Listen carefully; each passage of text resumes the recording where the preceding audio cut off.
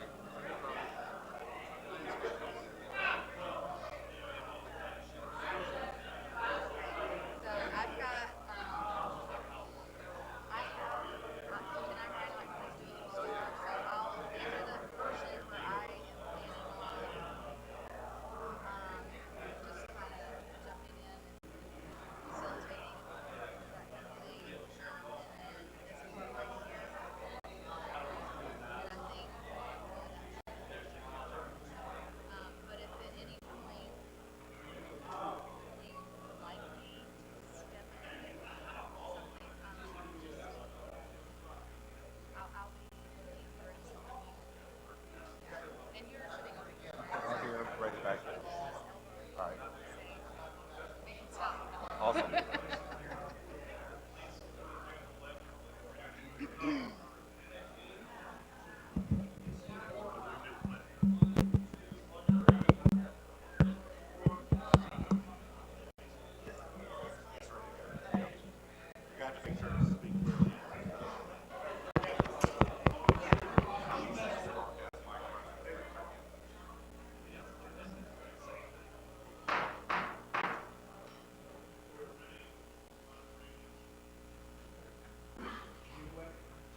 We'll bring this meeting to order. Let's please have our Pledge of Allegiance led by Mr. Bagby. I pledge allegiance to the flag of the United States of America and to the republic for which it stands, one nation, under God, indivisible, with liberty and justice for all. Okay, I'd like to welcome everybody to our vision session this morning. And at this point, I will turn it over to our facilitator.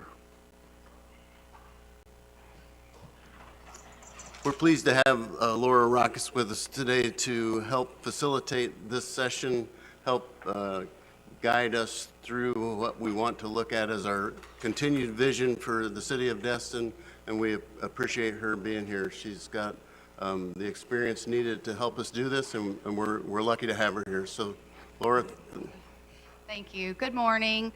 I am Laura Rackus, and as he mentioned, I will be the facilitator for the session today. I'm a neutral party, and my role is to help keep things moving along, help keep everyone focused on the objectives and the purpose for the session today, and to sort of lead the discussion in a process so that we can get through the information for the workshop. So just a quick overview of the day.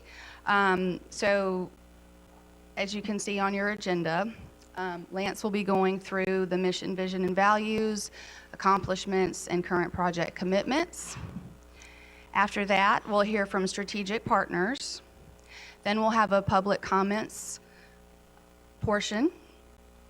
So the purpose for the workshop today is to focus on current status for the projects that have been ongoing and the initiatives, and also to talk about any discussion that needs to be had about the priorities and if they need to be reprioritized. So I have had one-on-one conversations with some of the council members in preparation for today, and they have already given me some of their feedback.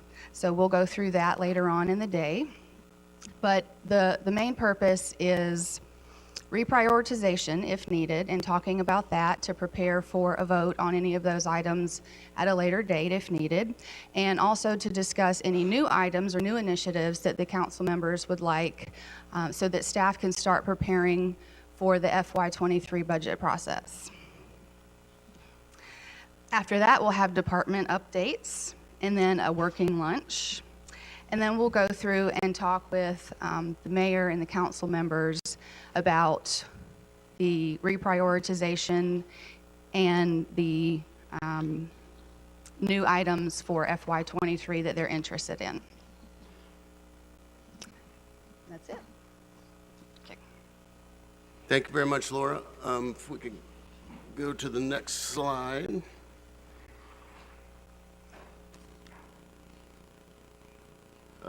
Pablo Picasso said, "Our goals can only be reached through the vehicle of a plan.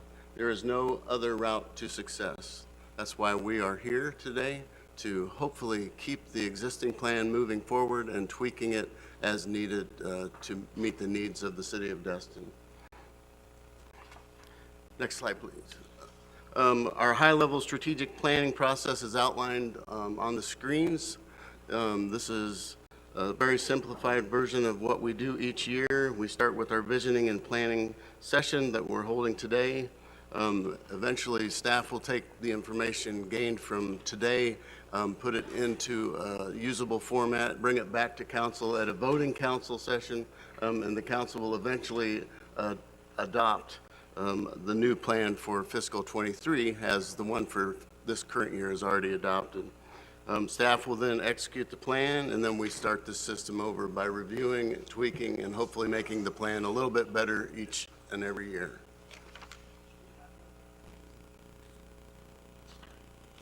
One theme that you will see that I will try to keep pushing for as we move throughout the day is to stay the course. It has been said from the dais many times so far over the past year and a half, that a strategic plan should not change every year. And I am trying to help us stay the course.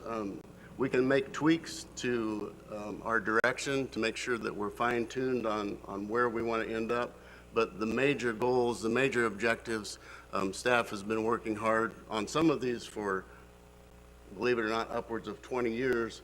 So if we change course, it resets everything and sets us back many years and a lot of money and a lot of resources. So the more we can stay on the current course, the better off we will be, and the quicker we can get to, or at least get closer to the vision that the city has chosen.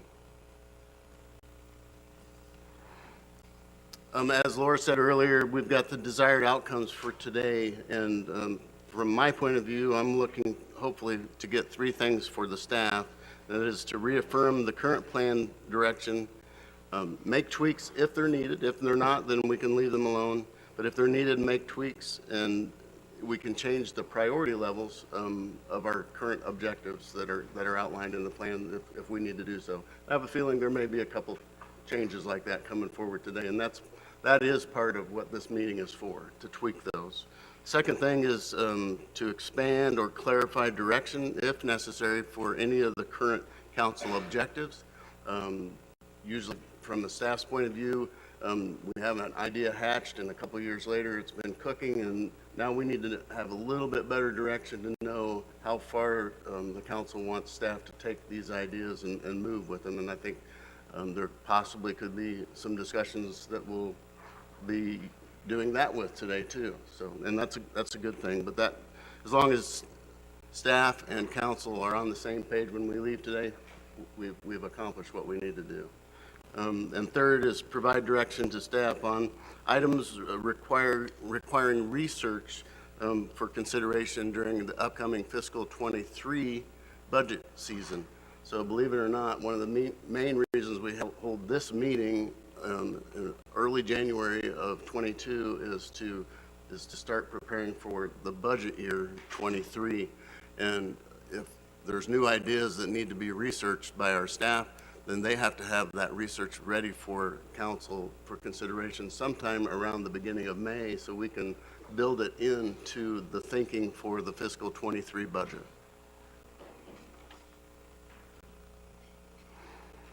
Hopefully you all have picked up a copy of the existing plan. We had copies available at the door. It's too small, I know, for you to all to read on the screen, but you should have a copy in hand. If not, there should be some more copies left. And we will be working off of the current plan today. Part of this plan is our core values. This is what drives us. And our core values, as established back in 2018 by the council, are transparency, teamwork, integrity, professionalism, stewardship, and respect.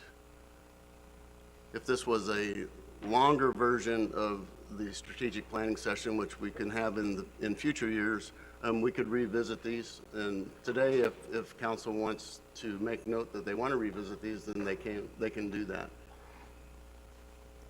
Next slide, please.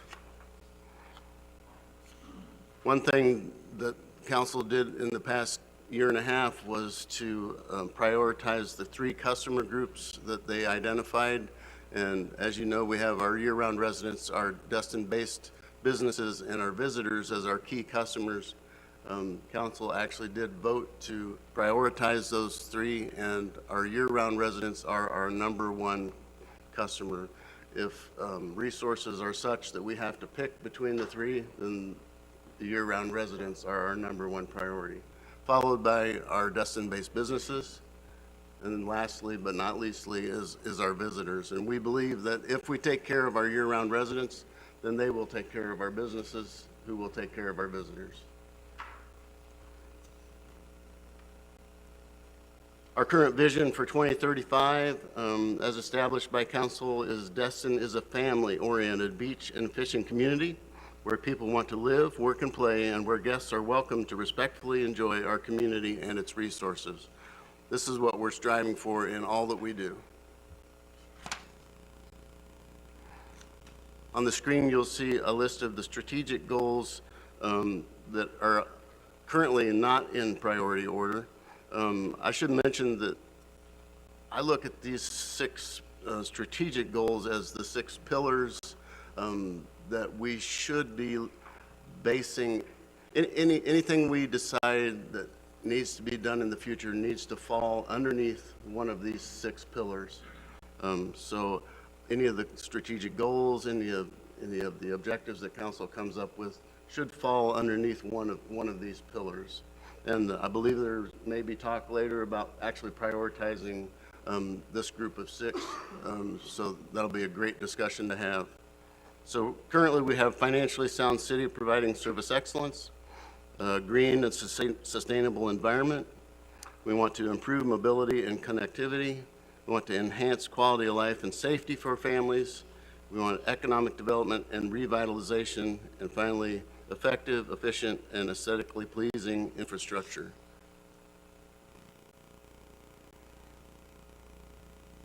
Council established and voted last July on their priorities for this fiscal year, the current fiscal year 22. 3 priority levels: critical priorities, important priorities, and desirable priorities, with objectives listed underneath each and every one of those. And I know you can't probably read the screen, but they are on the sheet that hopefully you have, so you can see those on that sheet. And it's listed under council objectives FY 21-22 on the lower left-hand corner of this sheet.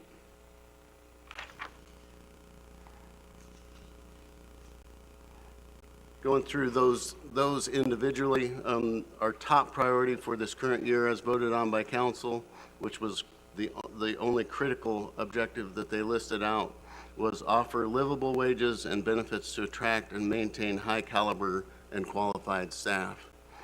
Staff is working on this in a number of ways. Council approved a 5% COLA as well as up to a 2% merit increase for staff during fiscal year 22. We're also working with our consultant that is doing a study to ensure that we are offering competitive wages and benefits to our staff. And we will continue to do that throughout the years. We're building a better team, and we're bringing ourselves closer to where we need to be, especially with the cost of housing in our area right now.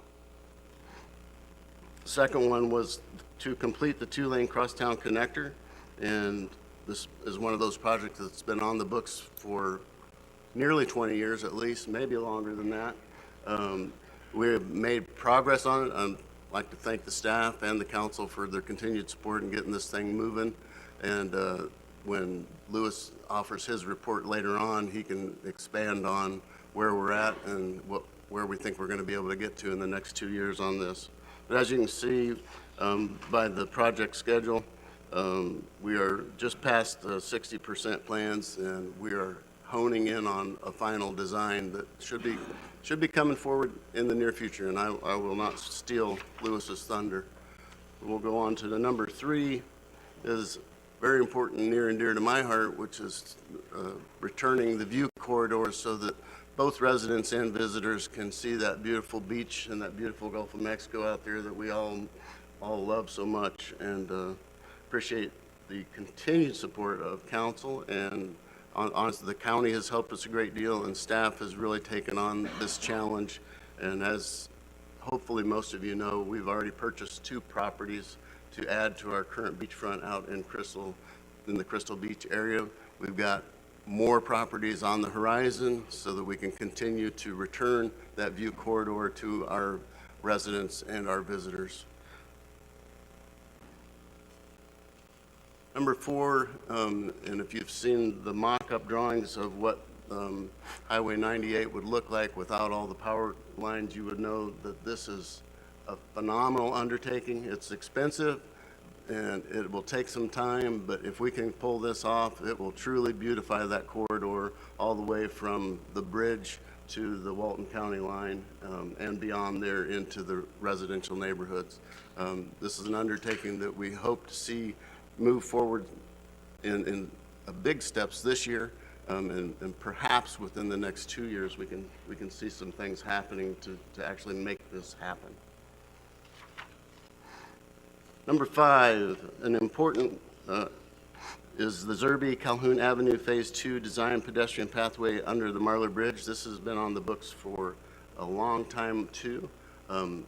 There has been alternatives proposed at another intersection close by, the Stallman intersection, so this may be one of the ones that has a shift in priority. I'm not sure how council will feel, but we'll see what they say during their time.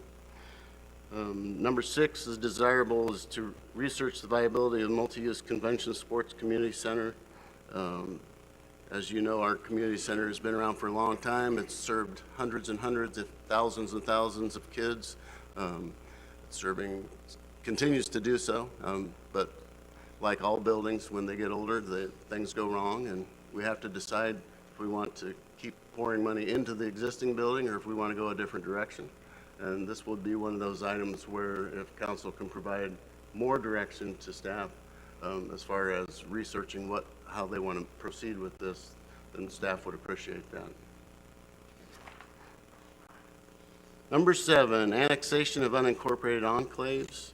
And we have staff is working alongside the county to identify areas that could potentially be incorporated into the city limits. And we hope to bring back some suggestions in the near future for that to happen. Number 8 is the transit trolley system. Staff has met and gathered some information along with Walton County. We're looking at options. I think all of us believe that some sort of a transit system would benefit us and would alleviate some of our traffic problems. So this is something we need to continue to pursue.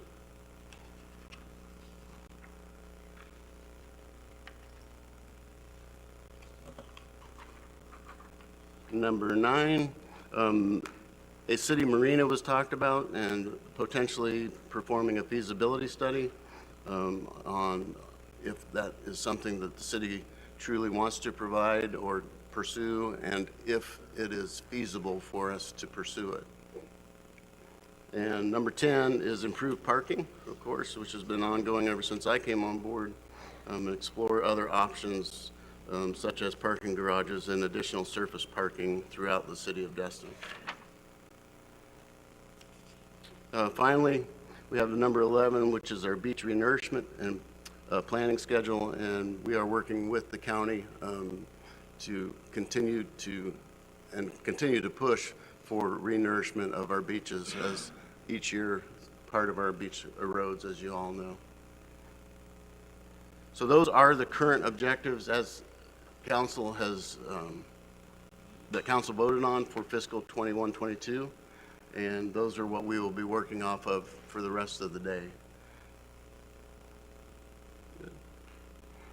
So at this point, and I appreciate all of the partners that were able to come today. I see you all out there, and there were some others that wanted to come, but because of different reasons were unable to be here. But I appreciate y'all who were able to come, and I know that some of you would like to have a couple minutes on the microphone, and we would welcome that. We appreciate you working with the city, because the city could not do what it needs to do without our partners. So I was going to ask that the sheriff's office wouldn't mind going first. And Sure. Good morning. Thank you, Mr. Manager. Thank you, City Council. First of all, public safety is any city pays a premium for public safety, to have their own public safety, whether you contract with the sheriff's office or whether you have your own entity. And we understand that, but we also provide a premium service. And I think that unlike most places, or many places, I shouldn't say most, because I do believe it's the majority of places in America that support law enforcement. And today, in today's age, we're told so, and we're pushed so much on media and every other outlet that the support for law enforcement's down. It's certainly not here. And I tell people often, there is no better place to be a law enforcement officer than right here in Okaloosa County. We're proud to be your public safety asset, and we understand that we're here today to try to help in any way we can to provide input. Some of the things that we've seen, actually overall crime trends that we were discussing together, and obviously can give you guys some input on maybe a direction we can go to help with public safety, which is everyone's #1 priority. So we have trends, overall trends. Our crime is actually down, believe it or not. But what small crimes don't make the news. Big crimes, violent crime, that's what makes the news. That's what's newsworthy. And that's what we're seeing play out. And to protect the brand of Dustin, which I was born and raised here, fortunate enough to be able to fish these waters and enjoy these beaches long before most of these condos were even built. But we've enjoyed all of the rewards of having these tourists and having their money spent here. But we're also seeing a growing trend of violent crime increasing in this small fishing village, a sleepy little fishing village. I think COVID is one reason we've seen that. I think COVID being that this is a very easy place to get to, and kudos to our governor for being allowing the freedoms that he's allowed us to have. We have a very supportive civil rights governor that believes in our freedoms and not being too restrictive. So that too probably exacerbated why our numbers didn't see any kind of dip in visitors. With that being said, I think anybody would agree that the moral fabric of our society in general has declined. So too has some of the clientele that seems to come here, and true to the violent crimes we've seen. I mean, I can name 3 homicides that we've had in just last year in this sleepy little town. Well, 2 in this sleepy little town, and 1 a quarter mile over the bridge, which you might as well say is here. 1 involved a Jamaican national, 1 involved a suspect from Tampa, and 1 involved suspects from Montgomery. Ultimately, that one was a justifiable homicide at 3 different, 2 of our late night establishments. So when asked, what could we do? What are some ideas from the sheriff's office perspective? Well, one idea that was approached was, have armed security at those establishments that want to stay open late. We understand that a lot of money is spent in late night hours, and a lot of those businesses have the rights to be able to be open at which whatever is decided, whether it be state or city. The problem logistically with providing armed security is we already struggle with staffing issues. We are fully staffed in the city of Destin, but we rely on those off-duty officers to work those off-duty details. The problem with implementing that in an ordinance or trying to implement that upon the businesses. One problem I foresee is that you're asking them to do something that we can't fulfill. And so it gives them an out. I mean, those businesses, if they're tasked with doing that and then they can't get armed security, then they kind of have an out. And really, it's a toothless ordinance if you go down that road. Not to say that we won't get fully staffed one day, but I tell my staff there's three constants: death, taxes, and vacancies at the Okaloosa County Sheriff's Office. And so we try diligently to recruit, but I mean, you can see on television that it's a very difficult place to try and get people interested in coming to work. Even though we're a very professional agency, we still struggle with those vacancies. So the other thing that we talked about is what kind of teeth can the city provide in the form of an ordinance to maybe dig deeper down on being more restrictive on those late night establishments. And we have trends we've put together, and you can clearly see that those problems occur after midnight and even after 2 o'clock in the morning. I mean, my mom always told me there's nothing can be done good after midnight, and I agree. If you guys walk the streets in Destin at 2 o'clock in the morning, you will see people that do not look human. And it's unfortunate, but the type of people that are out there, at that time of day are typically not up to any good. And not to mention that we've had THIs and pedestrian, hit by vehicles because of drinking late night hours and trying to get back to their condo or crossing the street. The DUIs are through the roof, and those, those are, people that are excessively drinking late at night. So one of the things that could be done is trying to restrict that, and charging an employee like we currently have the ordinance where we charge a manager that might be in violation, or we cite them with an ordinance or give them a fine. Well, let's face it, they're doing a job and they're trying to just pay, they're probably instructed by the owner of said establishment, whatever that one is. We've got some primary establishments that are known local hotspots that have been, we've discussed with them, hey, you could potentially get your license pulled. You could have, you could potentially have sanctions on you. There's a lot of things as a municipality that you can do within your ordinance, and that's really where, that's the only thing that gives us teeth to take action, frankly, outside of state law. Otherwise, we just have to pick up, unfortunately, the broken pieces and fenders and everything else, and unfortunately, body parts out there. But now on the violent crime, again, I don't know how, we can work as partners to try and make sure that we have maybe a better clientele here, but it mainly has to do with these late night hours. I mean, you can see the trends that Captain Abbott has put together, and from 12 o'clock, the spike in these things. And we also did some comparisons to places that are bars, but they're also family restaurants, McGuire's being one of them. You don't see those huge spikes because they police themselves, they follow the ordinances, they shut down early, and they also are providing meals and everything else. It's not just a late night club, that's mainly just drinking, partying. So really, that's one of the things that we would suggest, and maybe hold the owners of the establishments more accountable for those versus the employee that might be managing it. Ultimately, it's the owner's responsibility. It's their license that's on the line. So I believe when you hold them accountable versus an employee, but frankly, that they may look at it and view as expendable, and that's terrible. Like I said, the growing trends of crime, again, it seems like it's higher. It's actually down.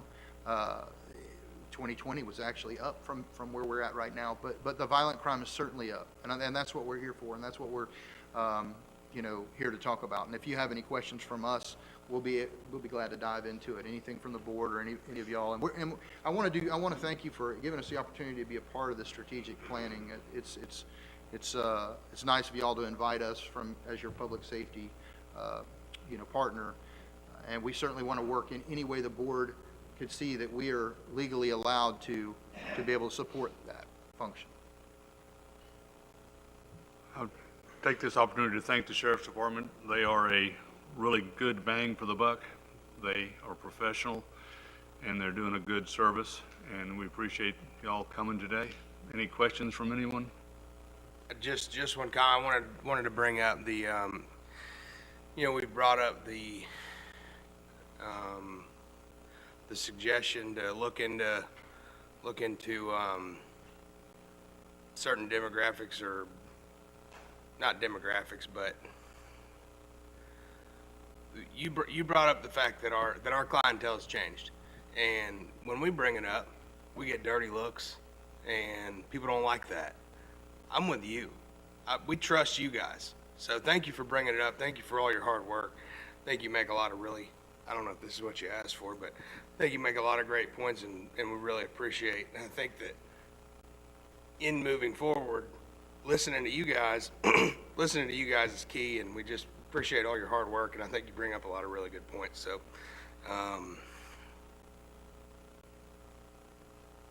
that's all I got. Thanks. Sheriff, is there, what's the cost of a detail? And is there a minimum number of hours for off-duty sheriffs pulling those? Yes, sir. That's a good point. Thank you. We have different tier levels based on, a condo that's reasonably quiet, or let's say it was somewhere that was mainly just a restaurant. It's going to be a different tier than a late night club. The late night club falls into a different tier, and they're tiered higher. And frankly, this is why I don't think that's a good option for you, but I'll get into the pricing of it. We were having 30% of our details going unfilled. Today's workforce, and I'm sure most of you in here know this, today's workforce, they want not only the best money, but they also want their time off. Whereas most of us that are wearing this uniform, and I can speak for all of us in this uniform, we didn't care what our days off were. We didn't want a day off. We wanted to work, and that work ethic's gone. And hey, you know what? With changing generations, you have to change, right? It's just a part of life. What I think is important in 20 years is probably not going to be important to the people I'm trying to recruit. But so we try to have employee buy-in and everything. It's something that we've started, and whether it's the cars we drive, the paint scheme on the car, anything that we can do that doesn't. So we did surveys about the details. The details were going largely unfilled, and so we had to do something that would attract them to come to work. And the only way to do that is money, right? So I believe that it starts at $30 an hour. The second tier is like $45 an hour. The third tier is like $50. I'm sorry, I'm telling you wrong. I think it's 30, 40, 50, and then we have a state contract fee. Many of my staff were out there working side by side with state law enforcement officers. State law enforcement officers were getting paid the state contract. We were restricting them to less money, therefore making it unattractive for them to do it. But getting back to your point, we typically also require, depending on the venue, whether two officers or more. And if it's a special event, I believe if there's going to be 4 officers, we require a supervisor to be there. And all of those officers are going to make the same amount, whether they're a lieutenant or a sergeant or a deputy. But it's an armed person wearing a uniform. So, for instance, let's say that one of these establishments, was going to hire us. You would have 2 officers there if it's a nightclub, and they're each going to make whatever that tier comes out to be. If it's $40 an hour, and the minimum, I believe, is it 4 hours or 2? Yeah, years ago we had 2-hour minimums, but frankly nobody wants to get their uniform on and drive from Crestview, Florida down here to Destin to work a detail for 2 hours, right? They're not getting paid for their drive time. So we tried to incentivize it years ago. So 4 hours is the minimum, and then depending on the venue is what's going to dictate what price range you're in. We have seen an increase in the participation of those details. We're down to around 18%. We did a last quarterly report. Once that was implemented, we've seen a trend of us fulfilling more of those details. And frankly, I'll be honest with you, from what I gather from the business people out there, that obviously there's a cap on their generosity, but at the same time, they don't care. They'd rather pay the more money to get us filled. And frankly, we weren't competitive with the market area. The market area was paying other places a lot more for their officers. You look at Tallahassee, and I know it's a college town, but we're a tourist town. And most of the details these officers are filling are down here in the south part, mainly in Destin or Okaloosa Island. So we had to be more competitive because clearly our market partners in other areas were charging more and they were having a more successful time fulfilling those details. So we looked at that. So I hope that answers your question. It does, thanks. I agree with you. I think you should raise your price, because I know what the going price is next door, and you could raise that. I shouldn't probably say this, but the only person I've had a complaint from was my prior boss, who oversees his church's budget.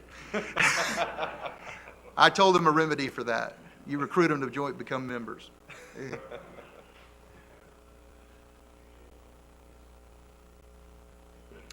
Thank you. Thank you all for coming. I really appreciate it. I have a few questions, if you could just bear with me, please, and I appreciate your input. Just so I understood you correctly, you brought up a few suggestions that have been talked about with ordinances and things like that. I know, sorry, that microphone is just like right there. Did you say the staffing issues? So like, if we were to put an ordinance out there to require deputies on site, were you saying a second ago that you have staffing issues to fulfill that? No, we would have staffing issues trying to fulfill that. I don't think that's, I've said it a couple of times, and so let me be clear. I don't think that's the answer. Because if you implement that and we can't provide that service, I mean, in the best of times, we're still 18% short. Sure. And so, I mean, if you're a young deputy or an old deputy, where do you want to go work? Do you want to go work at a nightclub where you're going to have to bounce heads and do paperwork and all that? No. You know, you're going to go want to work at a place where it's quiet and you're getting paid maybe a little bit less, but your workload's less. So those details get filled quicker. A movie theater gets filled quicker than that of, or a skating rink or whatever have you. They're going to be more attractive to that deputy than trying to work a nightclub where they're going to be involved with a physical altercation most every night. Sure. So on that same topic then, is there a opinion or a comment about private security, third parties, or I'm not talking about Securitas or whatever, but Yeah. more of a high level. Are those options? Are they out there? Or? There are options for that. You know, if that's what the board wants to look at, then of course you have the freedoms to be able to look at utilizing private security, or you could word it private or public. If they can't get public, they have to get private or they shut down. I think there's a lot of ways you can word this to your advantage. If you want to go down the road of not going less restrictive on the hours. I think the less restrictive on the hours and requiring them to vacate, I mean, it's clearly going to solve the problem. Sure. Solve part of the problem. We're still going to have problems at other Sure. times. But yeah, that's certainly an option. I mean, obviously from a law enforcement standpoint, we know what our officers go through training wise. You know, Correct. you're going to have a different level of service, but if that's what the board and the city is comfortable with, then, Sure. then that's your option. I just asking because some of the things that you've said, I mean, it sounds like, don't want to put words in your mouth, that y'all's recommendations or thought is that the only option that it sounds like you're kind of thinking that we should consider would be the hours. It's kind of the way I heard some of the discussion already. So I'm just trying to throw out options or thoughts there. The nightlife and I understand. I mean, I'm still a little bit young, and I've seen deputies out in front of establishments when I was younger, and you know they're there, and their presence is good. But just as important as the 10 p.m. to 2 a.m. time frame is the 6 a.m. to 5 p.m. time frame and 10 p.m. time frame. So, you know, city manager talked about, you know, number one priority is year-round residents. What are the suggestions and thoughts on the public safety at 7 a.m. when frankly- we're going to school and people are running stop signs and people are speeding down the streets and what are we, you know, do y'all have thoughts on that, or is that not the direction that y'all came in this morning to talk about? I mean, frankly, that's not where the problem lies. I mean, we're going to have crime anywhere at any time. I mean, that's why we work 24/7. So, I mean, to say that there's no crime at 7 a.m. would be a complete fabrication. But that's not the reason why we're here. We're here to discuss the violent crime that happens at the late at night hours of the night. Okay. And we're open to whatever the board, I mean, just because I said that that's the most practical way the numbers don't lie. The numbers of the violent crime happen at those late night hours. And that's really what we're here to just portray the numbers and let the facts speak for themselves. If we want to look at different directions, no matter what that is, we're open to other ideas, not just the private security or public security, us doing off-duty details, certainly an option. I'm just telling you logistically, it's going to be hard for us to staff that. And now you've required somebody to do something that they don't really have an avenue to be able to accomplish that. Sure. And so if they don't, then there has to be some sort of alternative. Yeah. And that's the other alternative. I didn't mean to try to catch you off guard about what you're planning on being here for or not, because I wasn't sure what you were or were not planning to be here for. Well, But you mentioned the staffing levels. You know, our staffing levels are full in what you pay the contract. Matter of fact, it's, as Mr. Dustin mentioned, we do have a premium service we offer you because most cities, they're only subject to their investigators, so to speak. So when we have a homicide, you know, a city of this size would probably have 3 or 4 investigators, period. You know, maybe 2, just depending on the agency's needs. We have 30 that come out at your disposal when there's a homicide. You know, it's just that type of thing because you get the full cooperation of the sheriff's office. Sure. That's just a side note on you know, something of why the partnership is so good. On the daytime crime, I mean, there's certainly, we have areas that we concentrate on, whether it be Airport Road and speeders and people running stop signs. I mean, we've just implemented a community resource deputy. So let me answer your question this way. You know, we implementing 2 community resource deputies per district. We specifically have 1 in East District already assigned just to Destin area and the Harbor area because of a need to try and go to those businesses and see what the needs are, whether you're getting from your constituents complaints about a certain neighborhood on speeders or whatever the case may be. Then that's what Deputy Trowbridge's job is for. And so I think you're going to see an improvement on that, an enhancement. So I appreciate it, and I agree the violent crimes are important to the reputation and the image of our city as well, and I'll save some of this for later, and we might have discussions at future council meetings about ideas, but there is a need as well about the daily, during the daytime, crime as well. Obviously not the violent crime level, but it can cause violence or deaths, unfortunately, as we've seen in the recent months. So again, thank you for coming. I appreciate it. Okay, thank you, Sheriff's Department. That covers the questions. Lance, who's our next community group? Thank you, sir, and thank you to the sheriff and everyone else with the sheriff's office for coming again today. I'm looking forward to some things I've been told are on the horizon for some pilot programs returning to the community-based policing, and we've got a new gentleman back here who's going to help that happen. So I appreciate that and looking forward to it. Next up, and this is in no particular order, but I did get to see our County Commissioner Mel Ponder walk in the door, so I was wondering if he would want to go next.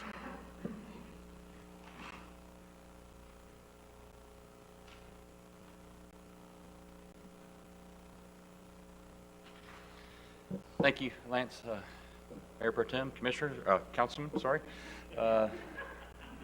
We're all family. It's good. Thank you for a few minutes of your time. I just wanted to come and just give a quick update on behalf of the county and a couple of things we're working on, and then, of course, take any questions if you have any at the end. First of all, I live in Dustin. This city means a great deal to me. Obviously, Mr. Dustin, the heritage that your family has left upon our community, you just can't put a price tag on it. And so to be able to live here and serve alongside y'all, not only here, but also to help represent and work with you at the county level means a lot to me personally. So thank you for that.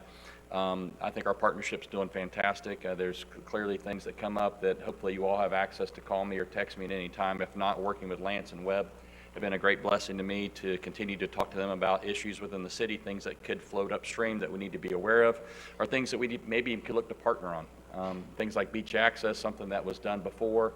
It's always in the forefront on things we should always look for opportunities that we can continue to come alongside Destin and partner with y'all as much as possible to give not only locals but tourists alike access to get out to the beach. So it's some of the things like that we want to keep working on. Crosstown Connector, as y'all are aware, has been in the books for quite some time. Hoping that can get turned here before too long. We've got, from a TDC's perspective, we have over $3 million sitting there, ready to partner with the county once it's ready to go. So there's things of that nature that we want to make sure we're ready to move forward.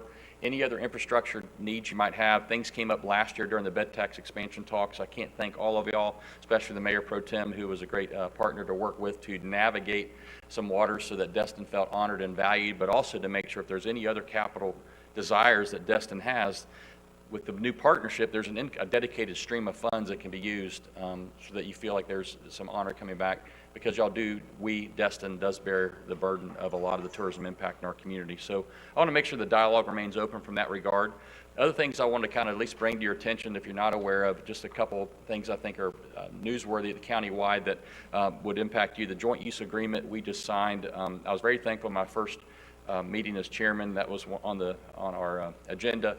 And we've signed a 40-year agreement with Eglin, or the military, so that the commercial aspect of flights coming in and out, we now have a 40-year horizon as opposed to in years past where it was much shorter, 20 years hypothetically, which is a big deal. And couriers coming in, several years back, those that have lived here for a while, I mean, we went from a very smaller municipal airport, but now we have, 5 planes. I mean, United and those kind of pulling out because of some issues on their own, but we got Allegiant Airlines that's flying, I think, 40, 50 plus destinations, or whatever the number is now. Southwest Airlines just came. So from an economic impact, from a tourism standpoint, I mean, Destin sits in an amazing spot to be a benefit of the efforts going on there, and to have 40 years peace of mind, I think, is a big deal. Whereas I know in years back, there was always a concern that the military could maybe even set them aside. But what I like about the agreement is the mission of the military remains paramount. So if something does come happen that's mission-minded, the military always trumps what's going on, but it does give us peace of mind that we're heading in the right direction. ARPA money, the American Rescue Plan Act money, county, I don't know what the city's getting, but I know the county's getting $40+ million.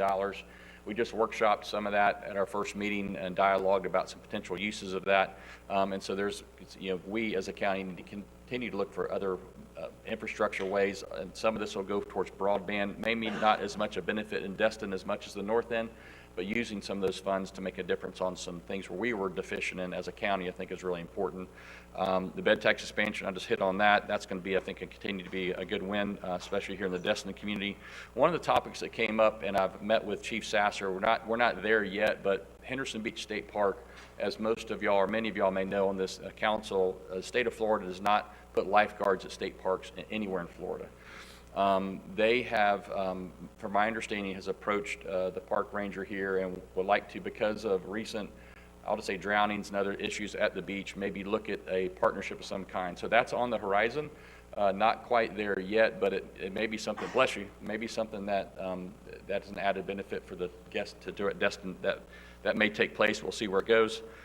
Beach access, I mentioned that. There's we have a funding in our budget, but also we've petitioned Tallahassee for a multi-purpose trail. It's on Okaloosa Island, not in Destin specific per se, but it would be a great benefit for locals to go to park their car or go across the Marlar Bridge and be part of a pedestrian trail going all the way down the length of Okaloosa Island.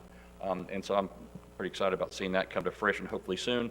Then one other big thing that under my chairmanship I want to try to focus on is affordable housing, workforce housing.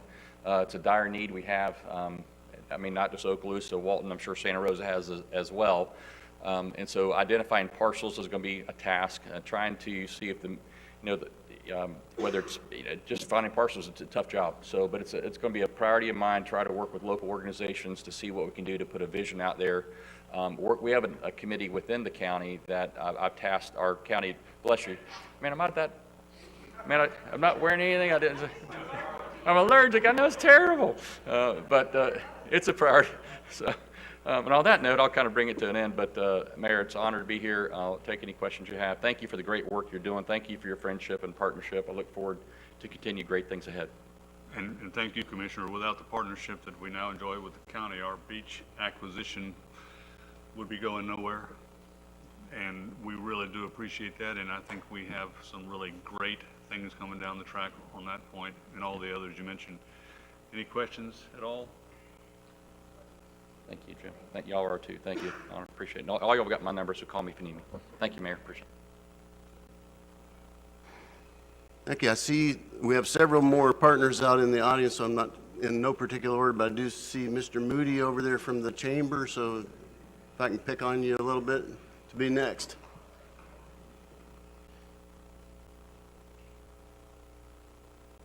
still trying to figure out how Mel got here an hour after I did, and he got to go before me. He's much better looking, I'll give you that. Shane Moody, President CEO of the Dustin Chamber. First of all, let me congratulate you on some of the great things that you've accomplished. This beach acquisition was tremendous over the last couple of years. I'm glad to see the Crosstown Connector finally getting to where maybe we can move some dirt and put some pavement down. You're doing some really good things, and we congratulate you on that. From the Chamber's point of view, just some things that I'd like to point out. Let's fast forward, let's fast pace this Crosstown Connector and get it done. Traffic is unbelievable out there. So I'd love to see the Crosstown Connector sped up just a little bit, no pun intended. Just the progress sped up just a little bit. Mel talked about workforce housing, affordable housing, and he named other counties. I think approach things with a regional perspective in mind. We truly are a regional economy here. Enough people don't grasp that and don't get that what happens in Walton affects us, what happens here affects that other counties as well. Parking garages, please move those up the priority list. Traffic in the Harbor District is not bad because of the number of cars. It's bad because they don't have anywhere to park. As long as they don't have a place to park, they're going to sit still on Highway 98. So keep that in mind. You have a new community center as one of your priorities. That's good to see. I'd like to see you expand that thinking into a town center for the town center CRA. There is some activity at the Old Time Pottery property. The mayor and I have had several meetings. Right now, we're trying to confirm whether the earnest money has been put down or not. I have not been able to confirm that, but it's a major corporation that is buying it, and they're only going to use about a third of the property. So maybe there's a public-private partnership there. Have come across the opportunity with some adjacent property there as well that may be up for sale that would fit an urgent need immediately, and it would be turnkey. And so we're having some conversations with some people there. So expand that, event center, community center, town center, true live, work, and play community. And go back to the parking garages. Some of the workforce housing issues could be addressed with parking garages with a parking garage that's 3 or 4 stories and then a couple of stories of workforce apartments on top of that. Again, public-private partnerships. And just one other thing that I have said to you guys many times is we're a town of 14,000 people. We're a region of about 22 or 23,000. But on any given day, especially in the summer, we're between 70 and 100,000 people, especially during holiday weeks. You have to address our issues. We're a small town with big city issues, and we have to address these issues like we're a big city. So I encourage you to expand that vision, look at us as a region, not just Destin, and realize that you've got to answer these problems with a big city thinking, bigger issue thinking. I appreciate the time, and anything you got for me, I'll try to answer. Thank you very much. Any questions? Thank you, Mr. Moody. I see several more partners out there, and if I put you on the spot and you don't want to speak, that's okay. Just say you don't want to speak, but I don't want to leave anybody out. I do see Rep from Waste Management here, Ronnie Bell. I don't know, Ronnie, did you want to?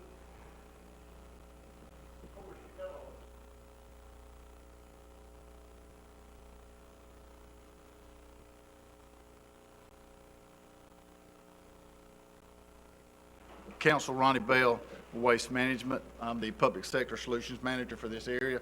This is Jake Aldifer. He is our district manager. He is the guy that makes sure it gets picked up and gets disposed of properly. Of course, we fought this morning before we got here to see who was going to speak. And Jake, of course, is a great speaker. He doesn't, but I'm retiring. March 31st is my last day, so he said, you're going to do all the talking. We're going to make it brief. Really, the thing we want to talk about is the level of service we provide for the city of Destin. We've been here for over 15 years. We appreciate the opportunity to be in Destin. Destin is a great place to be and to work. One thing I want to pick up on something the sheriff said. We are a regional employer. Jake's operation is out of the Fort Walton Beach, but he has people driving away as far as Escambia County and Bay County to his office every day to work in Destin. And I heard Commissioner Ponders talk about affordable housing. That's one of the issues we face. The one thing I will not talk about is, because the sheriff has already left, I would hate to say what we start our people at compared to what the sheriff's department starts theirs at. We may get a few more employees, because it's important to be able to get those good employees to be able to serve those communities we're in.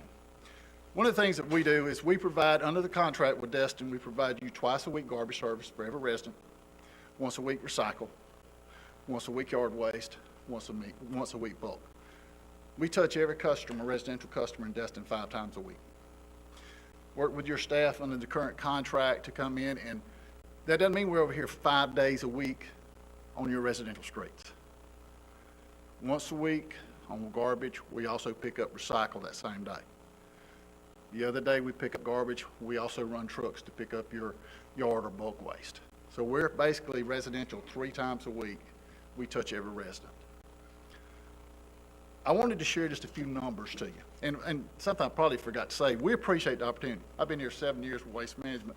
I think this is the first opportunity we've been asked to participate in this visioning.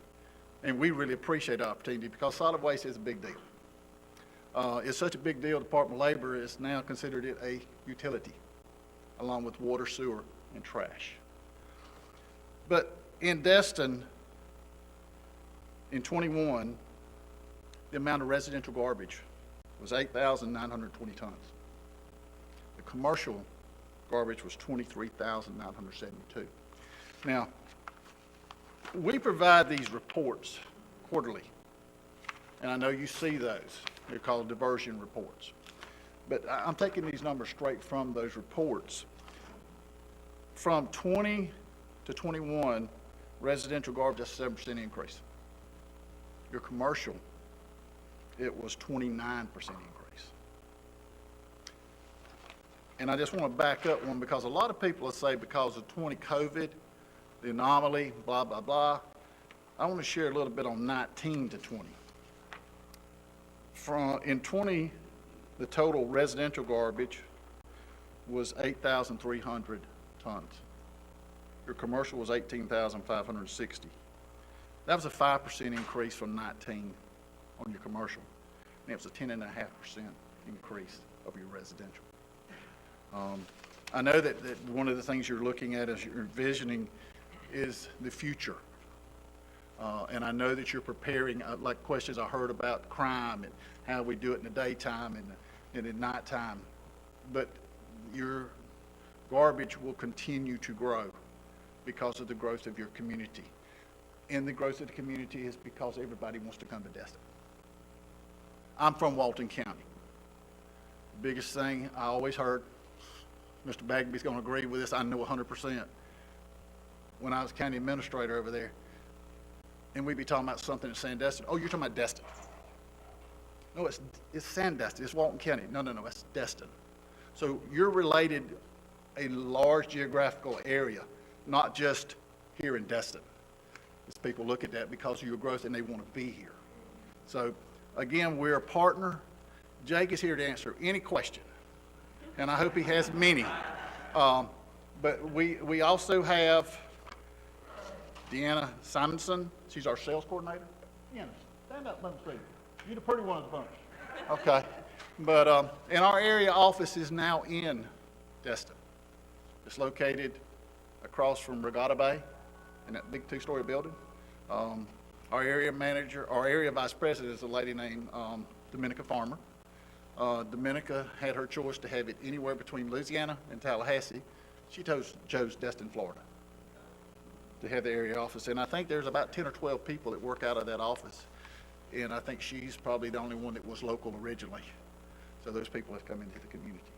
So we're here to answer any questions. We're going to hang around for a little while in case you do have any other questions. I want to get with Jake and pick his brain about how we can do things better. And we're here to help if we can. We appreciate you coming, and I think all of us realize how important waste disposal is to the community, because if that stops, we're all in big trouble. And I wanted to pay a compliment to Jake's people. I'm one of your good commercial customers of the restaurants, and those folks that are driving those trucks go out of their way to try to take care of us and accommodate us, and we appreciate it. Ms. Abear? Thank you, Mayor. I wanted to commend your team and your guys that do everything from the trash to the bulk. I've watched them on days just loading furniture into the trucks, and I'm like, you know, you just wonder if these guys are getting paid well because they're doing so much. And I always, if I'm home, I'm like, hey, y'all want a soda? You want some candy or whatever? They're like, oh yeah, that'd be nice, man. You know, so they're always very polite. They're very hardworking, and y'all are on it. My trash can got hit by a speeding car on Main, and they said, bring it to the street, and we'll get you, changed out. And did it yesterday. They were there this morning. My husband called me and said, new trash can. I guess we need to make sure it's not too close to the street, you know. So, but yeah. So I think it's a great, well-run organization. We've got awesome employees, and we appreciate you taking care of us here in Dustin. And you want to thank Councilwoman, our guys don't know that you're a council person. No, So they it don't. doesn't matter. That's it. That's the way it's supposed to be. Yeah, thank you for coming. I do appreciate it. I wish I was part of the last contract, that y'all did with the city, because I love it. The services that are provided, recycling, the bulk. The fact that you can just wheel out basically anything in your house and just put it on the side of the road and it'll get picked up. People around Fort Walton and other cities are like, what? Y'all have that? I love it. So thank you. I know some Fridays, like, I don't get when I don't use the yard all year, but I get a red tag because I had too much one Friday out the whole year. I get a little frustrated about that because I could do it every Friday, but I don't. But I guess I overworked them on that one Friday. But thank you for coming, and I know a lot of my neighbors and friends. We all appreciate the offerings that we have and the type of service they provide. So thank you. Thank you for the great comments. And again, of course, Jake will make sure he passes all those back on to his folks that work this area. Because again, I'm just a talking piece up here. Jake and his folks are the ones that get the work done. Well, first, Ronnie, thank you for your service and enjoy your retirement. Yes, sir. Thank Dominica for bringing the headquarters down here. I think she will. moved it from Mississippi, right? Yes, sir. Where she had been. Madison, Mississippi. Yeah. And then, Jake, please pass along, like everybody else, and this isn't a ding on the sheriff because I live on a dead-end street, but I see your guys more than I see any other, whether it's water, gas, sewer, whatever, and they're always smiling. They always wave. I wave at 7 o'clock in the morning, and they wave back, and then they flip the can. You got a great team, and we really appreciate them, okay? And just let them know that. All right, I guess I'm going to echo everything. I am a big yard guy, so I've been cutting trees in the front of my yard, and they're out there helping me while I'm putting them in and everything, so it's been really interesting. I get free hands for about 5 minutes on Friday morning, so I definitely make sure that's my morning to cut limbs because they're always out there helping me. So thank you on that. The staff is amazing, so now it's our turn to be better clients for you guys. I'm big into sustainability and recycling, and I know we do a bad job, or we could improve on getting the contamination rate down. I'm signed up for your guys' February 9th webinar for the sustainability, so I'm super excited to see what you guys have found in other cities that have helped. I was just curious, I'm kind of the new guy here, so I just wanted to see the contamination rates and things that we might not be informed as citizens to help bring that down. Well, to start, our contamination rate for Destin is, it's amazing comparatively to the neighbors. In the last 7 years, and this is collectively, entire Oglala County, we've lost one recycle load. So, that's 22 tons. That was 7 years ago. Awesome. But, so everything else is being recycled. Obviously, commodities, what people want, or pulling from the MRFs. City of Destin's recycle goes to IREP in Montgomery, and that's kind of more of a premium, I would say, recycling facility. The reason is we leave that contract open because ECUA, our other partner that takes the recycling, it's been up and down. So if they close, we have an outlet to take everything to Montgomery. The other thing that we're currently working on, we have the funding from corporate, but we want to build a full MRF in either Okaloosa or, Walton County. And that would be a full mechanical recycling facility. That would be huge to the area because a lot of it's getting the word out. A lot of people think recycling is not recycled. That is untrue. I could talk for us here in Fort Walton Beach. We've never thrown a load out except 7 years ago. When I was running, I kind of ran a green campaign, and I was hearing numbers like, oh, we only get 30% of the contamination rate goes through recycling. So I never knew the numbers. I didn't know who to call, so I appreciate you guys coming here and making contact. The number, but comparatively, it's great what we do. I think it's just education piece of it. I think that's what we need to work on going forward. Awesome. So anything we can do to help that. I had a lot of questions, and I had to say I don't know. I don't really know who to reach out to. So I appreciate that, and I think talking to the chamber level, thinking regional, I think a recycling plant here not only is a good operation, carbon footprint, the biggest carbon footprint is when we're moving transportation, whether it's bodies or materials. So keeping it inside our county would be huge. And I think that's a big revenue for new jobs. That helps on the workforce housing. So I'd be full. I know our commissioner's gone up and left already, but I would definitely support anything in Okaloosa County to bring jobs to the north side to keep everything localized. And Councilman, that MRF that Jake's talking about employs 40 people because it runs 24 hours a day, 7 days a week. And I appreciate all of your comments, but I do want to mention that one thing. And y'all have been so complimentary for our folks, but our folks do work hard, and they do appreciate that drink, that soda. And the little bonus that a lot of people give them on Christmas. But one of the things that a lot of people don't know, and Destin has that opportunity because the businesses, especially commercial businesses in Destin, take advantage. We're the only one in the area that provides 7 days a week service on commercial.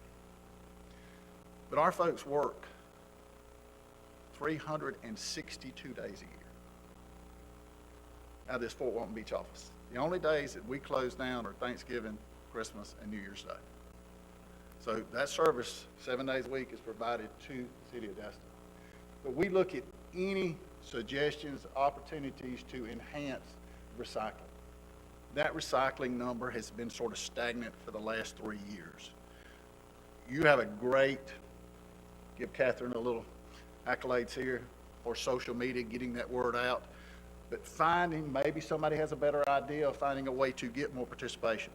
Because in the coming years, you're going to see, probably this coming year, you'll see Jake's residential trucks have what's called Smart Truck. That's a new thing we're rolling out. We already have it in commercial. That before that, when they hook that 96-gallon cart and it opens, they take a picture. So if we get into these situations with the recycling and you see it's contaminated, it's put down. It's not dumped to contaminate that load. It's put down, they're tagged, why, whatever. But those are the types of technologies that's coming to try to make sure that those recyclables that are collected are pristine, or more pristine recyclables that are marketable.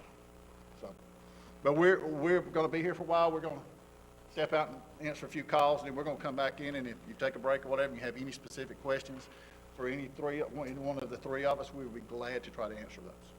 Thank y'all so much. Thank you. Thank you, gentlemen. Next up, one of our closest strategic partners. We work with them every day, and I see both Lockwood Warnett and Monica Wallace out there. So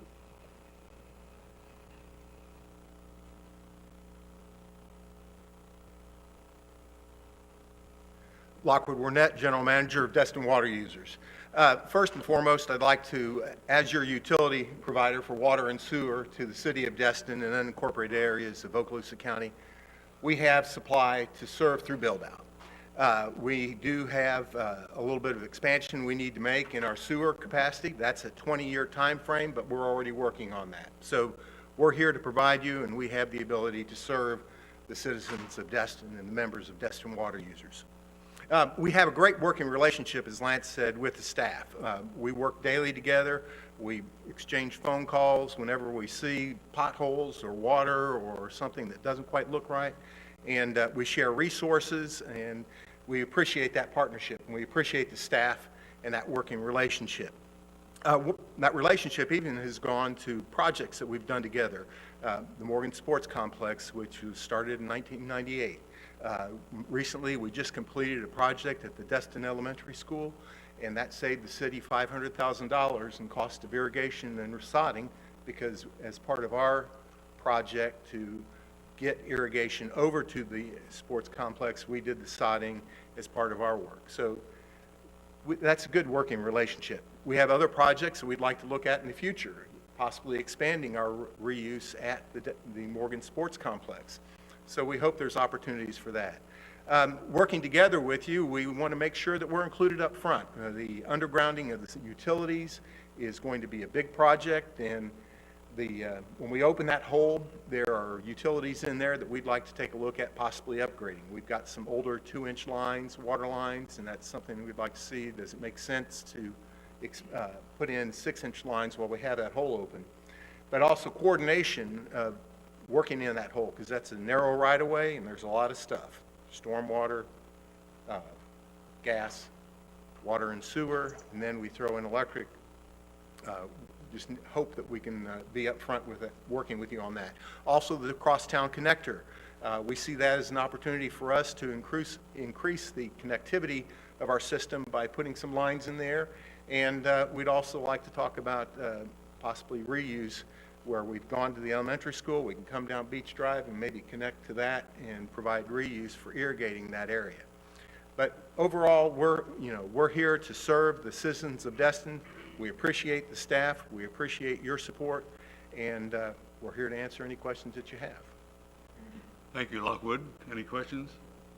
I was just going to say thank you for the partnership. I think that we probably have the best service in the county, probably in the state, as well as the best pricing.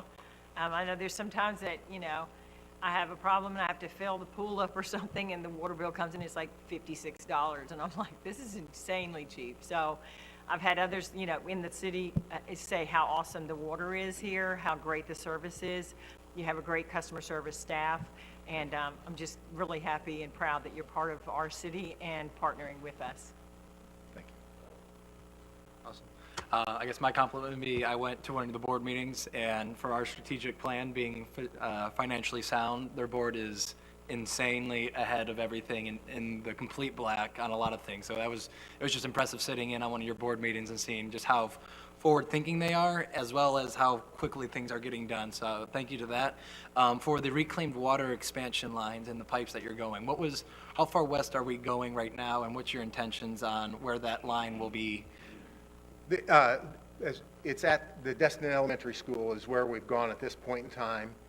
Now we're just starting to reach out to customers along the direct route and getting those customers on, and depending on what we get as far as sign up, then we'll look at expanding in the residential areas, Kellair first, Kellair and Spring Lake first, which is where the line's located.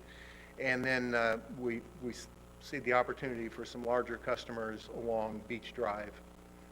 So probably heading south from Kelly down to Great. where the Legion Drive. Perfect. Yeah, the reason I asked that is because with our strategic goal being green and sustainable environment, I think it's 33 cents for 1,000 gallons for reclaimed water. That's correct. So I think that's just a complete win for us as we create new parks and do more greenery projects. I think a strategic plan and a partnership with them. I know that water needs to go somewhere anyways from your guys' perspective. Yes. And for us to kind of really put some more parks in, I mean, this is just an easy way to keep costs down and keep everything green. So any parks that we create, I definitely would love that line to follow through with us and keep that communication up strong.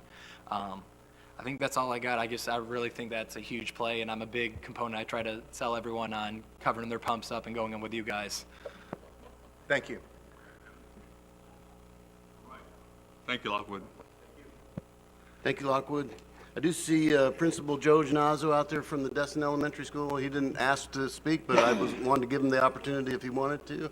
For those of you who are not aware, the city has an interlocal agreement with the school district to take care of those sports facilities next to the elementary school so that the public can use them during non-school use hours, which is a great deal for everyone all the way around. His crew doesn't have to take care of the fields, and we have a place for our residents to use after school hours. So thank you for being here today. Thank you. I was not expected to speak, so just thank you for the opportunity to the council members and the mayor. And I think the last time I stood in front of a board like this, Mr. Dustin was approving me as the principal of Dustin Elementary. So exciting nonetheless. So just as I'm listening to all the impact that and all the community partners that we have in play, I don't speak for the entire school district, but for Destin Elementary, I just always consider as we continue to grow and we add affordable housing, Destin Elementary is at 120% capacity. And we have plans to grow, and that is a 3 to 5 year plan where we're trying to bring 5th grade back and build some more on our campus. But it is always impactful to the families that we bring in, so consider those impacts. Green space is great, park space, recs. I work with Lisa on a almost weekly basis to work through those fields and the usage, and I know we've got the high school that's been added, so that's exciting for our areas. Just always keep that in mind, the impact of our growth, and continue to focus on our locals. I think will be great. So thank you for the opportunity to speak. Questions? And thank you. As a graduate of Destin Elementary many, many, many moons ago, we always appreciate you. Thank you for doing that. Sorry for putting you on the spot. Likewise, I'm going to put Mr. Dorn on the spot because I saw him over there. He's with the Dustin High School. I don't know if he had any words for the group today.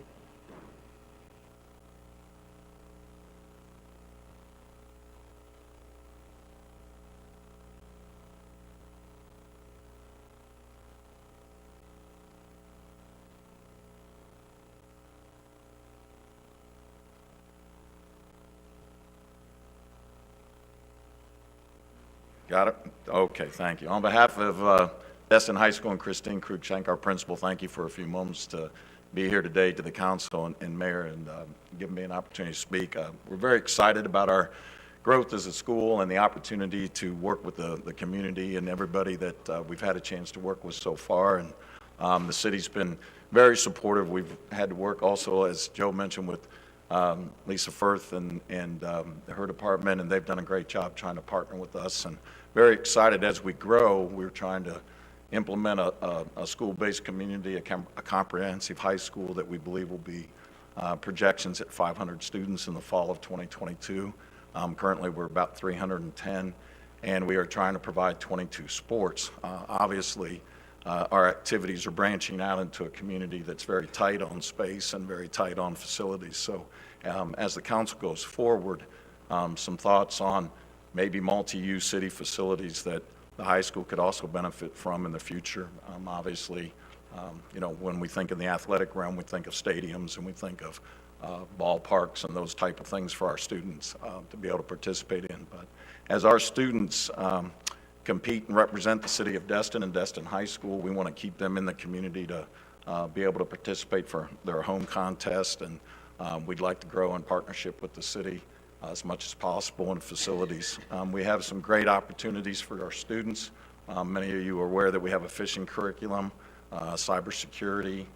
We are also building those career academies at our high schools, so we're also trying to produce back into our community students that will be able to give back to our community within our business structure here in Destin. So I'm looking very forward to all those things in the future. As our students finish the fishing curriculum at the school and graduate, they'll be able to sit for their captain's license and be a part of our structure here in our fishing industry, and then training our other students to be a part of businesses that will help support our community here as they grow and become Destin residents as adults. So we're very excited about all the things going on, but thankful to the city for everything you're doing to help us have a place and a spot here in the city where our students can look forward to going to high school and staying right here in Destin and being a part of our community in their high school years.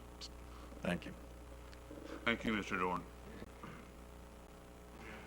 Thank you. The only others I had seen out there, we have a couple members of our city committees here. One of them just stepped out.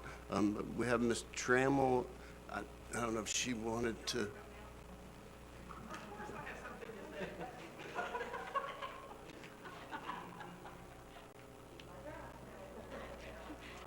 You've not known me for being quiet.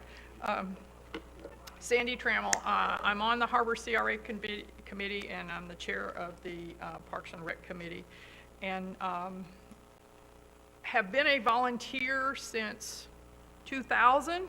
No, longer than that. Yeah, 2000.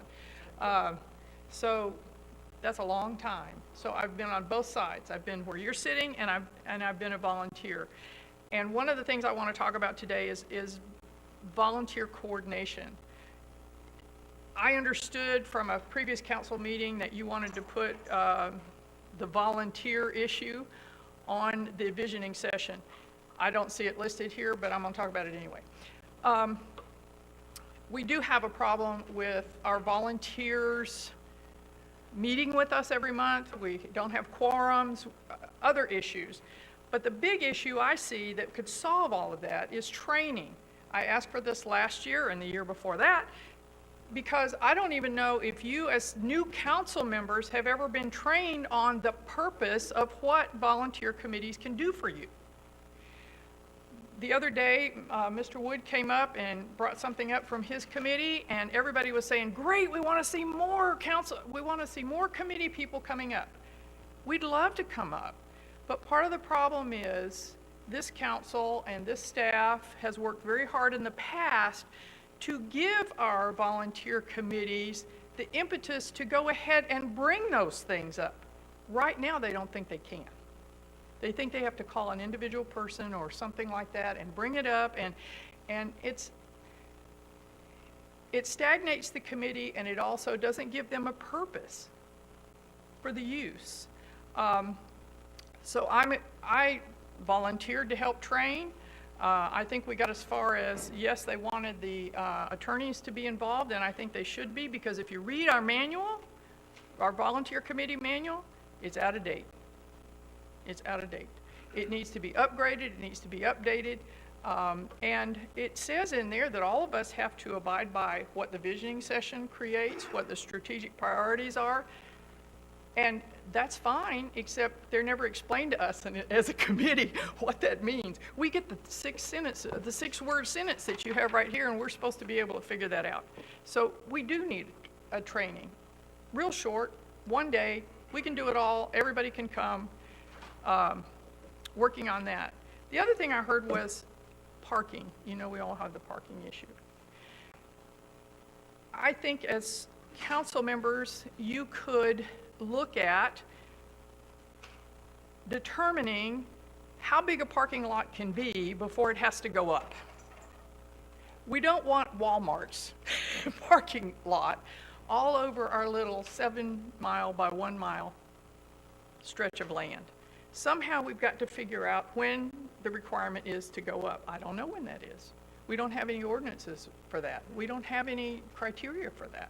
So if a new business wants to come in, they can just buy out 6 city blocks and have parking, or settle it down. Anyway, we need to look at that for the future, because that's what we're doing. I agreed with the sheriff when he was talking about the clientele. I think we can do better with less as far as units go. We can offer more family-friendly activities, we can do those kinds of things. And last but not least, I want to talk about recreation. We've added parks which I think are glamorous, glorious, and wonderful. We haven't done a thing to Lisa's committee to improve the maintenance or the staffing of those parks and rec things. We need to look at that as far as budget items go, those kinds of things. And I'm being nice. Lisa, she told me to be nice. I told her I was bringing it up. But I think we need to look at training. The other thing I think we need to look at, we were talking about waste management, and they were talking about improving the recycling. Something we can do to incentivize our businesses to recycle. You know, businesses have to pay for recycling. It's not cheap. It's expensive. But something we can do is work with Waste Management to figure out a way that we can get these businesses to recycle. If you've ever been in the restaurant business, you know how many glass jars and plastic bottles you throw away just in salad dressing? And they all go into a dumpster. And I agree. I mean, I own a business. I'm not in the restaurant business anymore, but I do own a business. And yes, there are things we can do to recycle those things and to look at that down the road. So I think if you do a workshop, get those businesses in, talk about those kinds of things. It will go a long way to green, sustainable environment. It'll go a long way to the increasing recycling, which is going to happen anyway. The other thing is, I don't know where the state legislature is on this, but I was recently in Europe. They charge you $3 for a plastic bag for your groceries. $3. Guess who brings their own bags? Everybody. You know, I didn't walk into a grocery store and get something on my cruise that I needed. I said, I don't need a bag. I'll stuff it in my pockets. I'll do everything I can before I'll pay $3 for a plastic bag. Simple. And not many of most of our grocery stores will recycle plastic bags, but taking them back there, it's much easier just to throw them in the recycle bin, although they're not legally able to be recycled. So that's, I think that's all my notes that I was making. But I appreciate all that you do and all that you have to put up with. And I'm here to help in any way that I can. So if y'all have any questions for me, that's it. Thank you, Ms. Trammell. Any questions? I'll just add, Ms. Trammell, I know the agenda is not detailed specific, so I can't tell you what one of the parks or one of the departments is going to talk about, but in my item, I have a lot of comments and changes, and one of them is specifically the 3.8, providing training to board and committee members. So if it doesn't get talked about, it'll at least be talked about underneath my name later. So just want to let you know in case you're still here. I appreciate that because we do have new members, and oftentimes they don't know what their purpose is. And we don't, my particular committee for Parks and Rec is limited to an hour. You can't train in an hour? I've been trying all year long, and we still can't get our goals and objectives done for 2022. So it needs to, the whole group needs to be trained, I think, or have some of that. And you can, hey, you can tape it and put it on YouTube, and you can have it out there for everybody that didn't attend. So anyway, thanks. Awesome. Yeah, I was going to also address the training because as part of the Parks and Rec before I became councilwoman, I felt that there was a lot of people that just wanted to do something but didn't really know what they were supposed to be doing. So I agree, training is very necessary, plus it helps them get a little bit more vested in being that volunteer because they want to see what they're supposed to do and then of course be accomplishing that during the time they're on that board. And then you brought up something about, you know, having things for people to do, you know, here in Destin. I can proudly say that the TDC has worked on the, you know, the Project Steward, you know, for the little huts that are being built. We've got the one in Crystal Beach, and they're putting up another couple this year, and we're going to run the system from beginning of May to like, you know, so 20 weeks instead of just the couple of months that they did last summer. And it's little adventures, and all the kids that come in from out of town, there's a lot of opportunity. The Commons has it advertised. So we're really trying to get the businesses involved because a lot of it's partnered up with the businesses, some of the fishing, some of them, whether they're a restaurant, a hook and cook kind of thing, and some of the charters and then the sailing.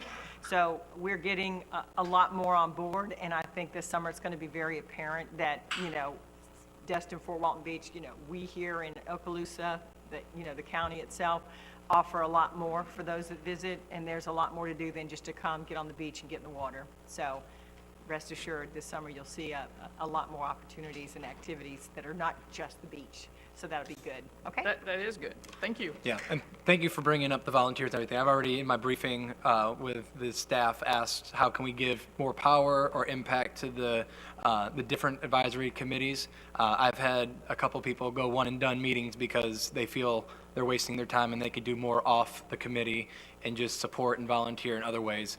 So I'm 100% on giving you guys whatever you need from training to direction to being a purposeful thing. The nonprofit that I run is 100% backed and operates on volunteerism. Without it, I'm just a guy running around with a shovel. So I 100% agree with getting more people involved and getting them more intentional with the impacts that the visioning session's setting forward. And so anything that we can do or anything I can address or direct city staff to do, I am 100% behind that. Just to catch you up in one short sentence, basically what we did before was to empower the committees to come up with their own goals and objectives as long as they met the strategic vision and follow through with them. Meaning that the volunteer does more than sit up here on a dais and listen to the staff write the goals and objectives and the staff do all the work. You know, volunteers can't tell staff what to do. Only council can. So if there's a project that requires council approval, which most of them should, then you need to be aware of that. The other thing is, as a council, you might want to think about designating one particular council member to follow one particular committee so that when you do get those committee minutes and notes, you know that somebody's reading them, and if there's a motion to bring to council something, that can now be brought up under your name. It's the Harbor CRA and the Town Center CRA do that because they have a CRA board chair. But the committees don't have that. We don't have a liaison on council that I can call and say, oh, by the way, we made a motion to do so-and-so. Can you bring this up before council? Or tell us, you've got to come to the meeting and bring it up. But if it's not on the agenda, it can't be voted on. So some kind of sponsor, some kind of liaison would help. And I think it would also give the committees greater comfort to know that the council's listening. Because we make all kinds of motions in our meetings, but they never get followed up. So Sandy and I that's it. had this conversation before the meeting, full disclosure. And, you know, just having been back on here, I guess, for a little while, and talking to people, my number one priority for this meeting is to figure out how to empower the staff and the committees. And I'll give you an example that I gave her. I was talking to one of the members of the Public Works Public Safety Committee. I served on the Public Works Public Safety Committee, came through the committee system. We used to get, the council would budget so amount of money for sidewalks and amount of money for striping, and then we, the committee, would, because we each had a section of town and we each were very familiar, we'd go out and go, oh, this street's bad, and then everybody would kind of look at it, and the committee would bring back to the council and say, here's the priority for the 1,800 feet of sidewalk that the city's budgeted for. Not the staff, not the council, the committee.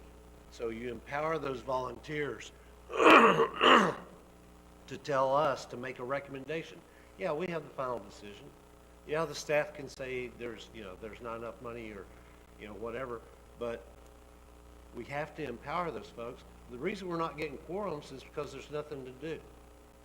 Yeah. Okay? There's nothing to do. You go, you volunteer your time to serve on a committee to help this city be better, and you don't do anything. You show up, you listen to staff talk, no offense, for an hour. You talk among yourselves, and then there's no change. People will only beat their head against that wall for so long before they say, there's nothing happening. So we've got to figure out how to devolve power back to the committees and back to the staff, because for some reason it's shifted. When Sandy came on as a council member, one of the best things that she did was the committee training and all that, but it's also the board. When you say 3.8, the way I read that, I'm a graduate of Institute of Elected Municipal Officials, both levels 1 and 2. Every council member, so is Sandy, so is Jim Wood, okay? I think Kyron is at least 1. I can't remember if he did 2. Mr. Dustin wrote the book on what they learned, but the rest of us I've already asked League of Cities to put me into the FLC 1 class. They have 1 a year, just so you know what's going on. You get best practices from others across the state, across the region, and you can bring them back here to the council. So we've got to get trained. We've got to get our staff trained. We've got to get our committees trained. So I think that is, we've got to empower them. And the other thing, and my number 2 thing is legislative sponsors. She talked about a council member overseeing or being the direct connect to a committee. We used to have a concept, Mr. Dustin will remember, I know Sandy and Jim remember, a legislative sponsor. Something gets on the agenda, it's because a council member is sponsoring that area. That, I always was legislative sponsor for Sterling, budget, all the budget related items, things like that. Mr. Harbor or Mr. Destin and Kelly Wines, they always took care of the Harbor CRA and the Town Center CRA and all those. If they said, this is what we need to do in the harbor, I didn't even have to think about that. That's what we ought to do, if that's because they were the experts in the harbor area. And so we've got to think about how we become greater than the sum of the whole. So I look forward to that discussion. Thank you for bringing that up. Hopefully we can bring that home today. I hope so. I'm willing. And thank you, Sandy. And Mr. Bagby, like you, I was under the impression that we were still working under the old system, that the committees their sole function is to recommend us, and staff serves as their conduit to bring those forward. And as far as the legislative sponsor, I think that was the subject of a resolution that the council passed and is still on the record. So if we're not doing that, then we're not doing it in violation of a resolution passed by the governing board. But we'll get to that later in the meeting. Do we have any other staff? If not, any other public? Mr. Wood? Come on up, Mr. Woods.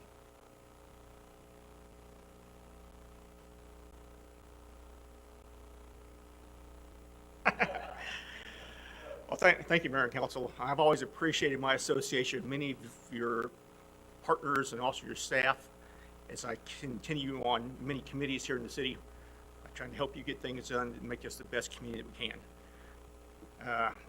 I don't like getting up here and trying to shoot from the hip, but I've got a short list of things I wrote down as I was listening earlier. Pedestrian safety. When you get hit by a car, I shed a tear. When I get hit by a car, it's a different issue. I got kissed yesterday on a walk, and I was with a friend, and we were stopped at Benning in 98. I was walking eastward. So a car turning right at the intersection stopped, looked left, never looked right. I thought he had seen me. I walked out, and I got a car. And luckily it wasn't hard, but if we hadn't have pounded on his hood, it might have been a different story. So we have a lot of folks a lot of our residents sit in traffic all year round. When the wintertime comes, they want to go. They want to stop or not stop at red and go. We've got to find a way to change that behavior.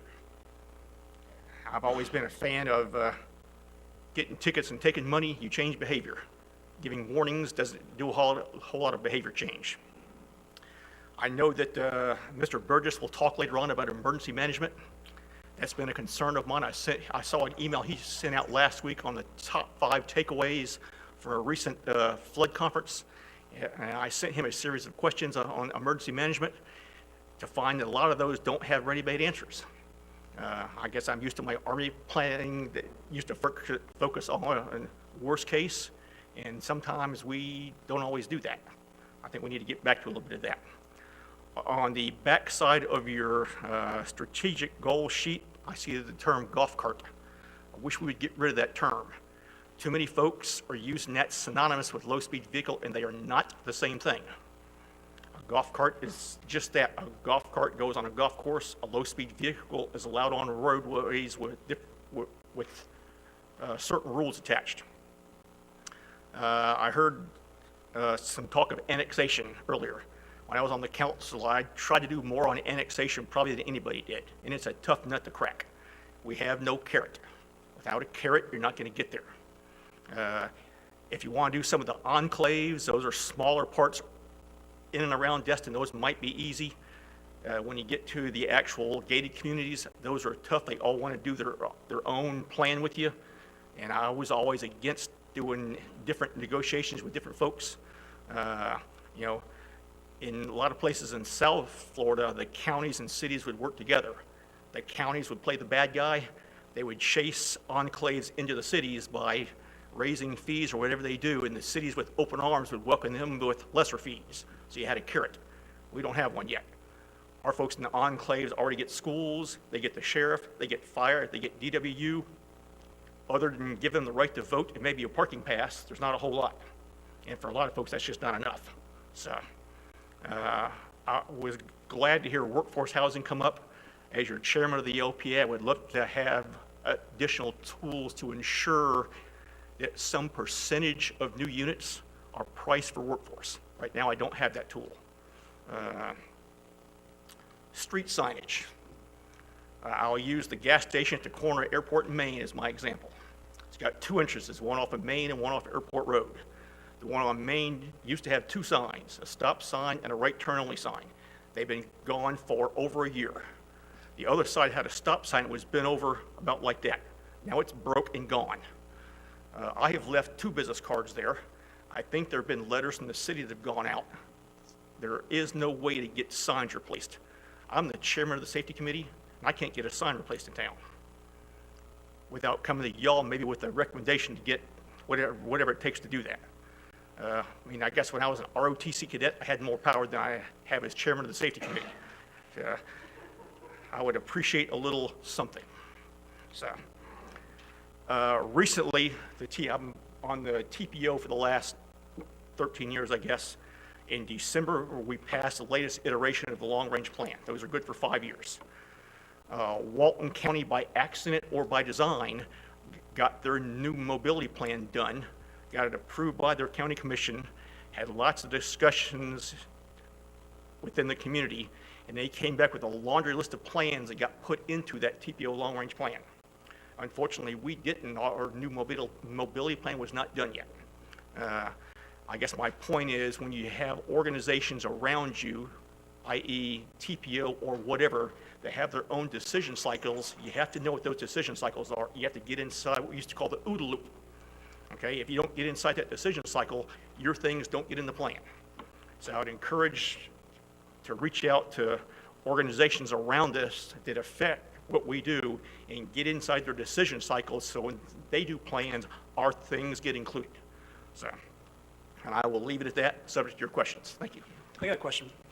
Mr. Yes, sir. Wood, thank you for your volunteering, and Mr. Trimble as well. Y'all have been up here, you've been committees. Some things that she said, I'm just curious, now versus 2 years ago, or 3 years ago, when you've been on the committees before, whenever the timeline, do you feel that you're not able to do some of the things that Ms. Trammell was mentioning? Because, as Mr. Dustin said, I thought we were still doing what we were 3 years ago, or 4 years ago, or however many years ago, about the committee is able to do what the committee is supposed to be doing and providing us stuff and objectives and goals. And so has there been some change? And I mean, do you feel that you're able to still do something on the Public Works and Safety Committee and bring it to us? I do. In fact, the last meeting was a perfect example. We finally made a concrete motion that came to y'all and got a 7-0 vote. Now, that happened for a while because we haven't sent a lot of actual recommendations to you. A lot of meetings, and I guess I'm going to tell on myself here. I did not realize until recently that I could make motions as the chairman. I didn't know that, because most places, if you're the chairman, you don't get to make motions. So sometimes I would let some discussions go on, no motions get made, therefore nothing comes to you, nothing gets done. Now that I know I can make motions, that ain't going to happen anymore, because if nobody else does, I'll make them. So you're going to see more coming to you. I think a lot of people get on there. And one of the things I asked one of my staff mentors was, if you bring something to us that you'd like to have done, and bring us a recommended motion so that somebody on my committee that has no knowledge of how to make a motion has a motion in front of them. It's easy to read. If you want to modify it, do that. But I think some folks don't know how to make a motion. So I think that's part of the issue. And the training will go a long way to fix some of that. And I mean, some of us also, I can pick up a telephone call. So, so, any other questions? I just wanted to, thank you, Mayor. I wanted to, first of all, thank you for being on the TPO as the primary representative for that, to go to these meetings, to hear what the long-range plans are, 5, 10, we're up to 30 years out. It's for me, it's kind of disconcerting that we, Destin, are not as forward in getting what we want on the books. And I do know that it does happen that we've had new staff. We've had a complete turnover of staff. So we have staff members that are on this board now that are learning what we need to do and how fast we need to do it. So I don't think anybody in here can understand exactly how valuable it is for your knowledge of 13 years of being on that board, and then, of course, being here as a council person yourself. What you do and the impact you bring to us is phenomenal. And as a volunteer, you know, I just want to commend you and commend, you know, Ms. Trammell, that we really do need hardworking volunteers that basically are not getting paid but care enough about the city. So thank you for doing what you do, and thanks for representing us and helping me get this TPO represented. Thank you. Thank you, appreciate that. Anybody else? Thank you for your time, appreciate it. Thank you, Mr. Wood. I just want to let council know that we did have a rep from the TDC that had planned to attend today, but she had to send regrets. She had something come up, made her unable to attend today. Other than that, I apologize if I missed any of the partners out there, and there is another opportunity coming up during public comment where folks can get up and express themselves. And I appreciate the two committee members for doing that, because I kind of put them on the spot. And some of the staff members that will be reporting shortly are going to address some of those in their staff reports. Thank you, Lance. And before we get to the staff reports, I've had a request for a 5-minute break, and then we'll go right into the staff reports. No, public comment. Public comments next. Comments next? Okay.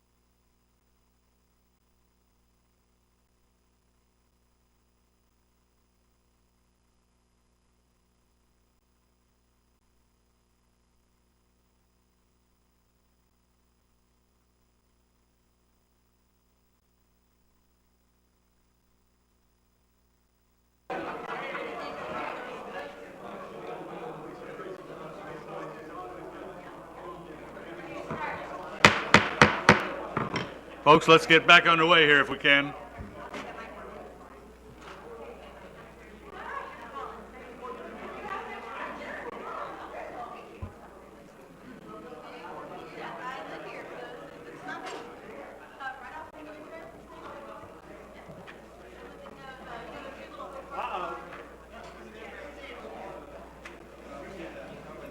Okay, who are we missing so far? Well, they're out there being movie stars. Yeah.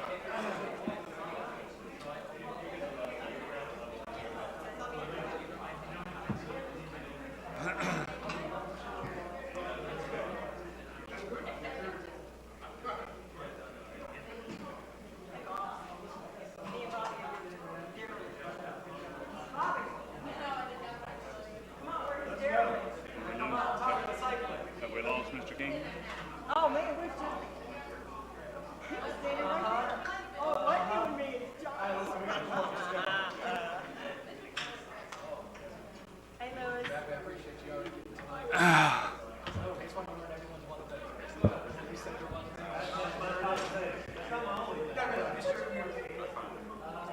Doing all that videoing on that?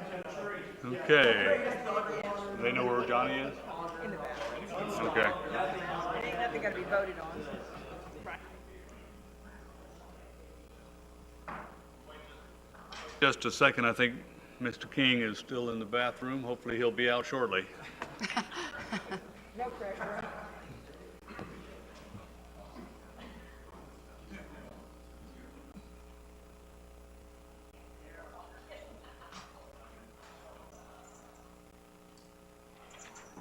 Johnny, waiting on you, babe.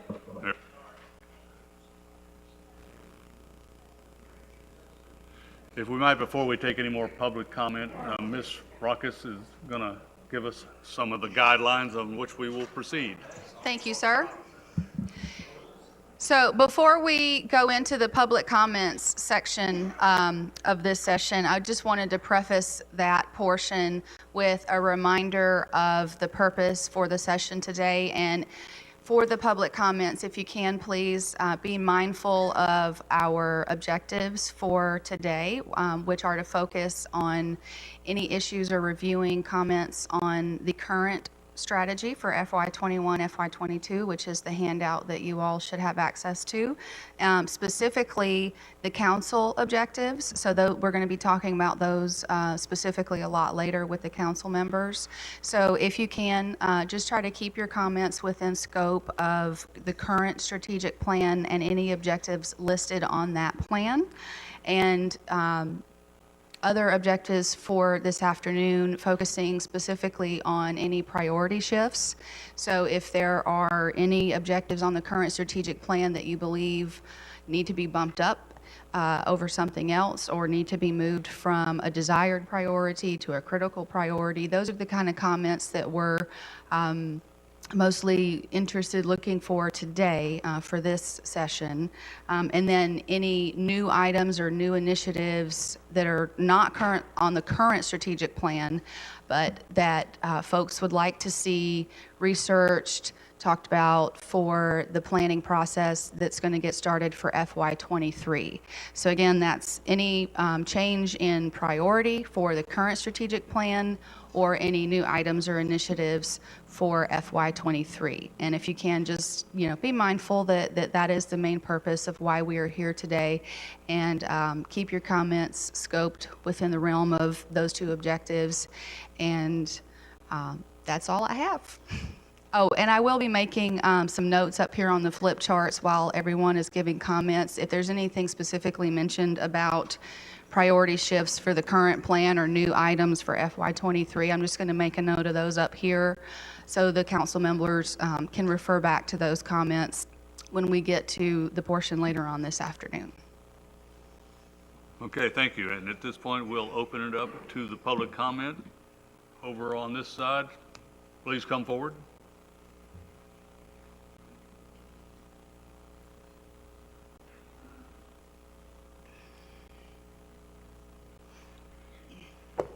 You want my name? Claude Perry, 732 Harbor Boulevard, Destin, Florida.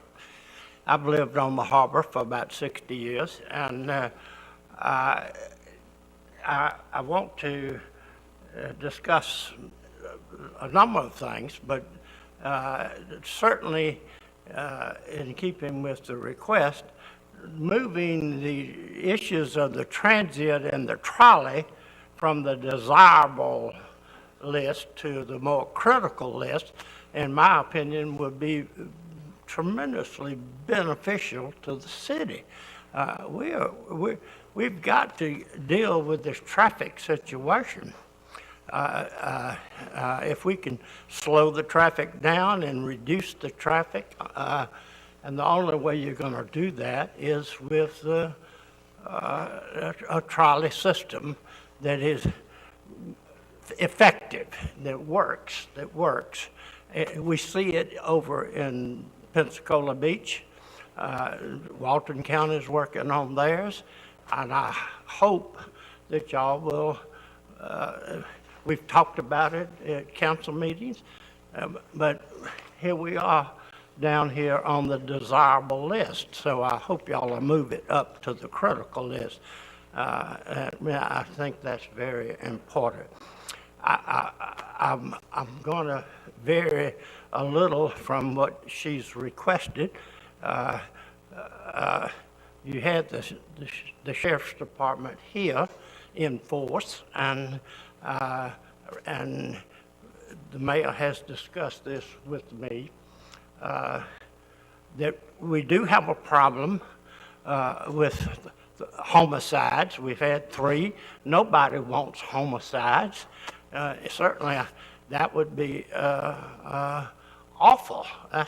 It is awful to have that in our city, and I understand that. I don't know that I know exactly what the answer is, and I am speaking from a stakeholder position. I admit that.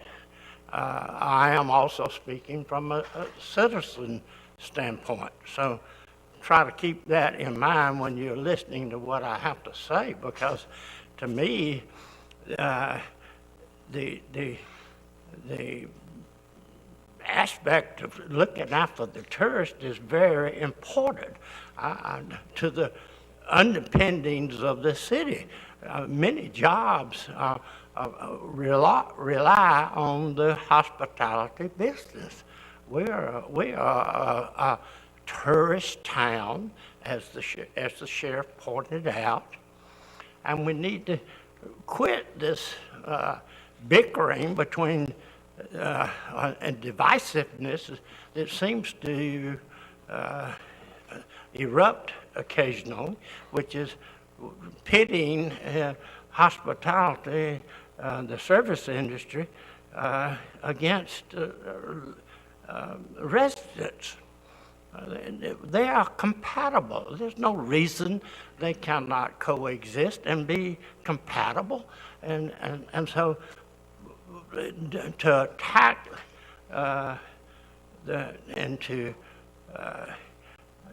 tourists come to town to spend money and enjoy our community.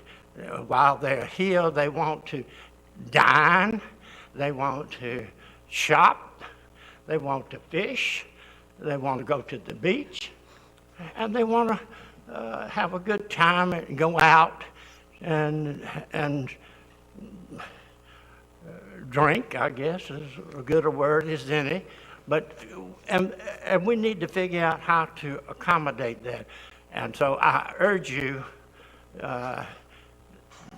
additional deputies is one approach. We heard the limitations that the sheriff laid out with staff, and I understand that.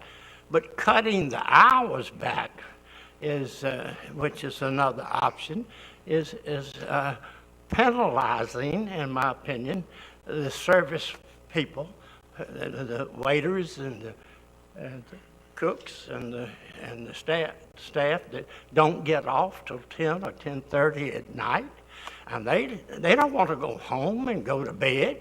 They want to have a life also, and so take that into consideration. They are really the backbone of this when you really get down to the hospitality industry, they're the backbone. And so don't take away their, number one. Number two, don't penalize certain businesses. As a stakeholder with businesses on the harbor who stay open, don't penalize us for homicides that are away from the property. And one other point, and the sheriff is told me this many times. If you hit a roach nest, they're going to scatter. Right now, we've got a pretty good concentration right in the harbor area. And in my opinion, they're going to find some. It might be that they'll go to some other area of the city. They may go to Fort Walton, but they may go to Sandestin. I don't know, but the people are going to find a way to be entertained. That's what they come down here for, and so don't penalize the tourists and our service workers, and that's who mostly stays. That mostly is in these late hours. Okay, if you got any questions, I'd like to try to clarify them. Can I?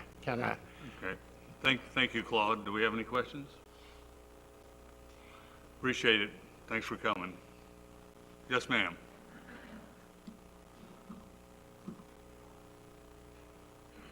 Good morning. Jennifer Gutai-Kamela here. I just wanted to take a minute to introduce myself.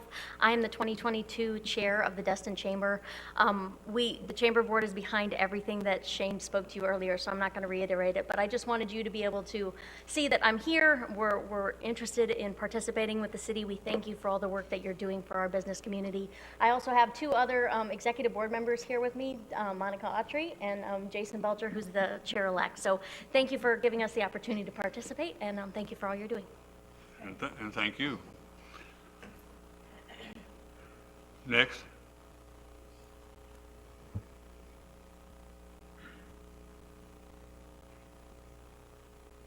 Good morning. I'm Stephen Franco. It's nice to see you guys. Excuse me. I know some of the folks on the council, and I am a business person and a resident here in Dustin. I have a company called Rhodos Realty Partners and a company called Beachworks, which we're involved in the business community here quite a bit. I've been working recently here with Mayor Jarvis and Shane on sort of the private sector guy, you could call it, to some of the ideas we've talked about with the city center. And I want to repeat, city center. I think the mayor and Shane have got some great ideas, and I think from my position, I just want to introduce myself to you folks. I've got a vast amount of experience in this space, in the commercial real estate space. I've redeveloped an immense amount of properties and commercial properties. And anyways, as someone here in Destin, living here, and a business person, and wanting to see the best for Destin, I volunteered myself to Shane and to the mayor and to you guys to try to help in that vision. And I would just say to you guys, have a great imagination. What do you want as the leaders of this community and influencers of this community? There's some great opportunities ahead of us, and I just encourage you to, have a great imagination of what you want. And the key term I would use is smart growth. Smart growth. Destin needs to continue to move forward. There's a lot of interesting things we can do to enhance our community, and I look forward to participating in that process with you and being of whatever help and assistance I can. We appreciate you coming this morning. Do we have any other members of the public? Good morning. Todd Burr, 4510 Luke Avenue. I appreciate the opportunity just to give you some thoughts as you guys are getting ready. I think strategic visioning and planning is important, just like city manager said. And, you know, I'll start off by saying all politics are local. You know, that's why when you come from the state all the way down here, I think a visioning session is important. But everybody in the crowd, but you all here, whether you live on Main Street, whether you live in Indian Bayou, whether you live over in Destiny, wherever you're at, your comments are going to be informed by where you come from. So being in Luke Avenue and Crystal Beach, I've got a couple things that I'm just going to kind of throw out that I think are important that you might want to go. Following Lance's direction, I'd like to start on the page just of a couple comments. Words have meaning, and words that are included and words that aren't included sometimes take significance. So when I look down the strategic goals, when you get, and I know these aren't in a particular order yet, but one of them says, when you talk about economic development and revitalization. But if I pivot back to what's on the books in the comprehensive plan, and you go back into section 1.1, when it comes back in, it talks about one of the council's goal being quality development and revitalization. And I think not having that word quality in there means something. So you might want to consider as a council, do those words reflect what you're looking for, and then goes down to the staff, the committees, and as that comes through.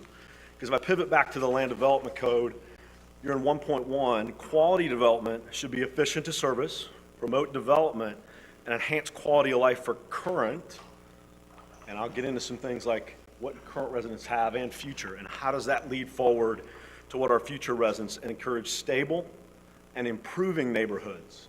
And I think those words are important too, stable and improving neighborhoods and centers. And there's an objective in the, and this isn't a comp plan review, and I'm not trying to go too wonky on you, but let's, what we've already got on the books that said, and are we espousing that? And when you come into objective 1.1-1.2, residential quality, we've got things on the books that define what are residential quality. Things like adequately meet the housing needs of the present and experienced future population. Our residents are our number one priority. How does that work? Residential development being planned and designed to create and perpetuate stable residential neighborhoods and implement policy set forth. I just encourage you as he's visioning, are we really doing that, and taking a look at how that goes forward? And then the other part of when you look at those four is enhanced quality of life and safety for families. And what is the direction, and how is our visioning then working through into the objectives to enhance quality of life? Because just like in this Vision 2035, we say the prioritized customer or key customer groups are number one, first priority year-round residents, number two, Destin-based businesses, and number three, visitors. I'm just reading them here. I really believe that everybody sitting here and the staff and the people who are working, if resources do become an issue, as Lance said, that's where the priorities will be. But what I would encourage you to think about is that being translated into perception from our actual full-time residents?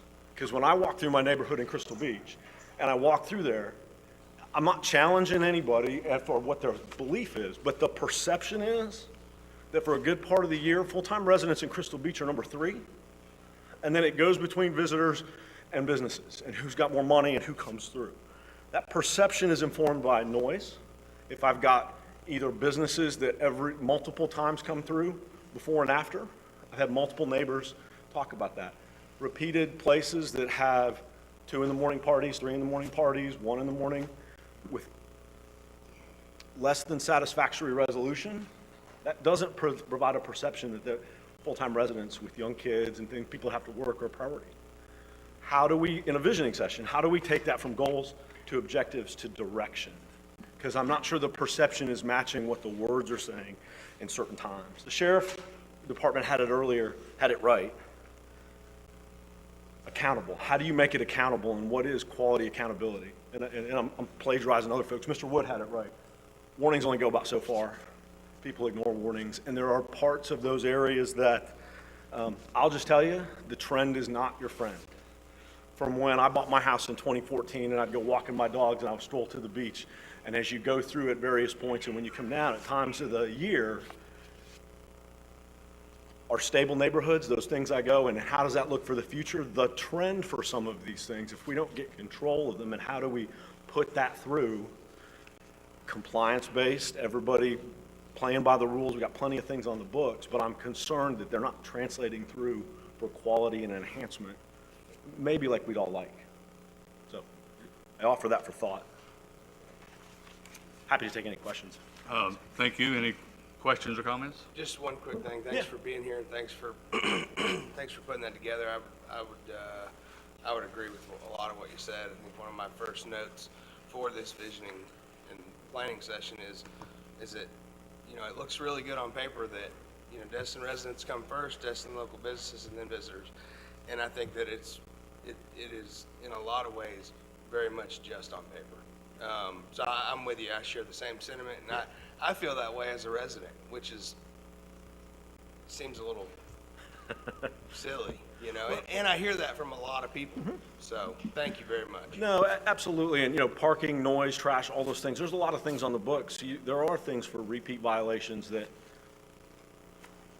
I don't think we always choose to use them, that you can make meaningful change in behavior, as Mr. Wood said, beyond warnings, perhaps. Thank you. Thank you. Any other comments? Mr. Bagby. Thanks, Todd. I appreciate you. Another one of our committee members. If y'all remember our last meeting, we approved Todd to be on the LPA, and I think you probably see why now.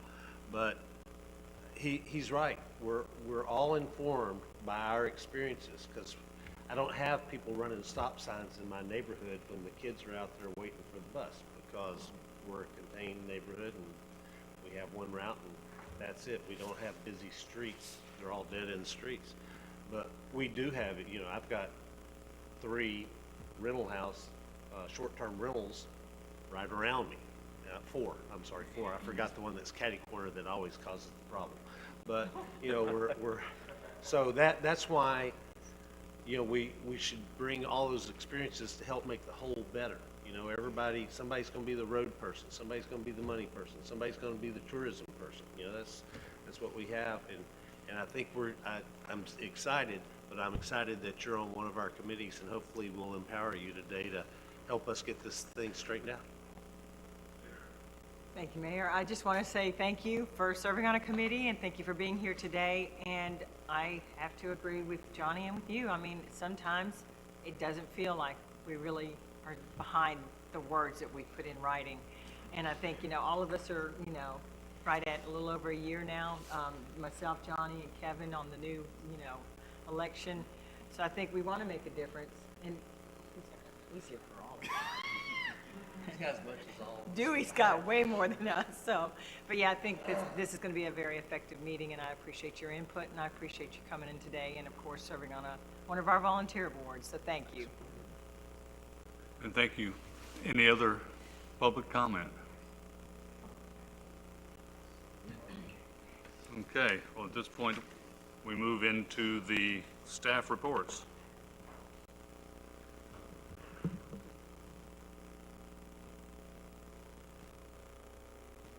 And I believe recreation is up first, right? I am. All right. I always was told I was the last, but that was the best. Anyway, all right, so I'm Lisa Firth, Parks and Rec Director, and you see my concerns, and I'll just quickly let you know a little more of what they mean.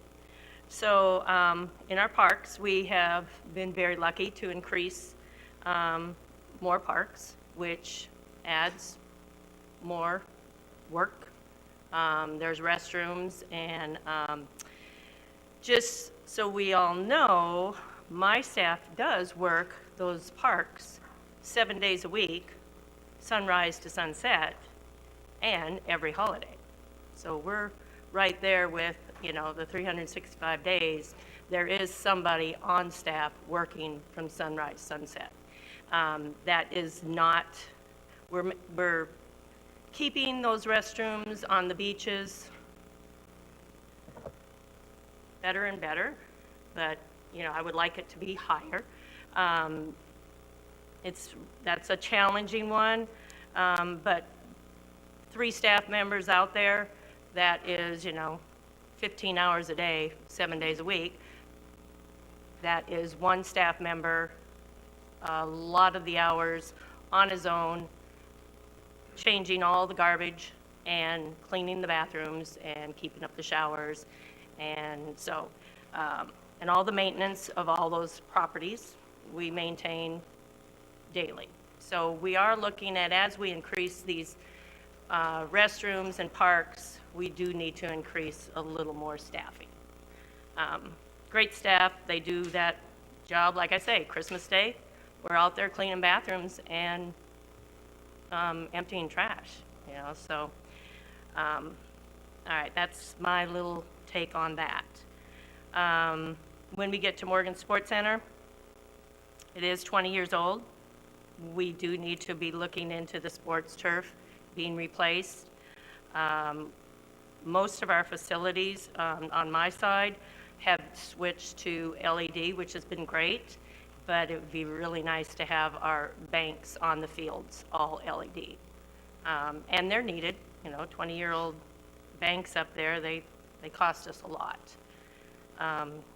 And then, of course, one thing that is just absolutely a must right now, and I think we have it in the budget to keep moving forward, are restrooms and a field house on the west side of the property.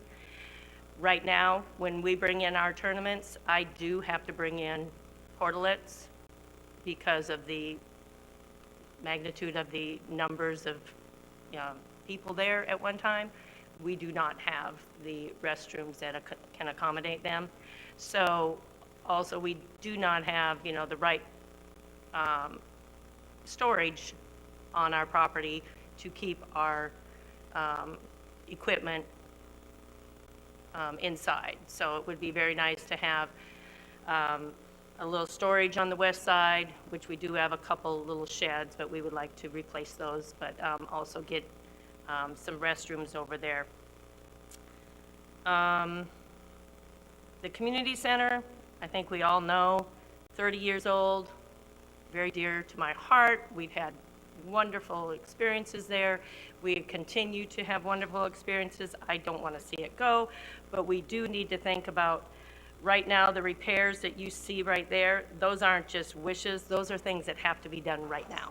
I mean, we are losing our facility if right now, and you know, it's not desirable to bring people in when your windows are leaking in the foyer. So we do, those that I have listed have to be done right now. And I just want to make sure that I have the direction to put that money into it, because, you know, if we're going to another, you know, sports center, you know, a facility, it'll be years down there. So we do need to put this money into the community center. Lisa, can I ask you real quick? Yes. So we're looking at almost $500,000 just to keep the community center running at its current capacity of entertaining the basketball games that we have in there, the pickleball games, a lot of events. So you're saying these are just right now just to keep the building up? Yes. Window replacement, we have that coming to you, I believe, the next council meeting. But yeah, just to keep it up. You know, I feel, what do we do? You know, we can't just let it continue to rot away. Yes, the gymnasium, we have one gym. It was wonderful when we built that.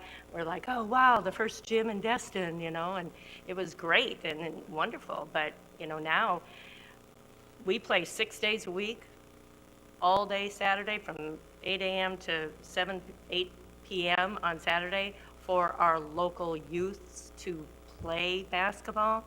And I really hate to say this, but there were some that weren't even able to be put on a team, and that was maximum. So, you know we need another gym. I mean, I don't really have to say much more about that. But that's just something we really need to be okay to put that money into it and make me feel okay that we're doing that. Can I interject real quick, Jim? Sure. Crystal was unable to join us in person, but she is online, and a lot of the funding that is required to accomplish this is available in our R&R budget right now. So it's not a total shock. We're not looking to to get $500,000 out of nowhere, but a lot of it is available to us right now. If council chooses, that's the direction we should go. Well, Lisa said that she has the windows coming to us for council approval. Where is the rest of that as far as pushing in the rest, the stucco repairs? Well, the windows need to be done first. Gotcha. The windows, because we'll be replacing the frames. Right. The windows, we will take the shutters off and put hurricane glass. So that needs to be done first. Then, And okay. stop the leaks. Once we get that, then we can, Thank you. waterproof it in with, the stucco, and the inside, of course, will have sheetrock work, the stage. We've had that one needing to be repaired, but I didn't want to repair it until the roof stopped leaking. So now we would like to, get that done, because that is not, I can't put a dance team out there. It's not level. So that's not, it's $8,000.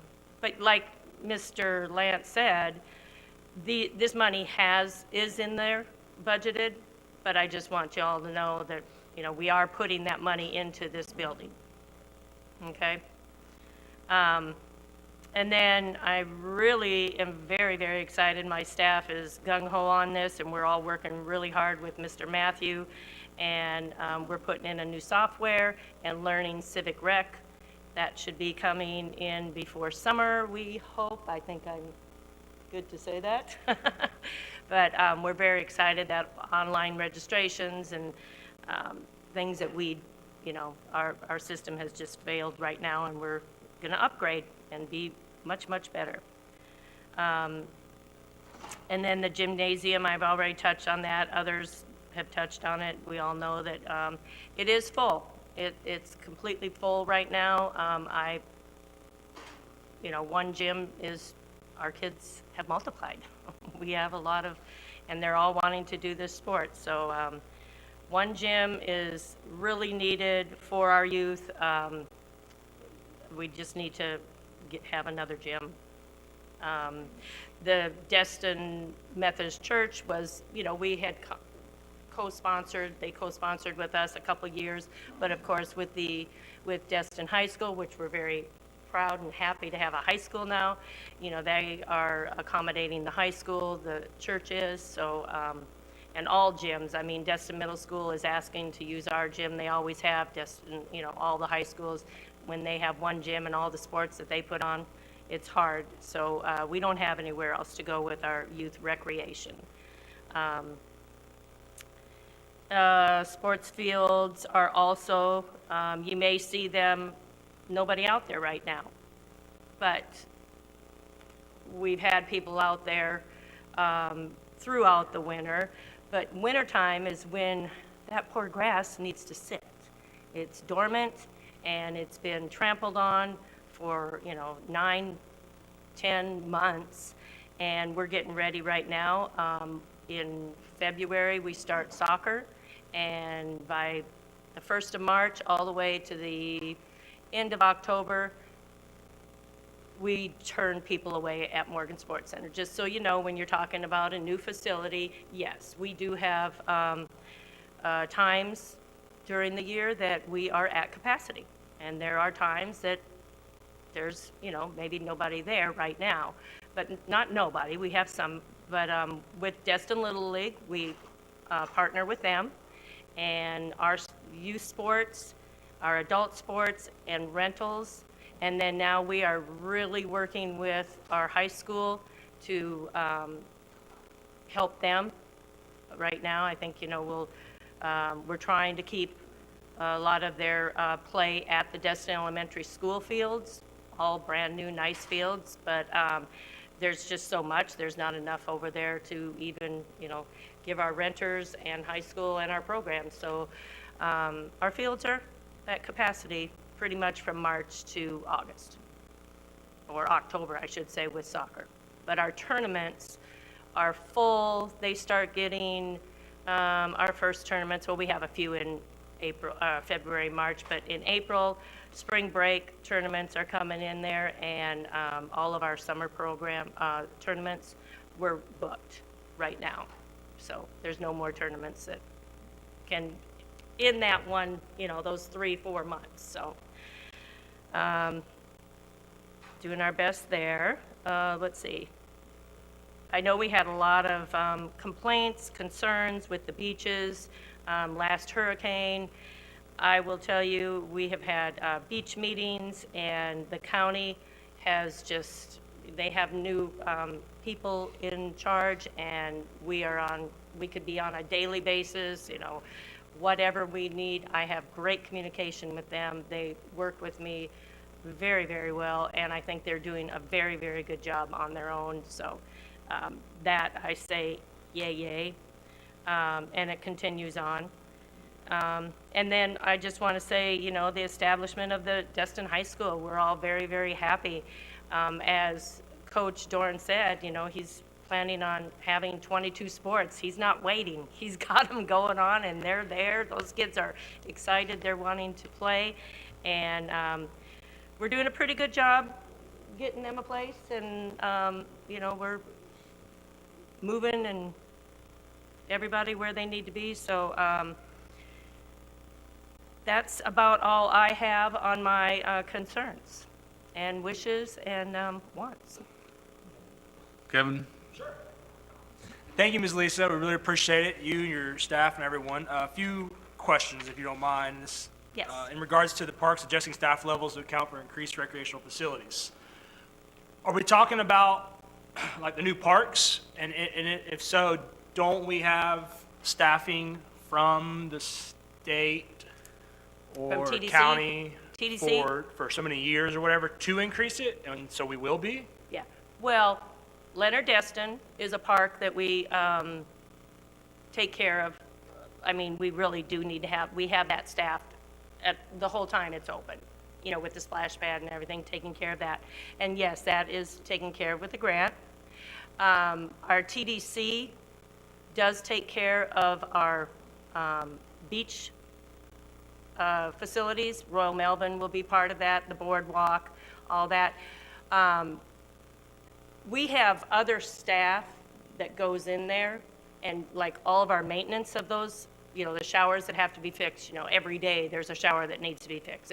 So, and we keep track of those people, and we pull them off of other jobs to go take care of the staffing or what needs to be done on those beaches. Gotcha. So we do keep track of that, but it takes away from our staff, and Sure. we don't have that,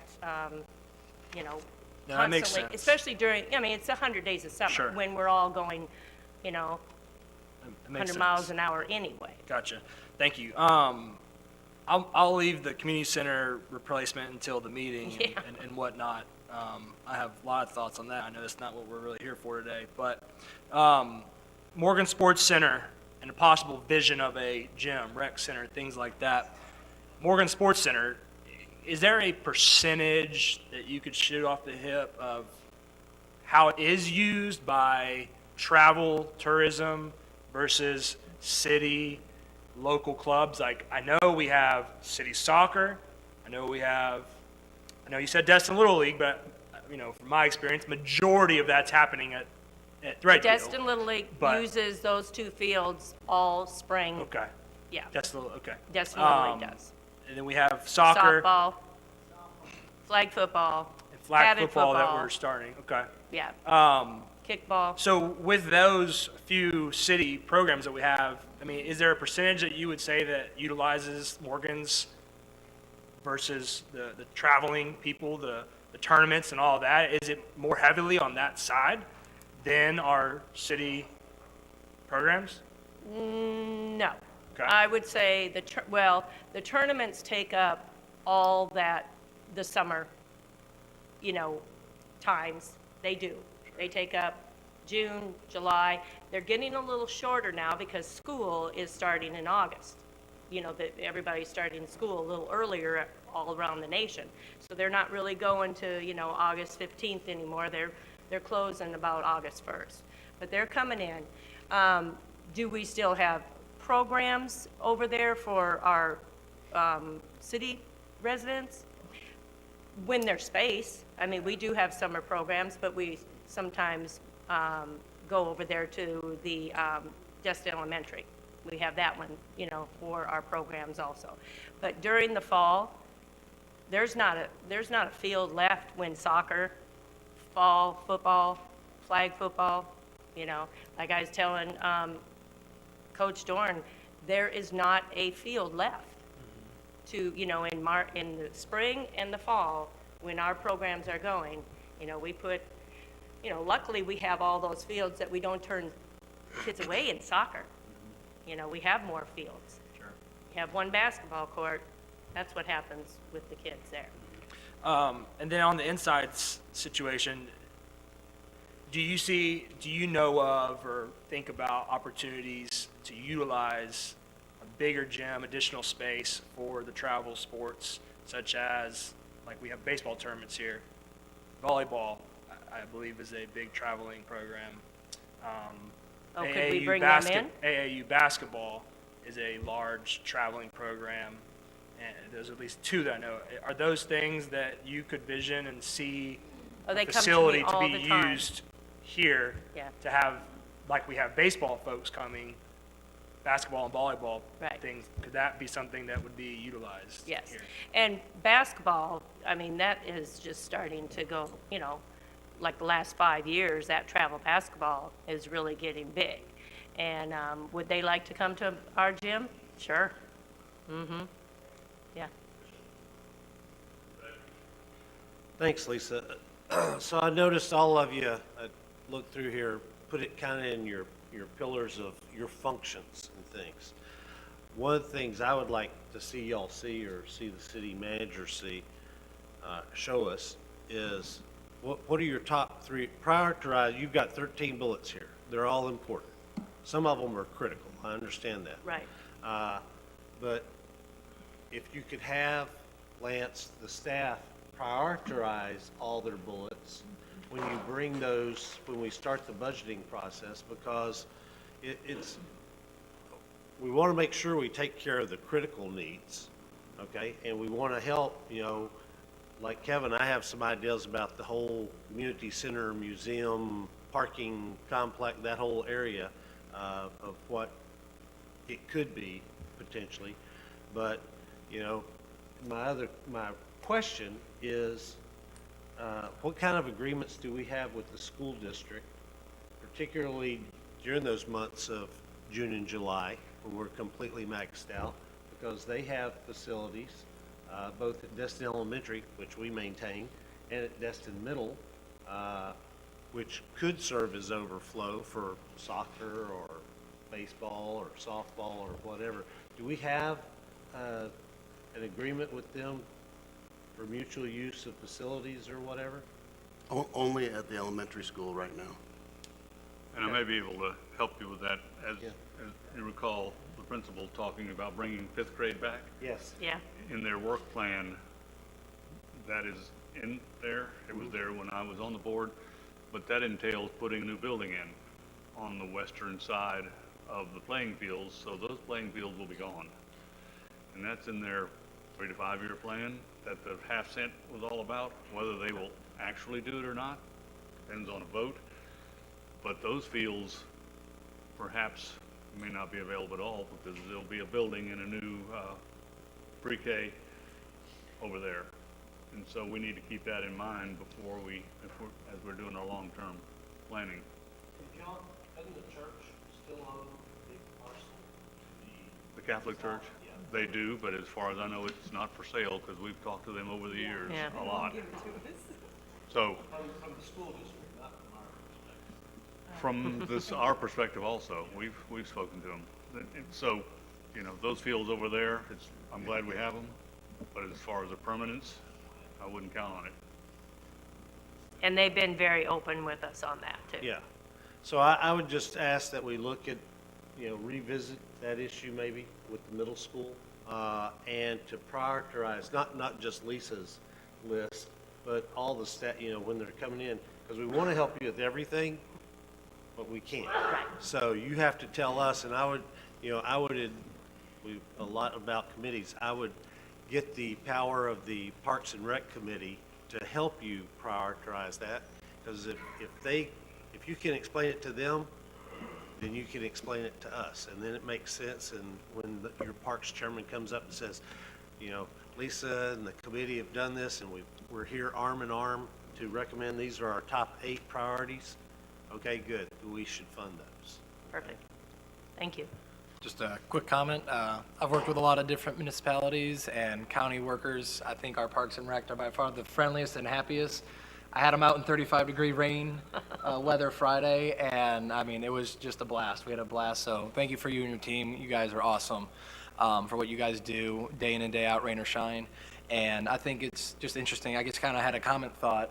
Our visioning first line says Destin is a family-oriented beach and fishing community, and all these initiatives are that first line, the family. So I think, not that any other department isn't important, but I'm biased with the Parks and Rec side, and I think the family orientation starts with our Parks and Rec committee and going up through the city staff. So just thank you for your job. Thank you, sir. The one comment I would have, Lisa, on the community center, we're going to have to do the things that are necessary to keep it operational, fix the roof, because in the best case scenario, new facilities are 3 to 5 years away. Yeah, if we're lucky. And the most clear connection between the taxes our citizens pay and an actual benefit they get that we have in this city is our recreation department. And so, you know, to my mind, that's one of our priorities, and we're going to have to keep that facility operating so that we actually do have something going to the citizens for the money they give us. Yes. So, thanks. Thank you. And we're on to the library, I suppose, unless somebody else has a Sorry, question. sir, if I could interject for just one moment and give a reminder. We wanted to try and keep the department updates to just 5 minutes each. We have 11 more departments to get through. We've got most of them here, but also 2 virtual. So if you can, just keep your comments to about 5 minutes, please. Just give us your main critical top priorities, updates that you absolutely need council to hear today. And I would suggest that, I guess, we don't ask any questions until absolutely the end of each of them. That may help move things along. Yeah. Yeah, and there is time later to follow on questions for those kind of things too. Hello, City Council, Mayor Pro Tem, Wayne Livingston, Destin Library. I'm glad to be here today with you. My bullets are more streamlined, and so I kind of have them in a good order here. Staffing, I have a high turnover of the part-time people there. I actually have some that are pushing their 1-year anniversary mark now. A lot of times it may be every 6 months that we're turning people over. One of the things that I would love to see is some kind of a ascension planning and things to help that would see the library through after I'm gone and retired. Right now I have 2 part-time staff that are going to school to get their MLS for library science, and I would, like for there to be some ways for us to encourage those people to stay once they get their degrees. And right now we kind of don't have that in place. I know we're looking at this study with the staffing and salaries that are coming in. So that is one thing I would really like for to be considered. The next thing, the collection development. Our nonfiction collection is very outdated. I mean, the library there in that facility is 20 years old, and the materials, a lot of them need to be updated. The e-book and audio book, that's a big demand right now for us. And the way that provider sets up what they do, when you buy the e-book or the audio book, and they're $65, they're $100 especially for the audio books. Well, you don't get to keep them, but maybe you keep them for a year, or maybe it's a platform where it has so many checkouts and then you have to buy them again. So I spend a lot of time rebuying materials because because of the way that that platform is set up. And so then the last thing I wanted to talk about is the building, because the building there, and it's really a center port for Destin. It's a beautiful building, and it was designed and has great architecture, but it's 20 years old now, and it needs it needs a little bit of redesign. And because of the way the architecture and the design of it, it's not easy to do that. One of the things is the story time room is called Miss Willie Mae. It looks kind of like a boat, but that room inside there is small and cramped. And as we talked about with Destin Elementary, they are at 120% capacity.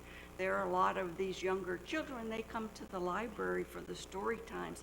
I can't fit them all in that little room, especially now with the COVID. And so what I'm looking at is what can I do? Possibly doing some outdoor, using some of our outdoor space for programming areas to be able to accommodate all of our younger children. Also, our meeting rooms, we have one big meeting room, and it's really not big enough. And also because of COVID, our smaller rooms that normally we could fit, maybe 10, 12 people in, we need to space them out. And so maybe then we've got 6 people that we can put in those rooms. So we're having to, turn people away that are wanting to book meeting rooms and those kinds of things because we just, can't accommodate them. And so those are kind of the highlights there for us. And we do have new technology with grants that have come in, so we are able to get that portion of it updated, and we're grateful that the City Council approved for the grant to pay for those things. So I'll leave it at that if anybody has any questions.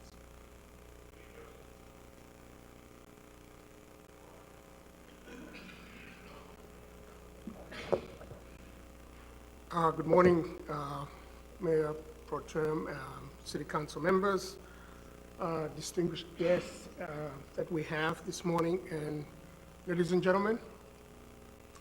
I am Louis Zunguze, and Community Development Director for the city. I was thinking how best to tell the story of the priorities that we're working on in the department. So what I decided to do is to kind of group these priorities under some themes. And these themes kind of mirror the goals of the city.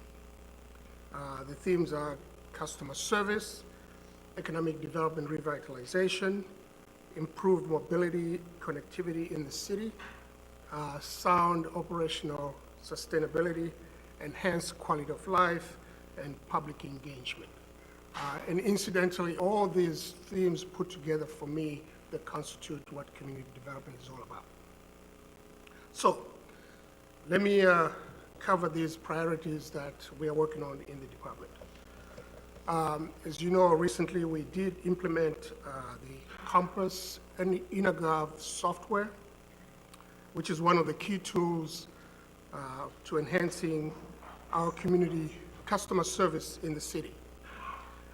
The system enables residents, developers, contractors, and business owners to easily apply for their building permit, development permit, business tax receipt from the comfort of their home or offices.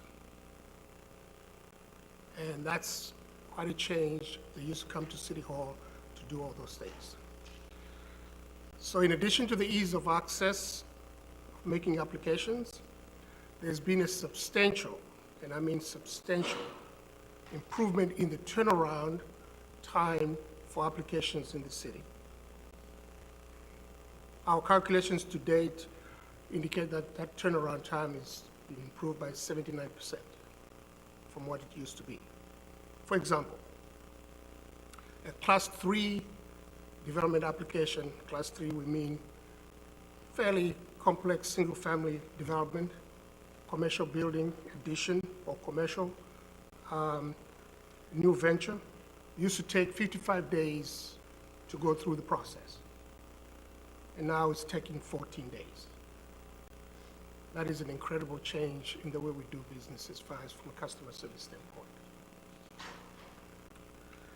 So as we utilize this system and get a firm grip on it, I foresee a lot more change in the improvement in the way we deliver services to the residents. The Land Development Code and the harbor capacity study, for me, are major undertakings that we're currently doing, and they speak to the economic revitalization of the city, in that when you have predictable development regulations, you usher in a new sense of calm in the investment market. And so we hope when these regulations are in place, we'll have a more predictable investment opportunities for folks doing business with us as far as regulations are concerned. The harbor capacity study, which is scheduled to be completed this year, will produce a series of recommendations that will enhance the economic vitality of the Dustin Harbor, which, as you know, is the key economic engine of the city. Let me move on to the mobility plan and also the Crosstown connector, which has been an issue of discussion this morning already. Both of these plans are geared to improving mobility in the city and connectivity within the city.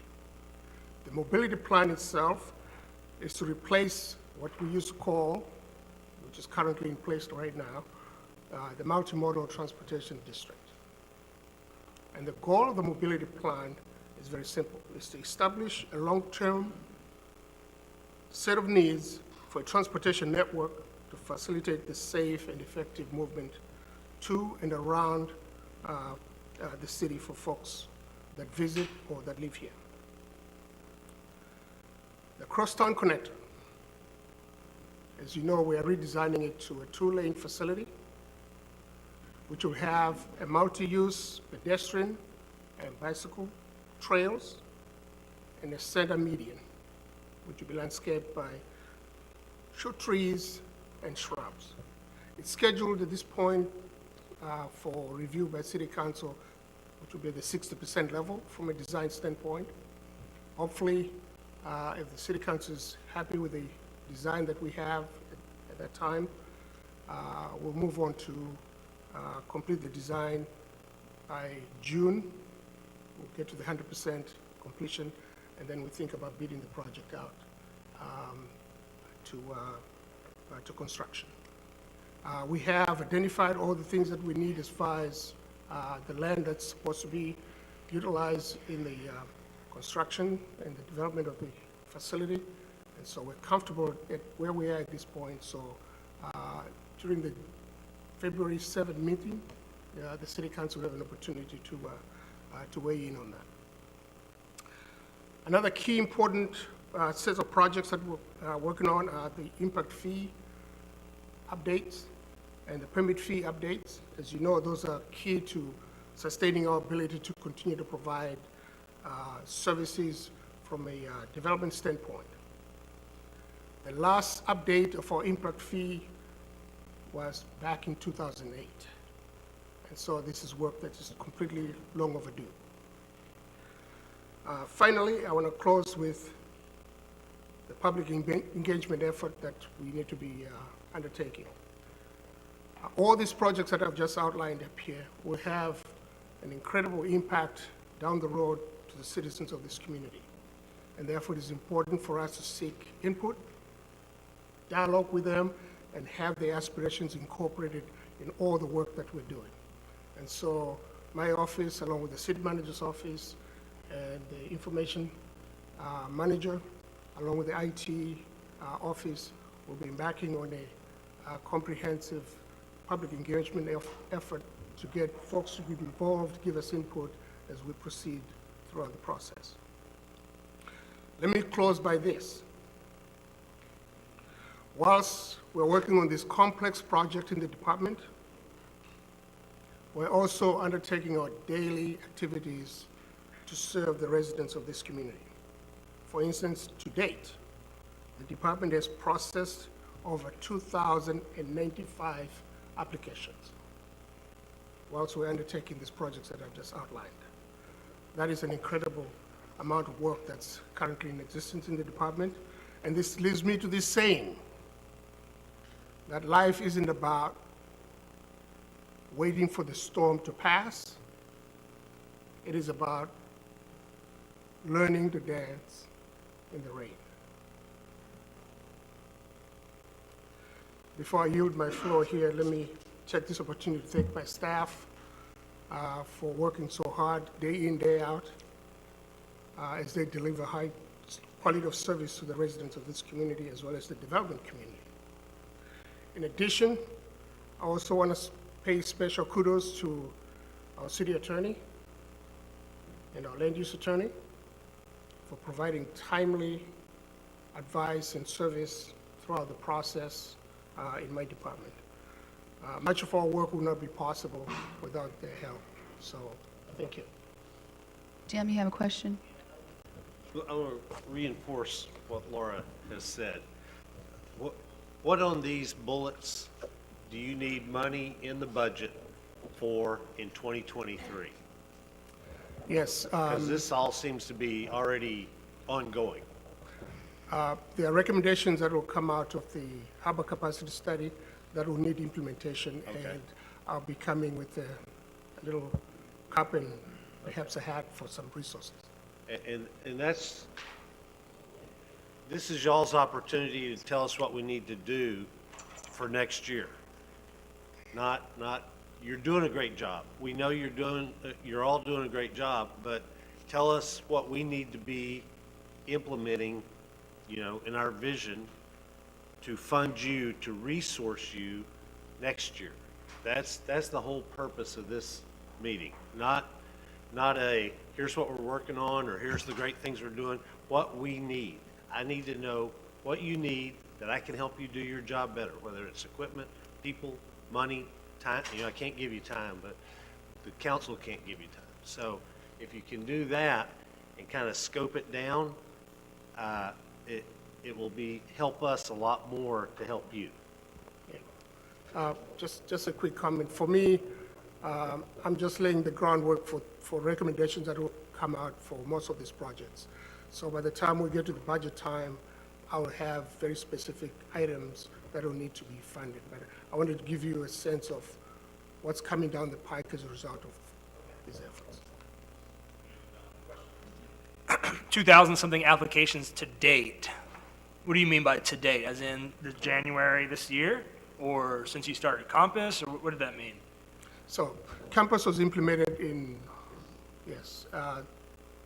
June of last year.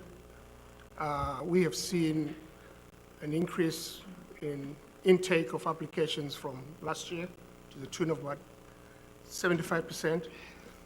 So from June to now, we have processed 2,000 applications.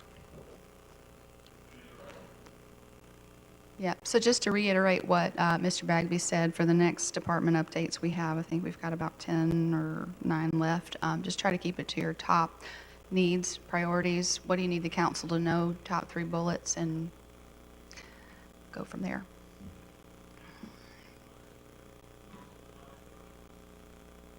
Thank you, Mayor, Council. Since I'm only under a time crunch, I did give you guys a packet in there, just got our numbers and things like that you just need to know. Moving forward, we are a unique department, as you know. Not many in the state of Florida handle Marine Beach and have parking enforcement under it. Normally, parking enforcement separate from a code enforcement, so we're saving you a lot of money on that. The top priorities for our department, first and foremost, is staffing, technology, and also to continue building the department, and along with my outreach to the public. How do I outreach? That's being in the street. You already did your vehicles. They're marked. They know who we are. They can contact us via email. We're out there for almost 20 hours out of the 24-hour period. So that's pretty good. Now I want to go ahead and implement a pilot program to put officers on bikes. You know, they go, oh, wow, why bikes? Well, if you look at it, it's hard to maneuver in Crystal Beach and on Holiday Isle.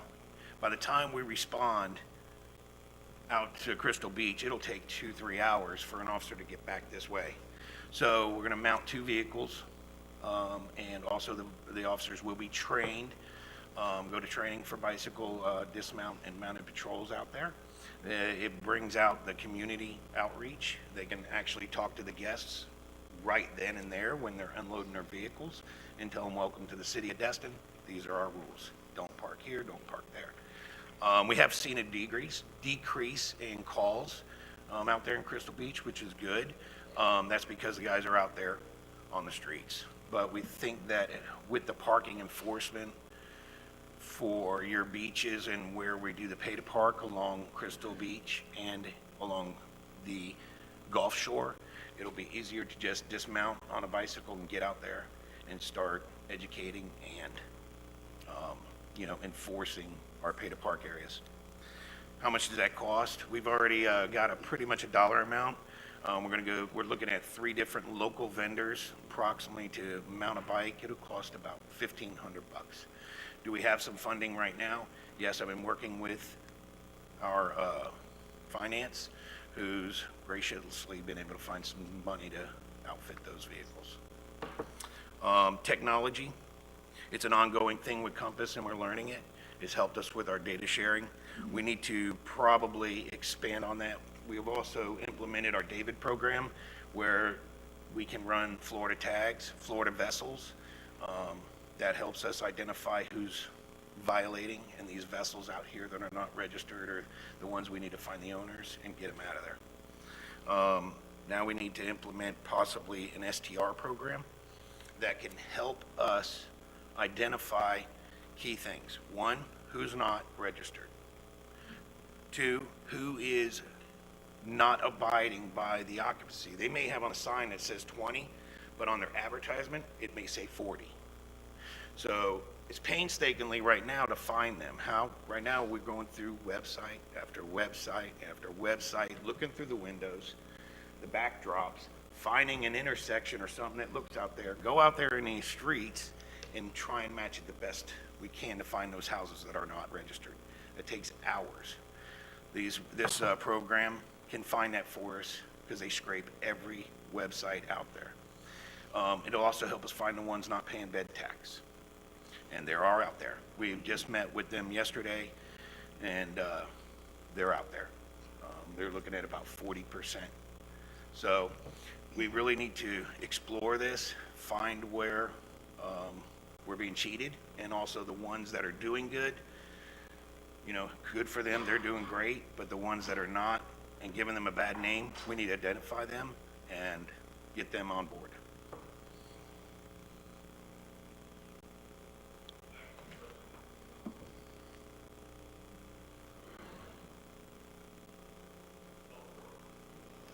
All right. Thank you, Mayor Pro Tem. Good morning, everyone.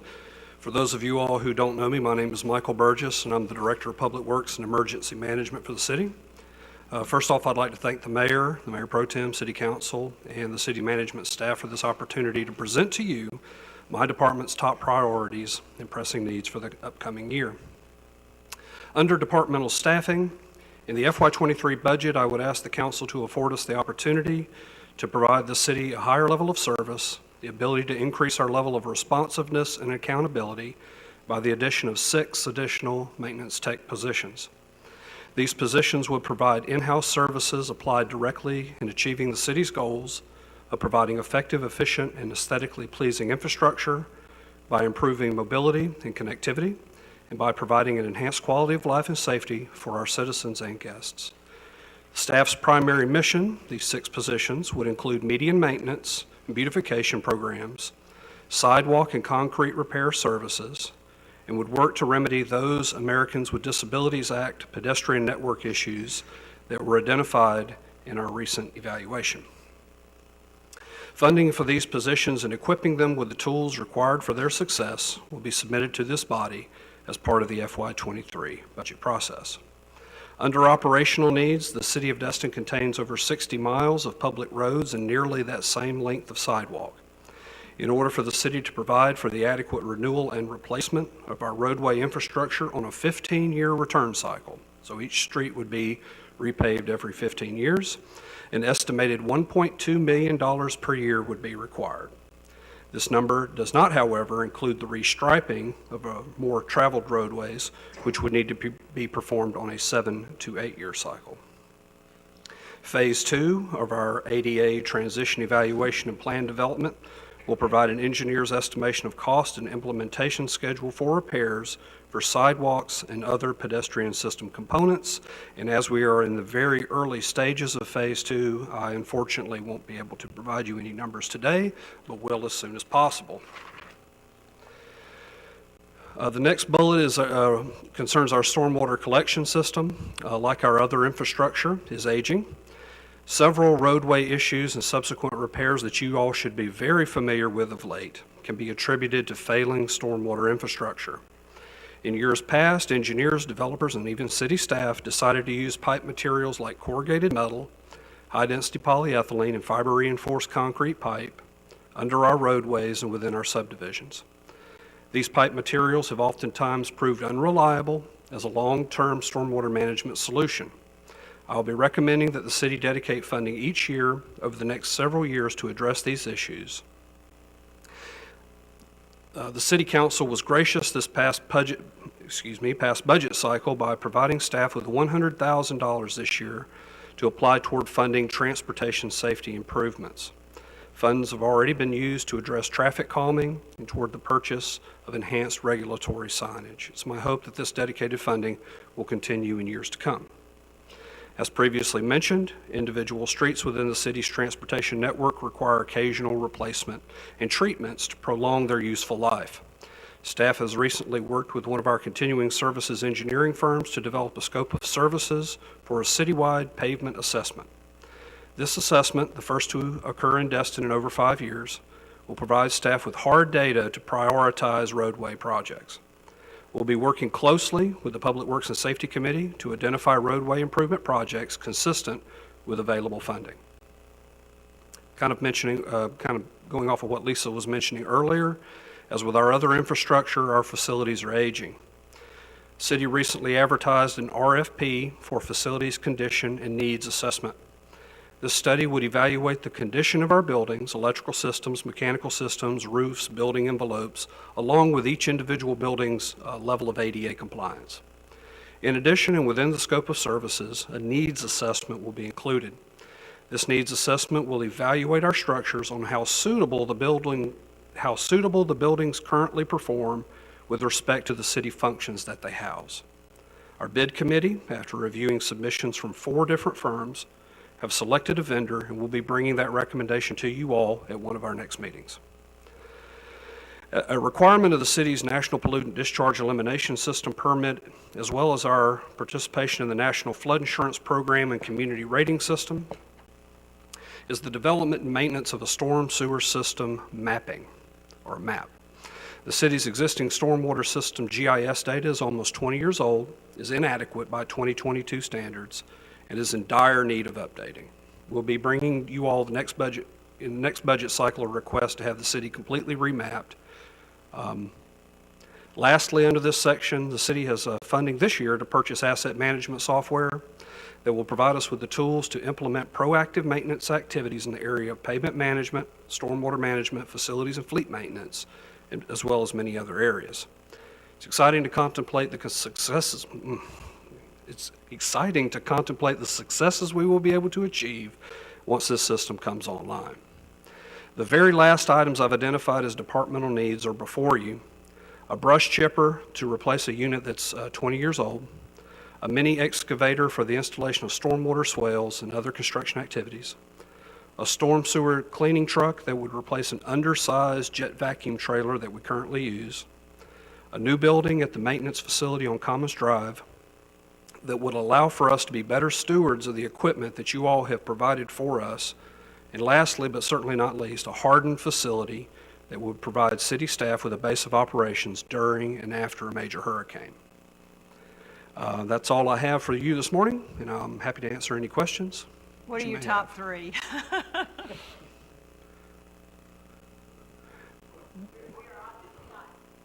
But really, you need all of this, but everybody's going to need all of what they brought today. So we really need you to get on the things that we must purchase. I mean, you Public Works would be number one, and then everyone else somewhere behind that.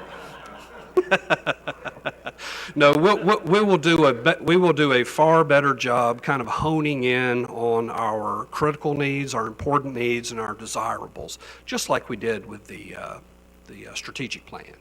But that, of course, will take time to develop. A lot of the things that you see on my slide says TBD. I'm not sure how much a new maintenance facility, a building, would cost. That's something that we're going to have to go out and get quotes for. But there's about 11 things that have a price tag next to them. There are. So we need you to tell us what you really got to have right Well, now. one thing I mentioned to the city manager yesterday is the city didn't purchase any vehicles in 2013, 14, or 15. So as far as our renewal and replacement goes for vehicles, we're going to kind of hit a lull if we replace them every 10 years. So, hopefully some of that funding for machinery and equipment can be dedicated toward the purchase of some of these items. All right, Michael, thanks for your presentation. All right. Any other And if I specific questions? if I could mention one other thing, Mayor Pro Tem, Mr. Wood mentioned the 5 takeaways from that seminar that I went to, or it was an exercise up at the EOC, and I just wanted to communicate them because just for transparency and everything, but there were 5, and basically 2 of them are concerning training. One is for substantial damage training for our community development staff, my staff. One is web EOC training. Those were 2. The need for alternative communications. If the cell phone systems go down, if the landlines go down, if the internet goes down, if the power goes out, how would we communicate with each other? And so one area that we emphasized or talked about or hit on last Friday was the ham radio operations, or other, even citizens band radios, CB radios, as an alternative.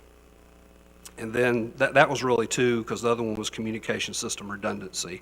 And the very last one, and I'll just say this, was the Emerald Coast Healthcare Coalition said that they have a cache of MREs that are available for nonprofits to take advantage of, especially during these cold nights that we've been having. So that was it. Those were my 5 takeaways. Thanks. I think we're going to try to move into a working lunch now. I would suggest that we get your food and bring it back to your position, and then we can continue to hear the staff reports. So let's take about 10 minutes and do that.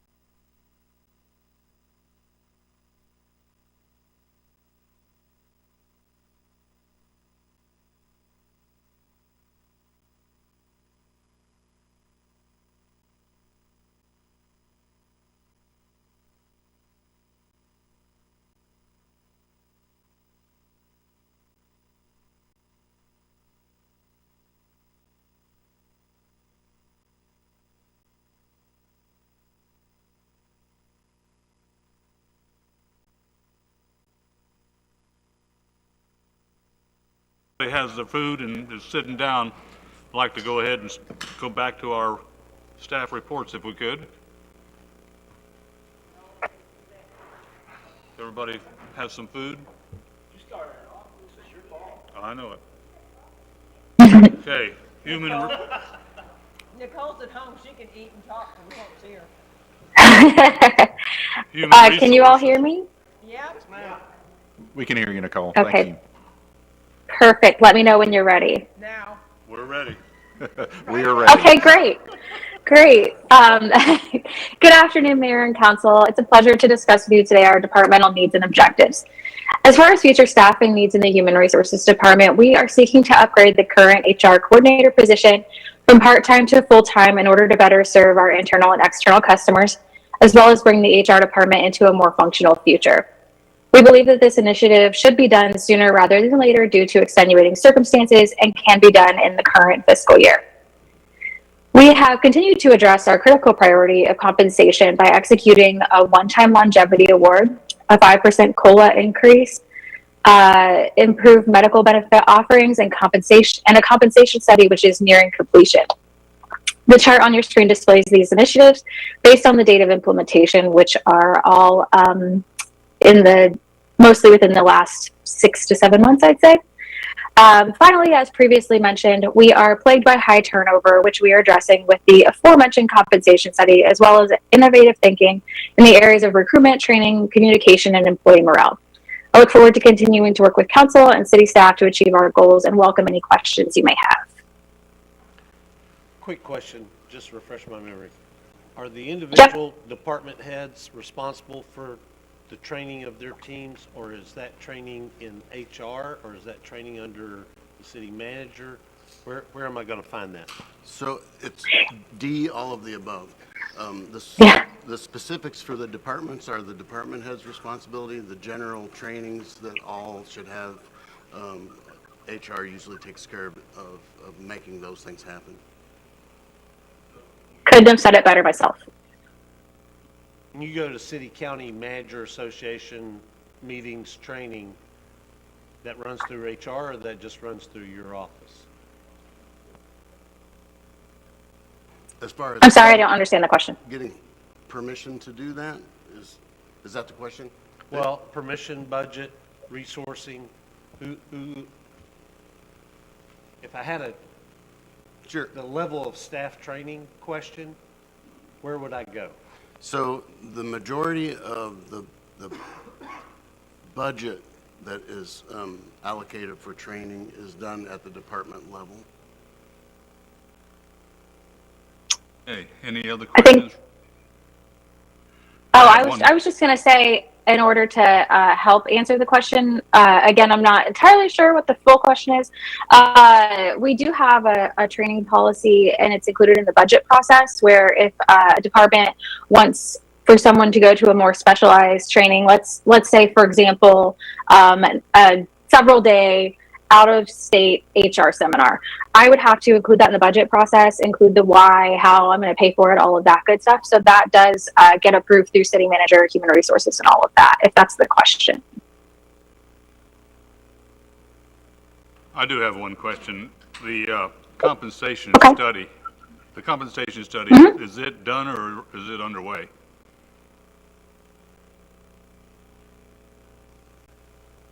The compensation study is nearing completion. We will be meeting with our senior leaders. We're starting to have them scheduled, I think, as of the beginning of next week. We'll be meeting with them on that and looking through that, and we will be getting council advised on that after we meet with them.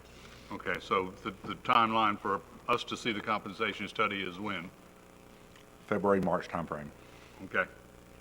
Because, of course, that's necessary for us to look at the overall picture and make decisions.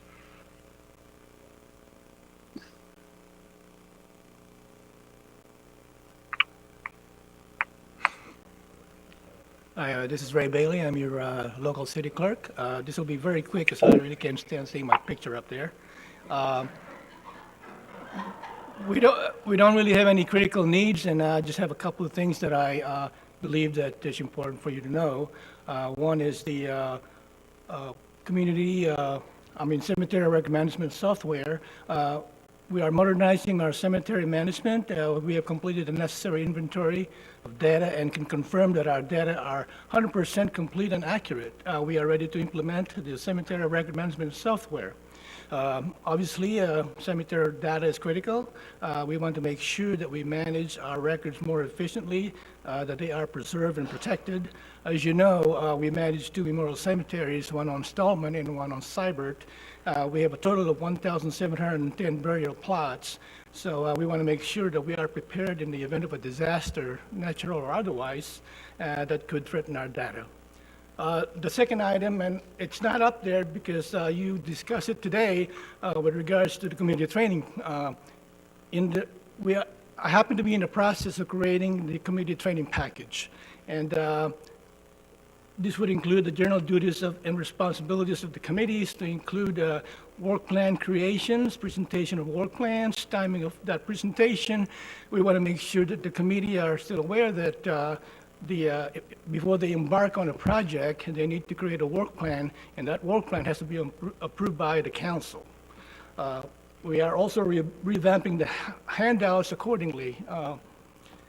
I'm taking good notes today. I know that there's some recommendations, such as designating a council liaison and ways to empower the committee members and staff, and we are going to incorporate that into that training package. As far as public records law, sunshine law, that's part of the training package, but the city attorney has already covered that, and he conducted that training for 2021. Ms. Sandy Trammell spoke today, and she has conducted some training in the past to the committee as a council member, and she would like to continue doing that. She and I will sit down, and I welcome her recommendations and also the recommendations from this council. And finally, with regards to public records program, I just want you to know that the volume and the diversity of public records requests we receive has constantly been increasing, and there have been a 29% increase from 2021 to from 2020 to 2021 alone. And this year, this month, it's not over yet, but we already received over 40 records requests. So if that trend continues, this year's number will easily eclipse the number from last year, which is a record number. The sheer number of types of data that are considered public records has increased in the last 2 decades. We did not used to deal with social media, text messages, emails, and but the past years we have been, and so things have gotten a little more complicated. In the middle of this, we recently lost our records specialist. She's a veteran of 12 years for medical reason, but we hired a replacement from within the organization. She has been performing very well so far for us. We're taking advantage of every training opportunity for her, such as participation in available records management training webinars. And I just want to brag about our continuity binders are paying dividend. These are reference documents we produce to share relevant information concerning our primary duties with the individual assigned to take over those duties in the future. And they help cut down on face-to-face training. And we are applying technology more effectively, increasing our ability to provide the most efficient service. And more importantly, we have a secret weapon in this organization that nobody else has, and that's our IT Director, Matthew Pace, who is next to speak.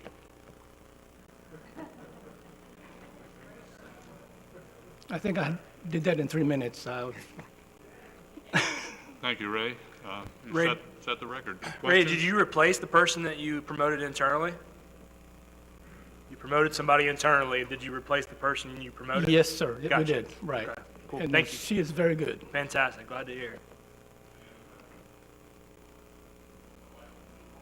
Actually, Kevin, the position she moved from was not from within their department, so that position hasn't been filled yet, but just to give you a quick update. Okay.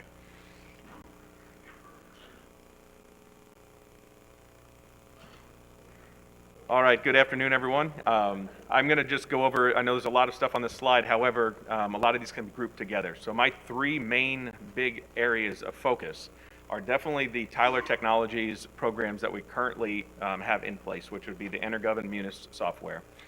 We are exploring different options to go to a more cloud-based solution across most of the city services and applications. So as I'm looking into upgrading these programs for the next year to 2 years, 3 years even, a SaaS solution, which is a software as a service solution, is the most beneficial way to go with this software. I will be able to bring you cost analysis and things of those nature to actually, portray that to you and see the benefits of going that way. But working with the grants manager and finance director, we're able to, even though these funds aren't allocated currently, there are funding sources available that we can utilize to take these initiatives to the next step. By doing these things, it takes a lot of the pressure off the organization. We are a very small staff. We have 3 IT people, including myself and 2 others, that are constantly being trained. We have more certifications than most municipalities in the immediate area and most in Florida. So I constantly encourage them to do that training, but there's only so much we can do, so many hours in a day. Like Councilman Bagley said, can't give us time. But we try to utilize the time the best we can. So one of those things, like I said, is to migrate to those cloud solutions. And, I look for your support as we start to go into that. These are council initiatives to get a good community development, code compliance department program, as well as good financial software that is comprehensive and updated. And these are the steps we need to take to get to that level. So that's that first major priority. The second one is our ICT, or network and infrastructure. Information technology, if you've heard every department before me, and probably the few that are going to come after me, every one of them have mentioned technology. Again, 3-member staff, and every department needs a service that relies on technology. We're happy to do that, but we've got to make sure that we use the right services, and that's why I look at best in suite for consolidation of services, whether that's Tyler Technologies, Civic Plus, which hosts our website and our agenda system, and now our recreation software. That is all hosted online. It takes a lot of pressure off of us having to maintain servers and update every few years. And so those are the things that we're looking for as the organization grows. We're going to be looking to increase those services across the board, but staying with a best-in-suite approach. So hopefully when I bring those to you in meetings throughout the year and in the next year, upcoming years, those will be things that we can focus on and find some good funding sources. Definitely, like I said, working with Jeff and Crystal, we can definitely make those initiatives happen. And then the last component, which is a very big priority, would be the network and data cybersecurity measures. A lot of things I've been putting in place over the last couple of years, but we definitely can do more. End user awareness training is very big for me. I have put in currently this year an end user and awareness training program for everyone that has an account with the city, and that will be rolling out here in the next few months. But as we move forward, there may be some things that come up that we'll need to present to council in order to keep these initiatives moving in the right direction. And I believe that's a good overview of what IT is seeing from an organizational aspect, that we can help each of the departments utilize their services and help them create a better customer service experience for the community, as well as making sure the internal services are working much more smoothly than maybe in the past. So. All right. Comments from anyone? I had one question. You say you have 3 people, counting yourself in your department? Yes, we have a GIS manager, but he handles GIS duties. Okay, so I didn't have that as a priority here, but I would keep in mind as we go through this and obviously add services and software within the organization, an increase in staffing for the IT department would be a huge help. I really would like to see what the SaaS solutions will provide us in terms of having servers taken away from the city that we don't have to maintain. That will eliminate, a position that would have to be a full-time person to maintain that network. So as I go through that, I would like to be able to say, we still need this person, but we have a lot less server maintenance that has to be done because of this solution.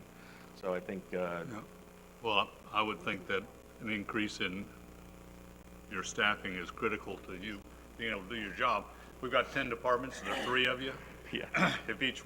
If you rotated through the departments, I guess each one of you could help one department every 3 or 4 days. And I know that as we go through these new systems we're implementing, the staff and all of these departments have questions and needs, and I don't know how you could possibly meet them with 3 staff members. So, we need to look at that as we go into the budgetary process. It's simply impossible for 3 of you to keep ahead of the needs of 10 departments, much less all the other important things you have to do. So, I'll be supportive of trying to get some more help for you. Anybody else?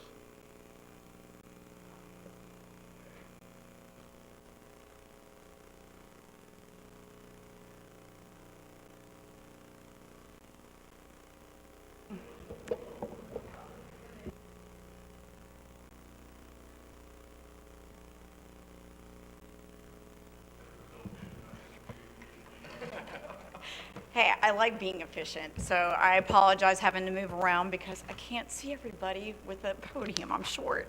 So thank you for the opportunity of being able to speak with all of you. I really love what I do, and I have one ask. I need help. I am one person that literally is trying to capture everything that this city is doing based on all aspects. We're growing, the staff-initiated projects, council projects, council objectives. And I think we had a very successful past year with the launch of our new website.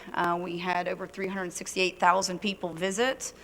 And, our Facebook likes, that by far is probably the biggest social media platform we have. We are in the lead as far as other municipalities go, so I think we're doing really well utilizing that platform to hit the younger generation. We started Instagram in October.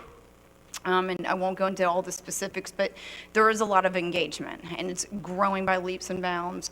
One of the things that I was really happy to see, and this is going to be a metric that I'm going to continue to use moving forward. I know I'm working with Matthew Pace on, looking at our measurables on this, but we had 172 stories covered by traditional media. That's our local and our regional. We have a great relationship with our media. It's very much a reciprocal relationship. I want to give a shout out to Kimber Collins from Channel 5 because I really appreciate her being here and in covering this. And it's been great because she reaches out to me. I've had other reporters reach out saying, hey, what's going on at the city? What can we do? And they're sharing what we're sending out. The Chamber's been another great partner because everything I send, I get a response back from his, Vice President Communications, Elizabeth, saying, hey, I've sent this. And they have an extremely large membership, not to mention all the people that are also going to their website. So I think there is more we can do. And again, just needing that help. It wasn't a decade ago, social media was a new phase of information dissemination to the public and the media. And it's not just about being on social media. It's about creating things that are relevant. It's about creating and building on our brand to help educate, connect, and engage. And also, we need to always be at the forefront of being the reliable source. And that is imperative for me for this job to ensure that we're representing the city and we're trying to capture everything that we've got going on. It's really, really important, and I really love what I do. And so with that, my ask is of having a hired position to help with this, to help continue to build our brand, build our stories, and or collaborating with a third-party partner on a very consistent basis. And so that's my wish.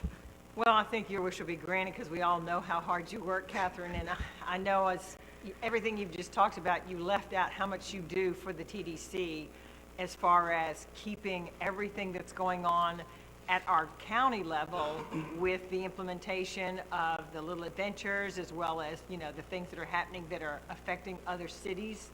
So I think you need to bring it forward so we can support that 100%. I appreciate that. And crisis communications is another huge component in the emergency management. You know, I've been in the past where, you know, working for the sheriff's office and getting hit by hurricanes and things of that nature.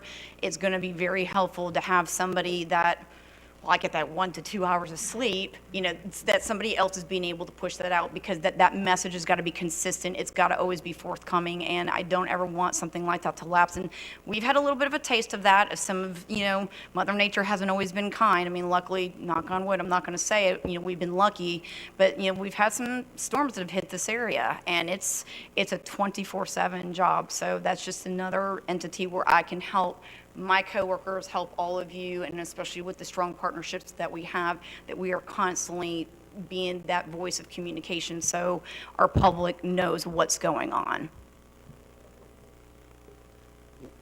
When you say a video library, are you talking in addition to the YouTube channel, or what are you talking?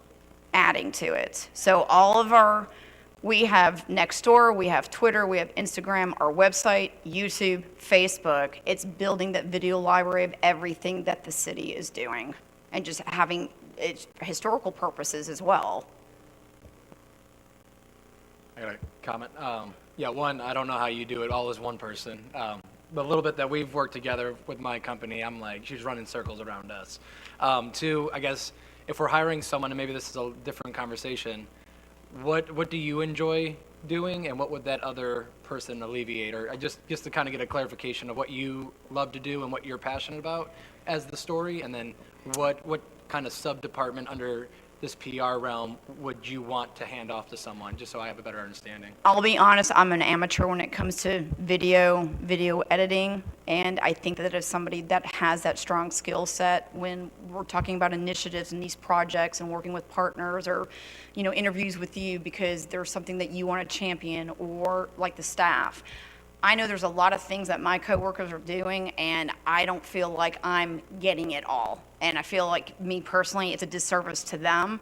So it's having that other person that can be able to go out, this is rack and stacking what we're doing, getting those videos, getting the sound bites, putting it all together and pushing it out to the public so they know what's going on. So I think it's going to be in tandem, that it's really that focus on like a digital media specialist, somebody who's going out, getting all the photos, getting the videos, and being able to put that in a nice package to put that out. Awesome, thank you. All right. In that case, we will move on to grant and projects.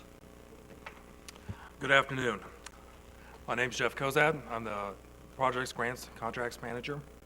And I'd like to give you a few updates, and then I do have a few asks. I'll keep it brief. The American Rescue Plan, I'd like to give an update on that. It was passed March 11th in 21, and the funds must be obligated by the end of the year 2024, and they must be spent by the end of the year in 2026. So it's a long-lasting program. We were awarded approximately $1.58 million. I know the county mentioned earlier that they got a much larger dollar amount. We weren't as fortunate, so we'll still take the 1.58 though. We have 790 of that now. That was sent to us, and they're going to send us the rest probably in June or July is the plan. So half now, half later. Initially, we thought that the only areas that we would be eligible to spend that money was stormwater, and infrastructure. However, there was a rule change that came out just a few weeks ago in the final rules, and it's going to allow us to use that to replace lost public sector revenue. What that basically means is we can use that whole 1.58 million in the same way we would use other general funds. There are a few exceptions. We can't replenish any financial reserves with that. We can't use that money for debt service on borrowed money. We can't satisfy any settlement agreements or contribute to any pension plans. But most other activities that we would normally do, we could spend this money for. which is going to work nicely. We've had some internal conversations and some areas that we've identified as need. The stormwater, which you already heard about, and some IT projects, which Matthew mentioned. These funds could go directly towards those, and we were thinking even upwards of $1 million for stormwater and maybe $400,000 for IT. And that won't be all of it, but that would be a big chunk, and that would really meet some needs that we have now that are unbudgeted. So that's kind of our plans. We plan to bring that forward for your consideration in the near future. I'd also like to mention the infrastructure bill. We don't know a whole lot about it yet. It passed in November. The interim rule is not out yet. We don't know quite what to expect, but I'm sure that there will be funds available there for us, either a direct award or funds that we might have to apply for, a combination of both. But we are hopeful that there'll be an opportunity for us to at least make application for, if not get awarded money for, monies to be used for undergrounding. So that's one of the revenue streams we're going to explore when those rules come out. Just wanted to give you an idea. It's on the horizon. It's just not here yet. The TDC funding agreement. That's going to be a revenue stream that we anticipate it will generate $1.5 million a year conservatively, and that's a 20-year agreement. So that's a revenue stream we can utilize for capital improvements and future beach acquisitions as well. At least that's the plan right now. We have a couple asks. The city procurement policy is quite dated, and we're hoping to be able to do a revision on that to make it more simple and efficient. If we were able to do that, we would see benefits in our bidding process, our ability to respond to storm-related repairs, project management, and the overall shortening of time it takes to get projects completed. So that's an ask. I'm going to be, working with Crystal and other department heads. We are going to make some modifications to that and bring that before you probably later this summer. And I'm hoping you can work with us on that. And if we were able to accomplish that, I think it would benefit us greatly. Also wanted to let you know the capital project management RFQ is out on the street right now. It's just been released. And that's something else that I'm going to ask you to work with us on when we bring that back, probably later this spring. It's a tool that I think we can use to help us manage some of these projects. We have quite a few right now. As you can see, between the active and pending projects, we have multi-millions of dollars in projects going on right now, and we have more coming. And we can use this to help manage those and streamline those activities, and really would appreciate your support with that. With that, I'd be happy to answer any questions you might have. Just a comment. Crystal and I hope to bring you back the revised investment policy in February. It's about 90% done. She's given me the first. The procurement policy, we should have to you by April. I'll work with Jeff and Lance and Webb and Crystal to revise that, and those are two things I'm more than willing to legislatively sponsor and do some work on, actually. Thanks. Excellent. Looking forward to it. That's great.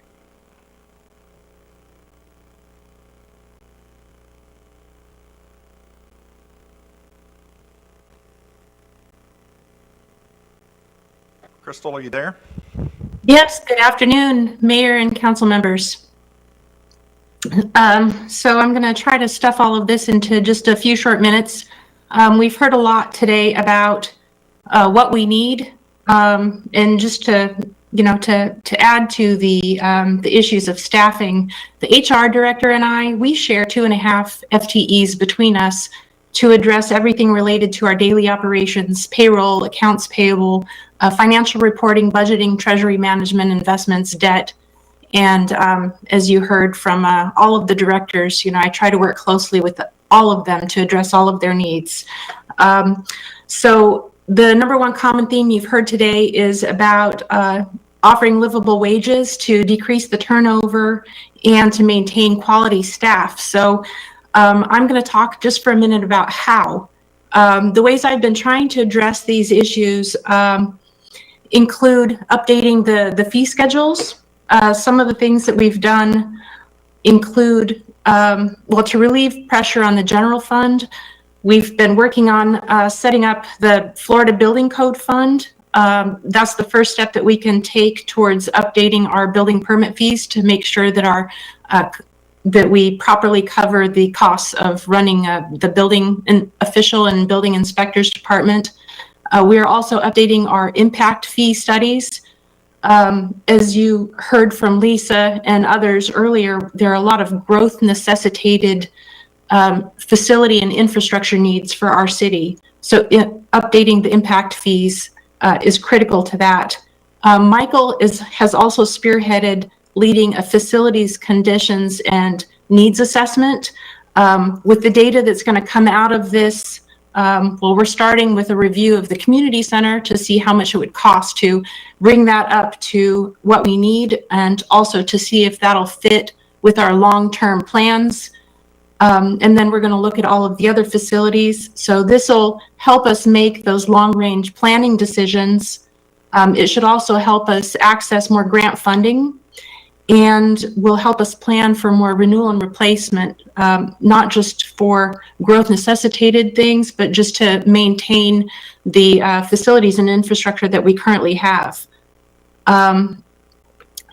Also, my next big item is better matching the funding sources that we do have to our capital projects. So I'm always trying to keep in mind when funding these large capital projects, fair apportionment, how do we pay for this? How do our citizens pay for these things, right? And also intergenerational equity. Just to put this all in context, yes, according to the U.S. Census Bureau, we do have about 14,000 households in Dustin. However, according to data I received from the tax collector last week, we only have about 3,600 of these households have the homestead exemption. In other words, by far the majority of those parcel owners, or the ones who own the households here, either those parcels are second residences or they are rentals. So here we are trying to balance the needs of the city and the capital needs and the operational needs with only 3,600 full-time round-year permanent residents. So with that, I know we're short on time, so I am here and available for questions.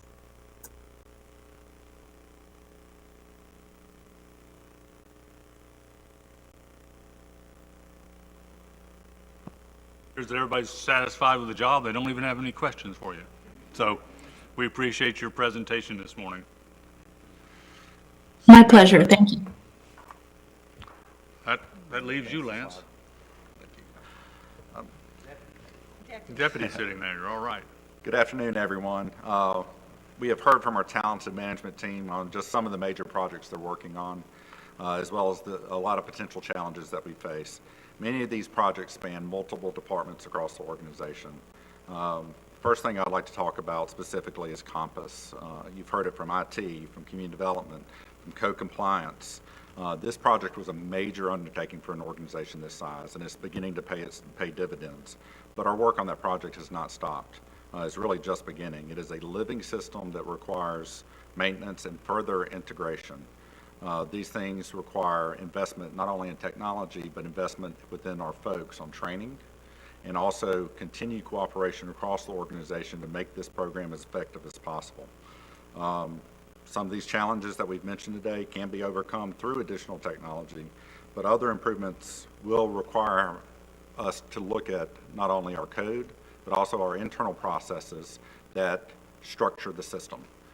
If we do that, we can truly harness the power and even more power from the Compass system to make it even better than what it is today. And that's an evolution that we're happy to continue to go through.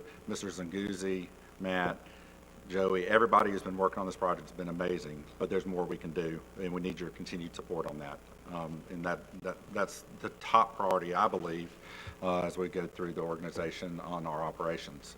But also, we need to continue to invest in our strategic partnerships. Our strategic partnerships with Okaloosa County, the TDD, those folks have allowed us to coordinate on our beach cleaning, and that process has greatly improved. We want to continue to monitor that, but we're also coordinating with the fire district and the TDD on improving our safety messaging, We need to continue to invest in those relationships and leverage those relationships to get the best product available. But the best example of our partnerships and our investment into that is our beach acquisition program. This is a major undertaking for a city our size. And our beach acquisition program, if you remember, when we were doing it just ourselves, it was $2 million. When we reached out and worked through our strategic partners, that pot grew to over $22 million. So that shows the power of partnerships. So we need to continue to invest in that. We've purchased 2 parcels. We hope to have more to come. So we want to finish that project and keep seeing it move through because it is a high priority as established by council. Last of all, our paid parking system, it has come a long ways over 3 years. You know, just a few years ago, it was just a few thousand transactions a year. Last year, it was over 92,000. These parking funds are now going to benefit future transit and also future parking opportunities. We need to continue to invest in those parking facilities so our visitors and our residents have the best experience and the ease of use for that. And then as we move into 2022, I want to continue to focus on just removing barriers within the organization, working with our departments. There's such great people to work with. You've got a great staff here, and I would like everybody to help us just to continue to remove those barriers, whether it's a code that needs to be updated or additional personnel. We can continue to do great things. Thank you.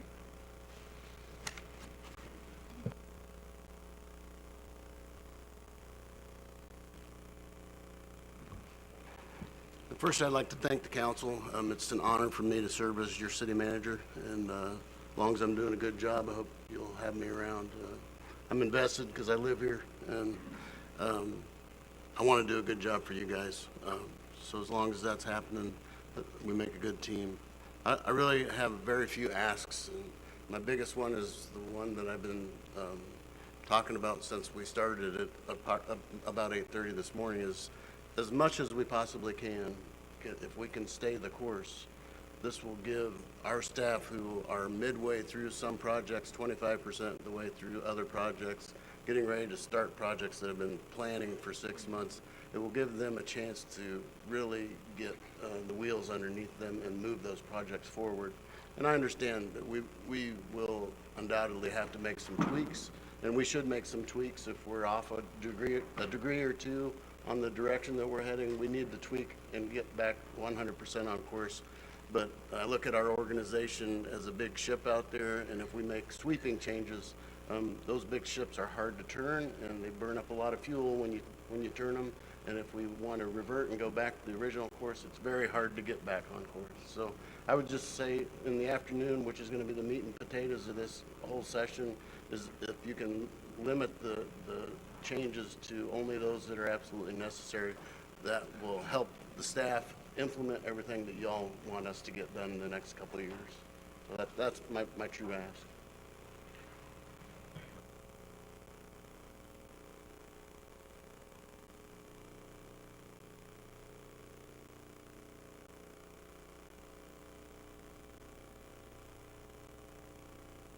Thank you. The next portion, like Lance said, is the meat and potatoes of today. So just to reiterate what he said, the strategic plan is in place. You have the current FY21, FY22. A lot of work was done, put into that to create this. So to prepare for today's session, I did have some one-on-one phone calls with some of the council members. Due to scheduling conflicts, I was not able to connect with everybody on the phone prior to today. So when I spoke with the council members, I asked just a few basic questions. Those questions being, are there any council objectives on the current plan that you would like to see reprioritized? And then just a note for everyone, if anything is reprioritized on the strategic plan, to do that would require a vote of council. So today we're just getting those things out in the open, listing them out, going through them so that all of the council members can be heard, and they can list any priority shifts that they would like to see. And then also The next topic was any future projects that they would like staff to research for the FY23 budget process, so that can be considered for inclusion in that plan.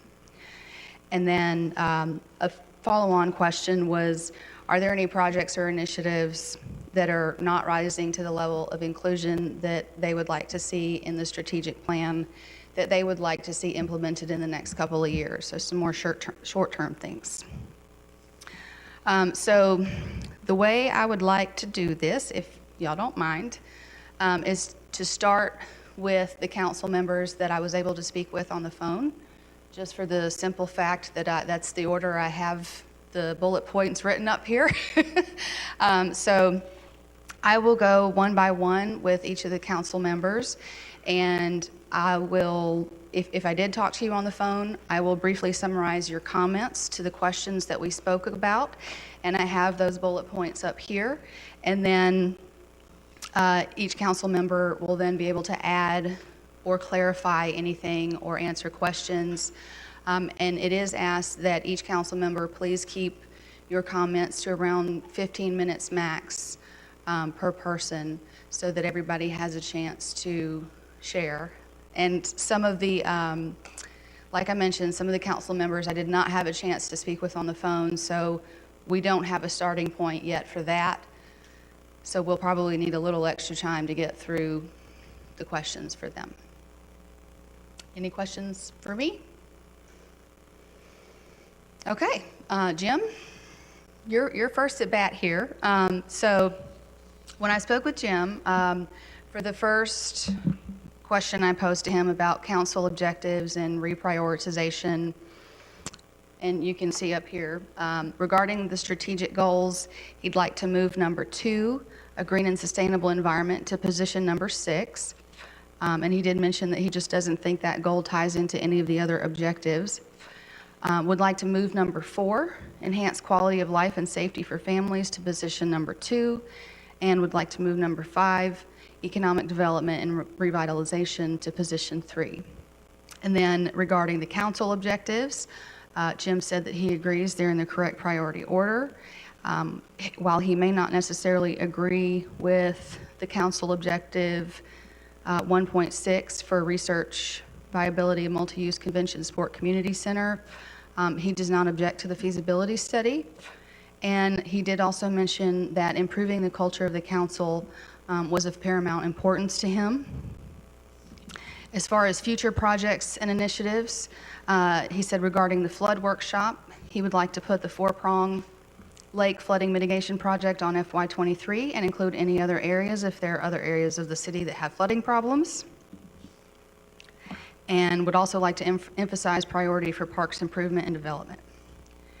And then as far as anything rising into the level of inclusion, he said, again, changing the culture, improving relationships of council with staff and staff with the citizens. And he would like there to be a designated legislative sponsor or champion for initiatives, that sponsor being among the council members.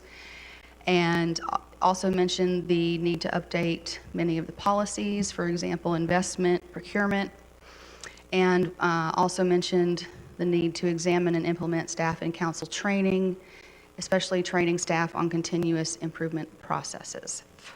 So we have all that in writing, and that was a summary. So Jim, is there anything that you would like to add at this time, specifically for reprioritization requests? No, I mean, if somebody has a question, I think you summarized it very well, in keeping with, what the ask is. I think I've spoken about empowering the committees and empowering the staff, and that includes professional training. That includes the attorney giving every one of the committees sunshine training, as an example, and between Ray and Sandy, some training to those individual committees, and then us giving them the authority to bring us back priorities for. And it's not just striping. I used the examples I used earlier because my experience was on that committee, and I know exactly what we did, and they're not doing it. And so when I went to find out why they're not doing it, it was, we don't do that anymore. Legislative sponsor, the thing I would tell Webb and Lance, it used to be on the sheet, on the cover sheet, and it had legislative sponsor, colon, and then which council member was sponsoring that initiative. Because when there wasn't one sponsoring it, that was the first question either Mr. Dustin or myself would ask is, who's the legislative sponsor for this? So I don't think that's hard. You know, I've got a couple other little asks, but I'm going to try to set the example and be succinct. Thank you, Jim. Any other questions for Jim? I just have a comment. As we go through these priorities of each council member, workshops are about discussion, no voting, but out of the workshop has to come some conclusions. So it may behoove us to say which things we support. Otherwise, I don't know how you're going to come to conclusion what you should be bringing forward. And so I will address the main thing the first thing I said was the realignment of the strategic goals. And the reason I said that, not because I believe enhanced quality of life and safety for families should be number 2, or that economic development and revitalization should be number 3 so much, as when I look at our objectives and the things that the projects that we're doing, the things that we say we're trying to do, I did not see a single green and sustainable project. Now, maybe there are, but when I think about that, you know, you and I brought up buying natural gas vehicles for the city 10 years ago. And some folks brought up, some citizens said, oh, you know, they're not sustainable, they wear out earlier, blah, blah, blah. And I'm like, well, no, they don't, but okay. So we never got there. But we don't have a project to put solar panels on top of the community center or all our office buildings. I didn't see any green and sustainable projects that were in any of the documentation. So while it sounds nice and we all want to say that we're green and sustainable, if we're not doing anything, it's not really the number 2 priority. So that's why I said, yeah, keep it there. Maybe we can do that in the future, but make it number 6. Unless somebody wants to champion solar panels. I know you'll champion I'm glad trees. I know you'll champion trees. But- Okay, that's good. I wrote our tree ordinance. Yeah. With Ken Galander 17 years ago. You know, I'm a champion of trees, but it's not in our priorities. No, So but- if it's not in our priorities, it shouldn't be number 2 on our strategic goals. That was my only point. Okay. So do you want to first maybe just focus on the realignment of the goals? Do you want to Kind of kind real of quick, if you don't mind. discuss? We've heard a few times that those are not in any particular order of priority. So, are they in order of priority, 1 through 6, or are those our strategic goals, 1 through 6, for the city of Destin? They are the adopted strategic goals, But not in a priority but they're order. not in priority. Okay. So, not but so you aren't looking at number 1 as the main one to focus on. You're looking at all 6 of them. I think I agree with Jim. Let's But we switch the should maybe numbers and prioritize put them in a priority order. And I have no objection to the priority he has listed for the 6 of these, to move 2 to 6, 4 to 2, and 5 to 3. For perception purposes or for real purposes, if we're going to number them, they should be in order of what we want them to be as far as priorities. Wouldn't you agree? Yeah. Okay. Or you could just make bullet points.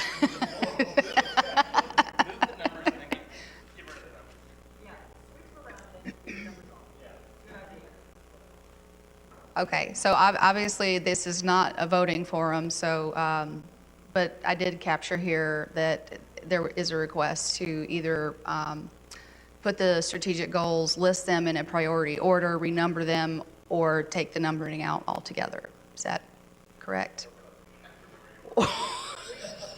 Reorder them and take the numbers off. Okay. And I think we all agree it doesn't need to be a vote of anything. It just needs to be an administrative clarification.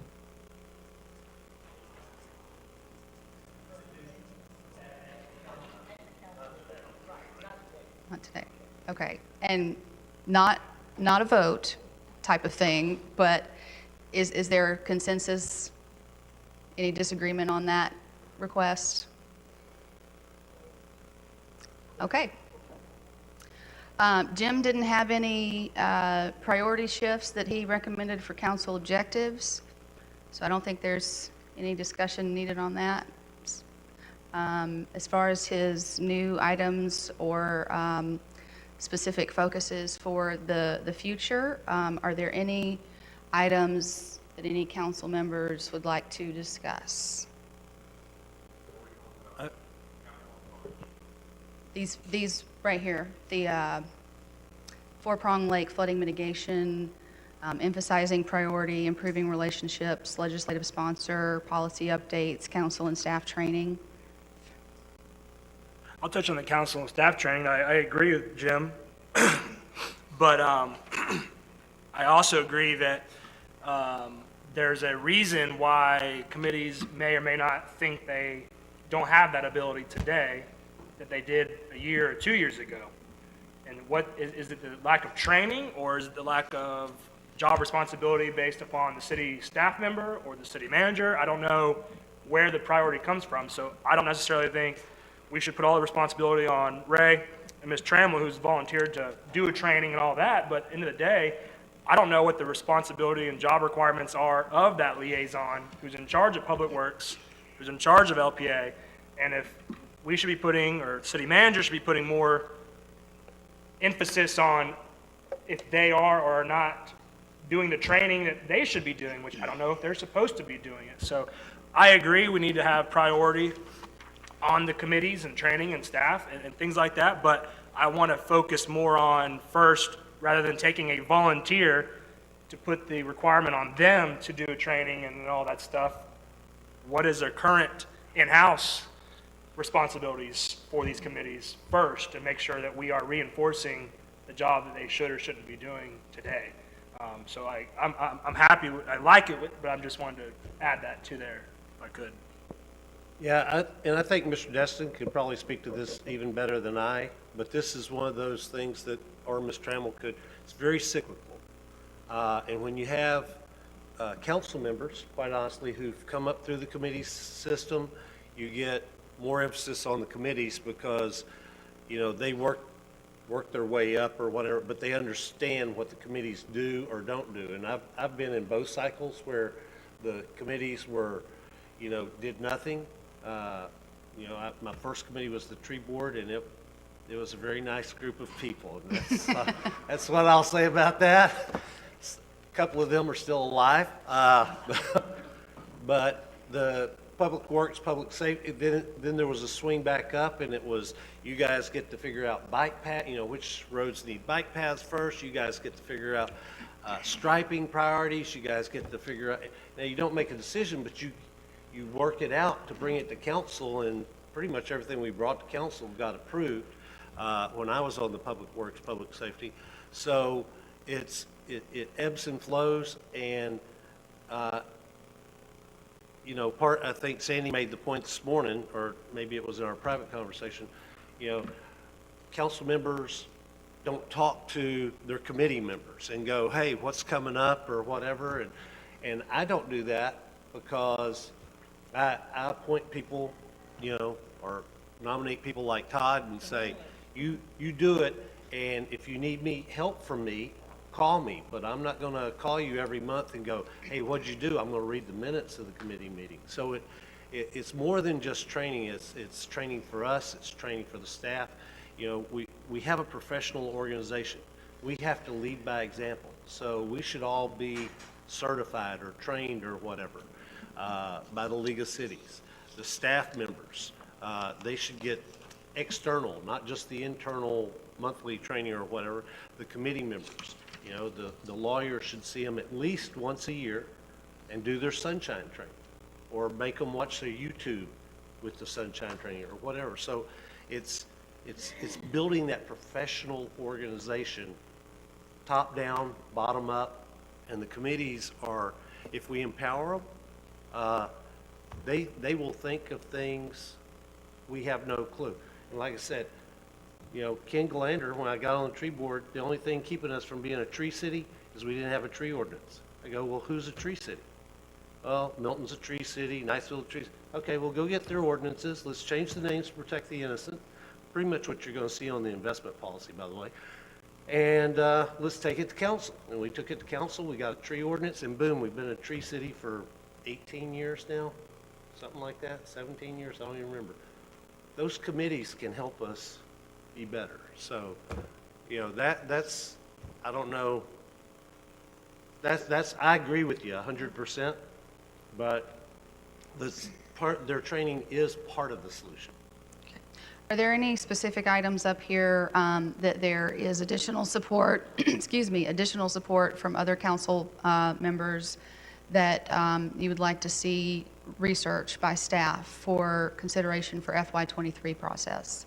I like the legislative sponsors because it does make a lot of sense, and I personally would not have any objection as being, you know, a sponsor of any of the areas that come up, but I think it would behoove the council if we were all assigned those legislative bodies. Thank you. Are there any objections, uncomfortableness with, I'm trying to use non-voting words here, with the legislative sponsor idea? No, and furthermore, we have a resolution that was passed 10 years ago that says we shall have a legislative sponsor. So I just recommend we get back into a lawful practice. All right, so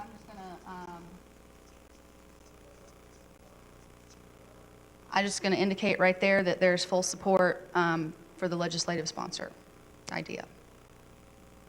Okay. I do have two little minor things. I wasn't going to bring them up to strategic planning, but when we talked about the signs at Airport Road and Main Street, I think it's brought up earlier, we need to get with the state, somebody, and get signs that say right turn only in 500, you know, I'm sure they put them at the max distance that their little manual says to put it when you're turning off 98 onto Airport Road.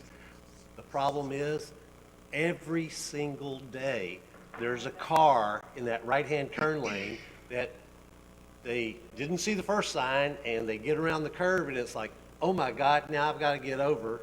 And of course it's bumper to bumper. There's 3 signs. Yeah, there's 3 signs, but they're That's not almost enough. 100 yards of each other almost. You know, there needs to be one before the arrows there. Okay, I'm just saying, I'll pay you to put it there myself. I'm serious. Right turn only in 500 yards or whatever. Yeah, I'll echo that. Yeah. Yeah, with flashing, I don't care. I mean, I'll write you a check right now. What Just put specific it there. location is that? Right-hand turn off of 98 onto Airport Road. And, excuse me, can I be recognized, Mayor?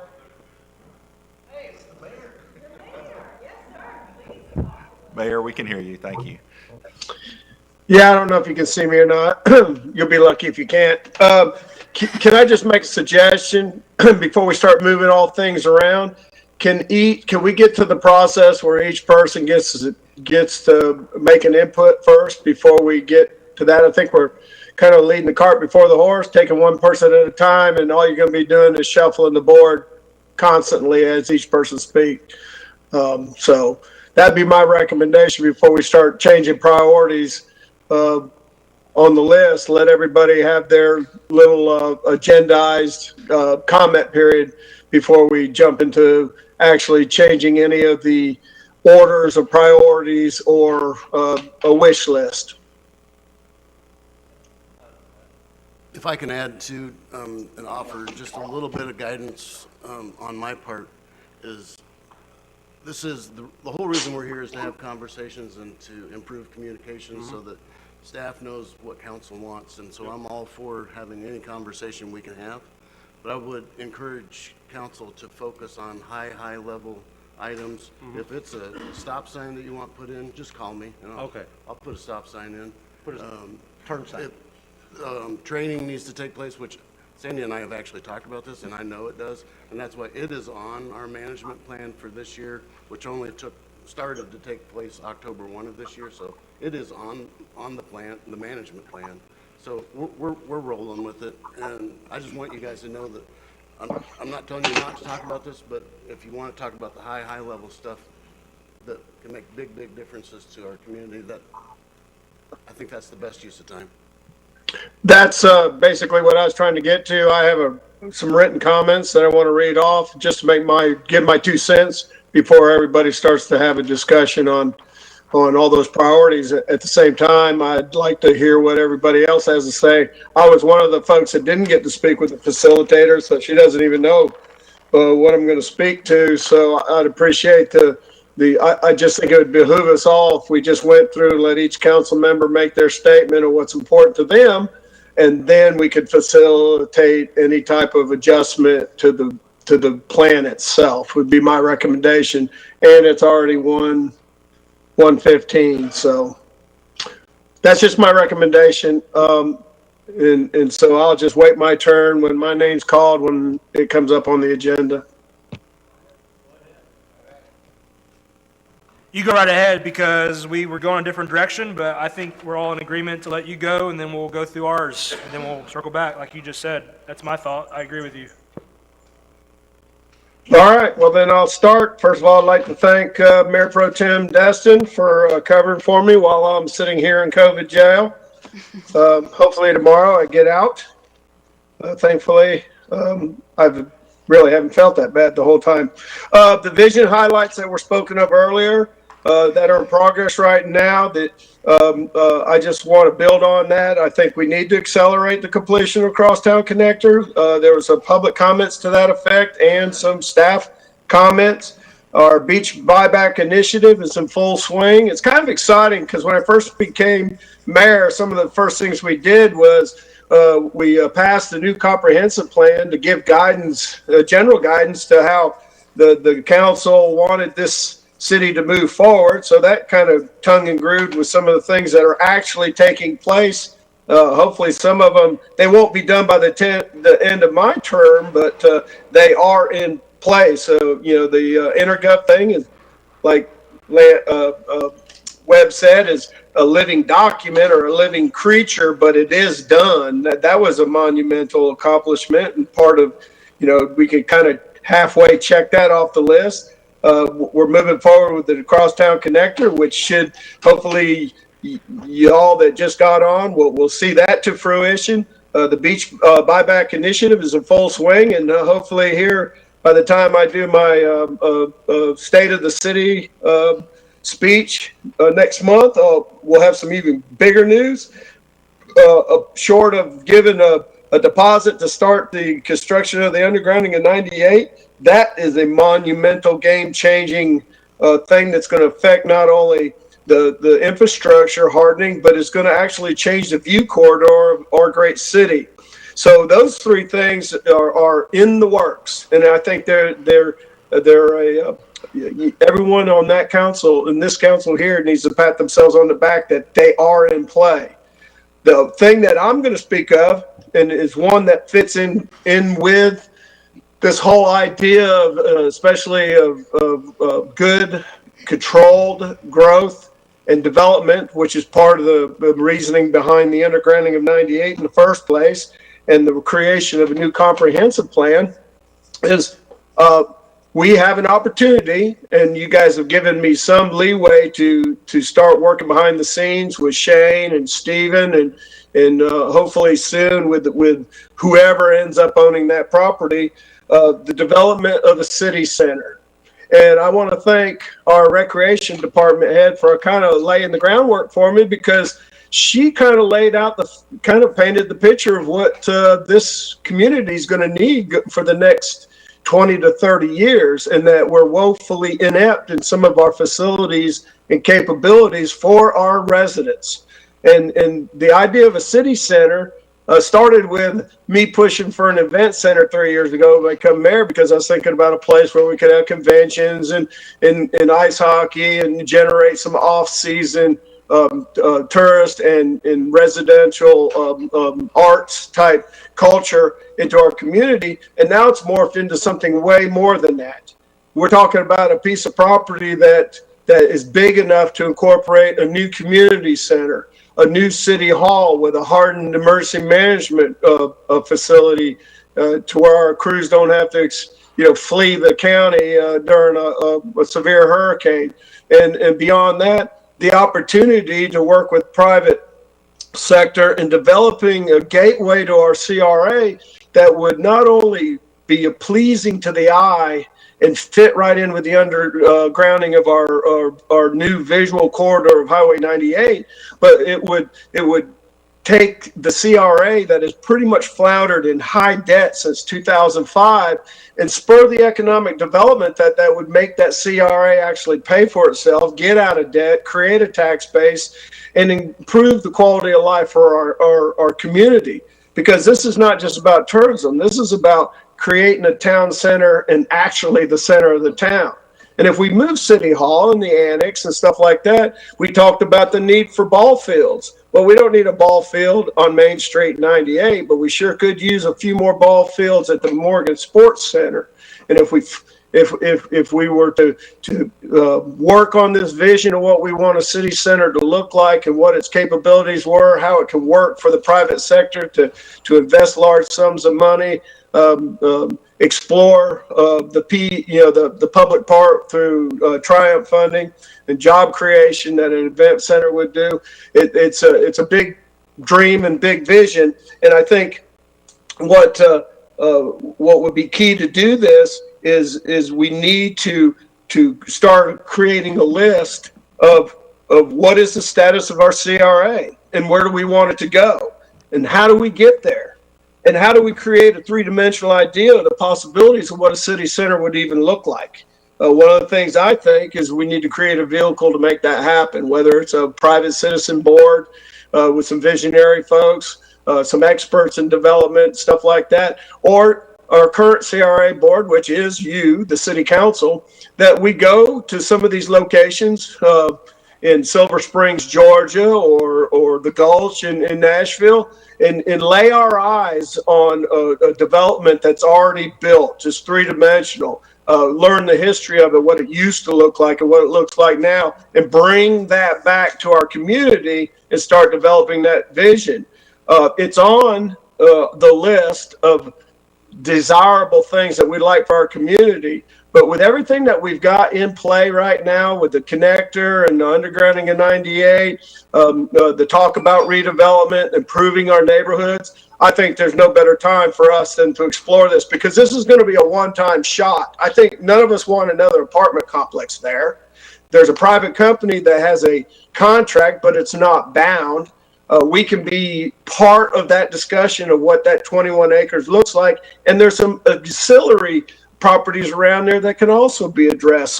So I just want to take us from the, worrying about a stop sign on a street and take this particular aspect and begin the process to take a 30,000 foot view of what we want to do for Kevin's kids or when Kevin's a grandfather. The legacy that Mr. Dustin and myself and Jim can leave to Kevin and his children and his children's children. And the good thing about this is that even though I may not be mayor at the end of November, I can hop on the other side of this podium and still facilitate these types of visions and dreams. In fact, probably more effectively. The other thing I want to talk about real quick is I want to address, there were some comments about that kind of challenged the city of not really, or they were challenging the city of being weak or maybe even flippant concerning the quality of life issues in neighborhoods. What I just spoke of will improve everyone's life in the neighborhood. They'll be able to get to their kids to the community center and play basketball, and we can have a facility that will also enhance the high school, which also enhances quality of life for our full-time permanent residents. But I want to address the assumption or the impression that maybe we don't care about neighborhoods. And I just want to remind everybody, since I've been mayor, this council, you guys and the folks before you, have created and passed ordinances. We've created personnel changes and hired new directors of different departments. We've improved the professional training and we've given the resources to our code enforcement and community services to enhance the education of our residents and visitors alike on the rules that apply to Dustin. We have and continue to focus on quality of life issues in our neighborhoods. We've built parks. We've protected existing water access in neighborhoods. We bought even more access with our beach initiative. We've created crosswalks and we've slowed down traffic patterns. I know we haven't arrived, but we are improving. And I don't think this council is going to ever stop working to make daily life in neighborhoods better.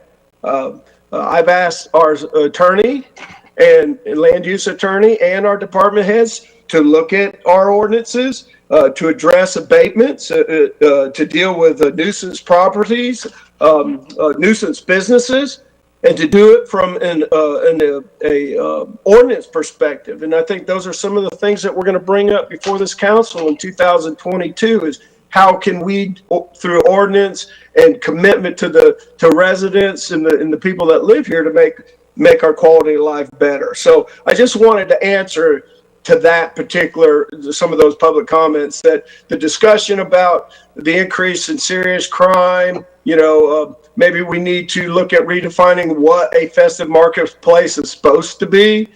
Those kind of things are all about quality of life for the people that live here. And then I just want to say my last thing is I'm a proponent of improving the direction of citizen advisory panels. I think everything that Sandy brought up was legit. I think some of the things that Mr. Bagby said is serious that we need to look into. I think this council can take that up outside of a visioning document. One of the things I think we need to take a good hard look is if we give them a charter, each panel, give them a task, and then we need to make sure that we have people on those panels that have either the professional experience or the visionary approach to their position, to when they come back to this council, that they have very well thought out, practical, doable, visionary ideas. And I think not only will that make those panels more important to themselves, and you won't have issues with quorums and stuff like that, but this council, the council, you have so much on your plate for a free volunteer position. The staff does their best to equip you, but there's still a lot to be done every 2 weeks. And having advisory panels that do all that hard work for you, because they're volunteers as well, makes this council more efficient, and I think it's going to lead this city to bigger and better things. So those are the only things I have to say before you start moving the visionary document around. I think that we keep the emphasis on the priority items under Section 2 that we expedite them as much as humanly possible, that government will allow, and we take a very hard look of a city center concept to not only initiate the town center CRA, but if you build it, they will come. If we create the city center, all the development from that point to the Destin Bridge is also going to be a game changer. And I've talked to some property owners in the Harbor District. All of a sudden, you've got a whole different mindset. People have everybody on this council has an idea of what they want this place to look like when you're driving in your car, when you come over the bridge, or you're leaving Dustin as you go back over the bridge.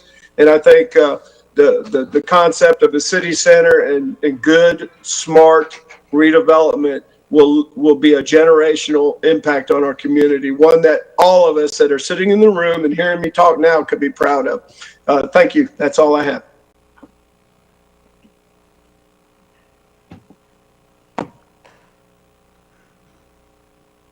Any discussion on Mayor Jarvis's comments and I priorities? agree with everything he said. I would say Sandy or Dewey probably knows better, but I think in 2004, there were renderings for that property when we were trying to make it a town center, where all the parking was internalized and all the buildings were on the outside perimeter, and it was Rosemary Beach-esque town center type of thing. I'm not sure. I don't know where those renderings are. I don't know if they're in Lewis's archives or wherever, or the town center CRA archives, but there was an idea. I'm not sure if it included a public component, i.e. the town hall. I don't remember that. But that would be a good place to start. I agree. That ought to be our town center. That's been our plan since before I was on the council the first time. So that tells you how long ago that was. And that was something Mr. Dustin and I know Sandy worked on extensively. Okay. Lance, do you see a need to go through maybe what some staff research items might need to be for that priority? So I'll reference back to when we started out this morning, and I said one of the things I wanted to take away on was expanded or clarified direction, if necessary, on some of these. This particular item, the sports center, I think has potentially morphed into more than a sports center. And so if council can give staff guidance as to if we would like to add additional components to this, and at some point we will have to discuss, do we want to shift some funding from other areas into feasibility study that includes these new components, such as, I'm not suggesting this, but I've heard the suggestion, such as an additional city hall facility or a hardened facility to be included with the sports facility. Can I add one thing, Lance, to your comments? As the council gave me direction to talk behind the scenes with some of the players on that piece of property, before I would ask the council to give you direction and or to request any fundings, let's in the next week or two or 3 weeks, we'll get some clarity of the playing field, and then I can come and debrief the council, and then we can talk about that. We can put it on the agenda for public input at the same time, and I can kind of lay out the playing field about what the possibilities are, and then we can receive guidance from the council on what direction they want to go to at that time. I just wanted to encourage the 30,000-foot non-three-dimensional vision, like what Jim was talking about. There's some drawing somewhere before we ever get to a drawing or all the components that could be.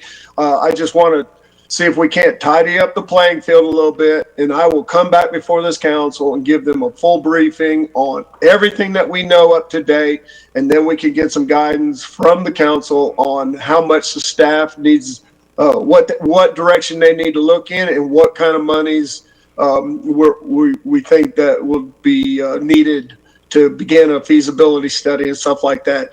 We're still in a phase right now. I'm dreaming pie in the sky, but at the same time, there's hard, cold realities. We still have to establish some of the boundaries in the playing field if this pleases the council at this time. And that would be my comment also, Lance, until we know if there's any possibility that we're going to be able to have any impact on that property at all, because right now that's not the case. Someone else is planning to buy it and has put money down, and so we'd be a little premature. Whether it's going to be a sports complex or something more complicated, that's down the line. We need to find out if there's any possibility we're even going to be participating in the development of that land at all. And so, absolutely, Mayor. That's why I wanted to stay on the visioning document as one of the desirable items. Where it's at right now is fine with me, but this is a big emphasis. I think I just see this as a big deal for our community for generations to come. We're just in the very birthing stages of it, so that's why I support your leanings, because that's where we're at this point. We got to find out what the ground rules are, who all the players are in the game, before I can even come back to the council and we start moving forward. Like I said, we got to create a vehicle to make this happen, and so we're not even ready to do that yet. I thank you for that, and that makes perfect sense to me, because memory serves, council a couple meetings back did actually ask the mayor to pursue some talks with the owner of that property to see what he could come up with and bring back some information. So that makes perfect sense.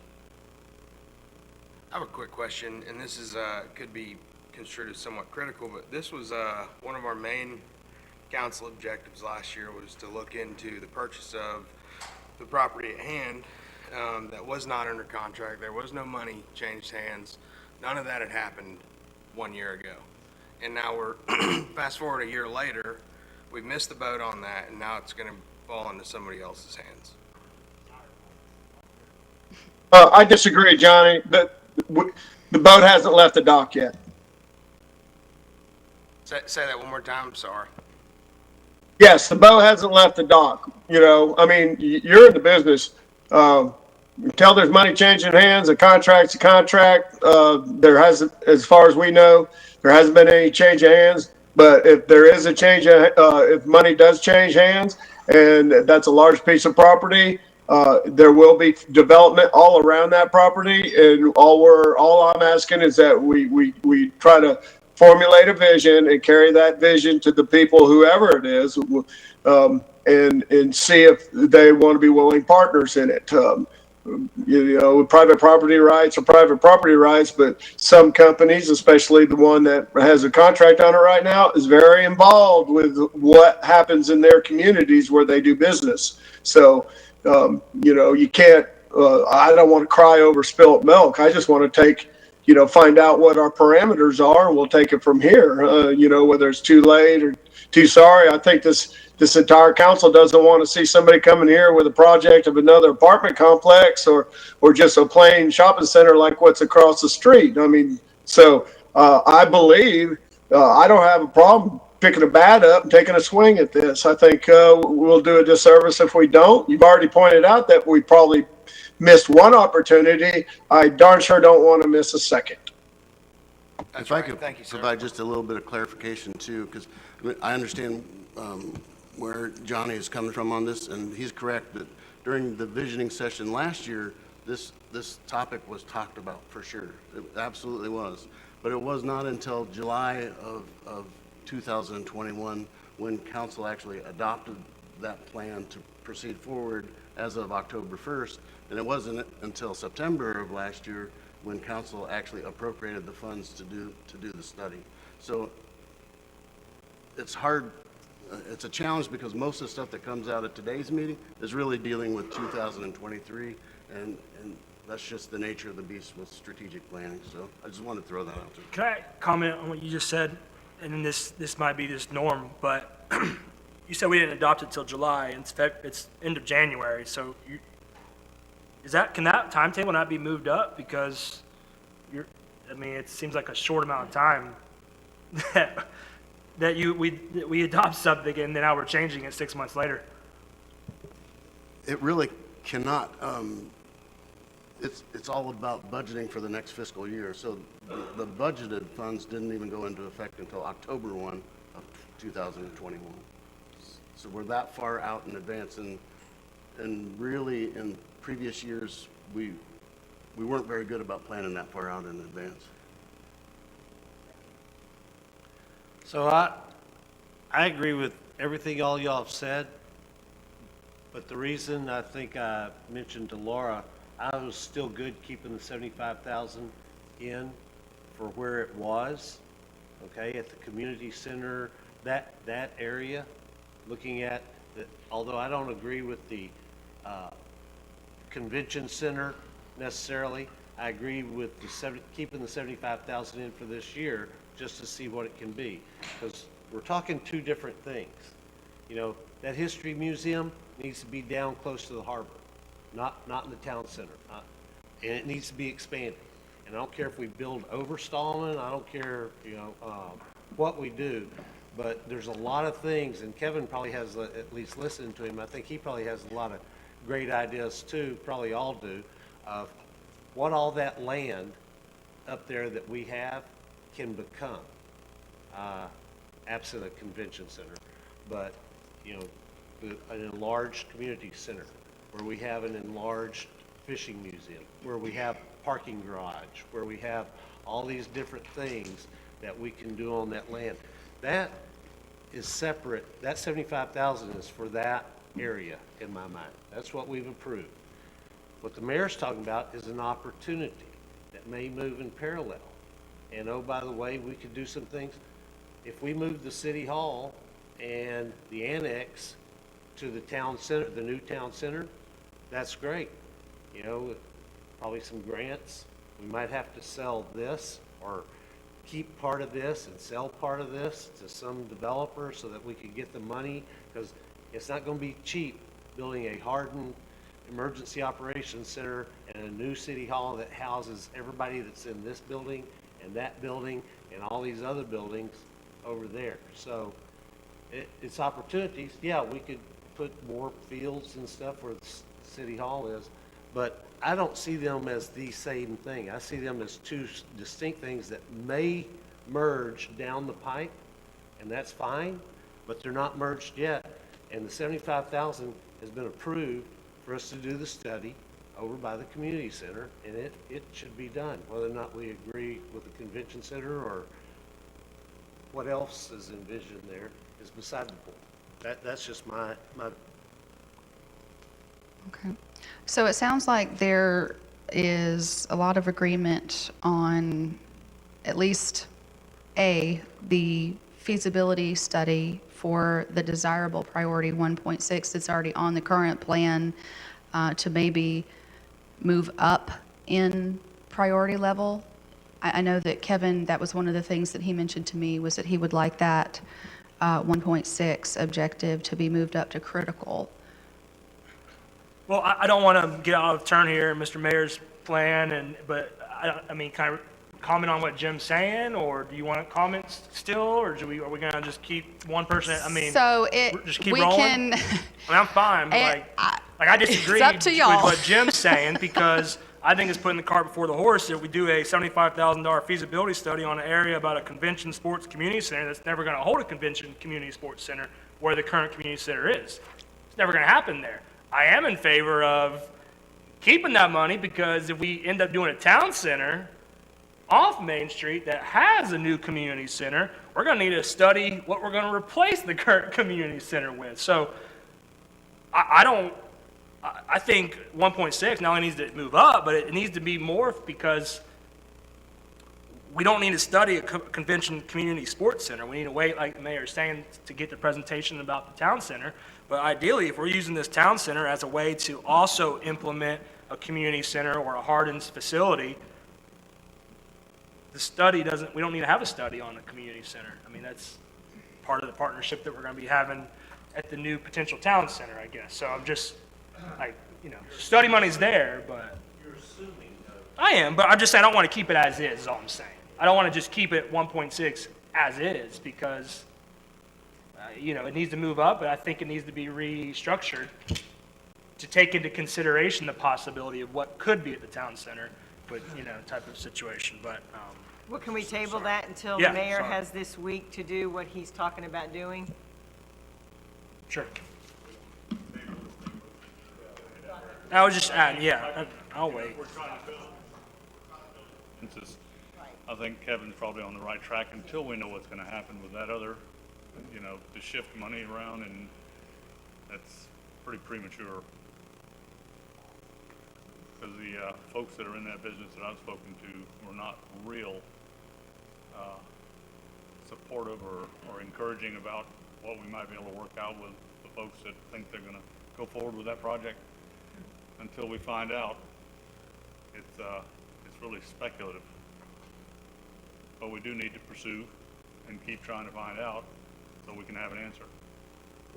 And I agree with that. My perspective is, having worked with developers before, it's 3 to 5 years, so how long do we put off improving the museum, the community center, seeing what we can do with all those parcels, while a developer leads us down this path and says, well, if you give me more density, well, if you give me more of this, 10 years from now, 10 years from now, we could be just like where we are on the Crosstown connector that we've been working on for over 20 years. For the town center CRA, we've been trying to get that parcel since 2003, I think, 2003. So, I don't want to wait I don't want to wait till your grandkids have grandkids for us. Okay, so I have captured here that there is strong consideration among many of you for that one priority, the Convention Sports Center, Community Center, for that to be possibly reprioritized, and also consideration and some discussion in the future, near future, for possible readjustment of community center versus city center, combination of both, et cetera. Is that fair? Yeah, it's fair, and I can wait my turn, but I mean, I'm I don't want to rehash this 10 minutes, 30 minutes later, unless you want me to just say it now, but rather than what it says, it needs to be research viability of town center, multi-use center, convention, sports, community center. It needs to be all of that. And it needs to be a critical priority because there's conversations today going on about the purchase of that property. So it's not important, it's not desirable, it's critical because those conversations are happening, and I hear you about 5 to 10 years from now, but if the cash does, if the cash does transfer next week, they're going to want to do something in 1 to 2 years on that property. So that's, I just, that whole 1.6 needs to be a little edited in my opinion and put to critical because that town center is a critical priority in this year, in my opinion. And so, however you want to take what I just said, but. I have that. Gotcha. Yep, and Lance and Webb have that, and, yep. I think I also told you that I was all about getting that town center taken care of, so I agree, critical is exactly right, Kevin. Thank you. I would agree with the same. Okay. Sounds like there's going to be lots of talks about that objective soon, and maybe moved up in priority. Okay, Kevin, you're actually next on my list, if that's okay. So I'll just give a quick summary. I'll give a quick summary of our discussion. So that was the first thing. Your response to if any council objectives, if you think they need to be reprioritized, that was that objective. You said it needs to move up to critical. We just discussed all of that.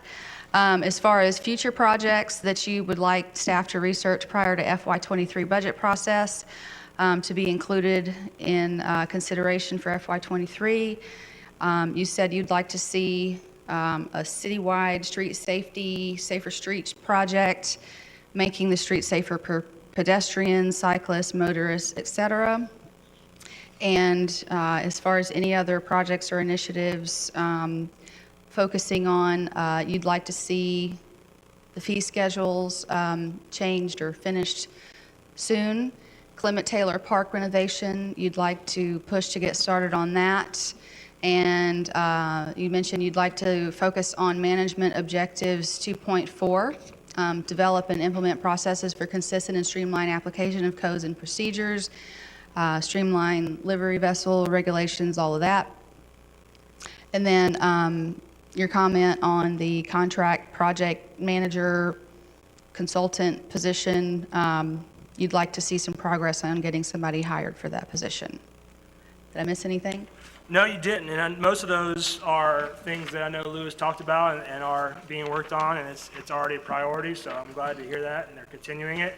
The state, I think, we're talking about the objectives and goals, and I think I've spoken already about 1.6, so I think I'm good there. So I guess and we talked about the training program, so I'm good there, but, the only new thing is the Safer Streets project, and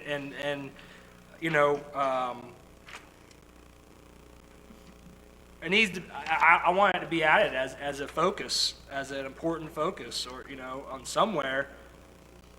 I don't know if there already is somewhere on here. I mean, we talk about the quality of life, but I'm talking about specifically safer streets, and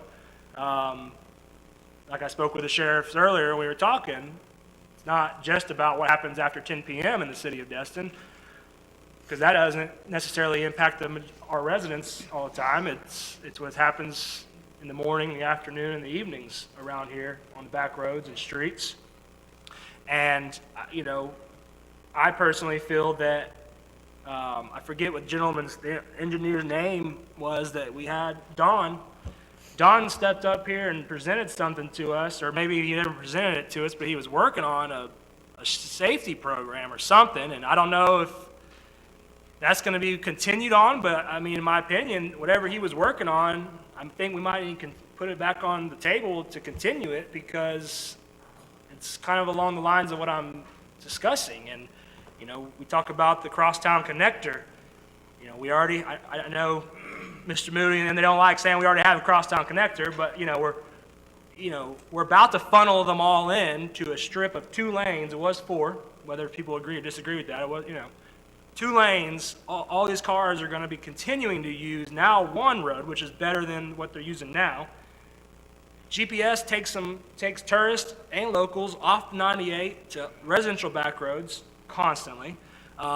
We have a speeding problem, as we all know.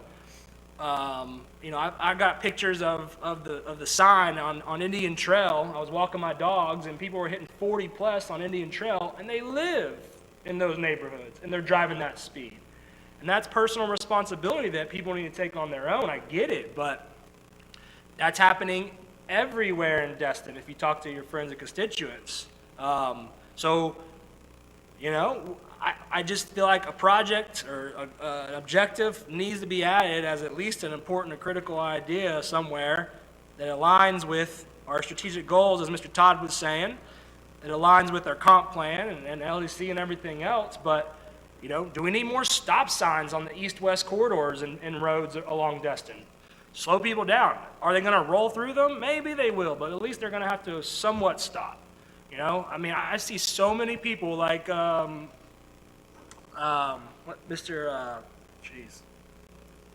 Public Works, Committee man.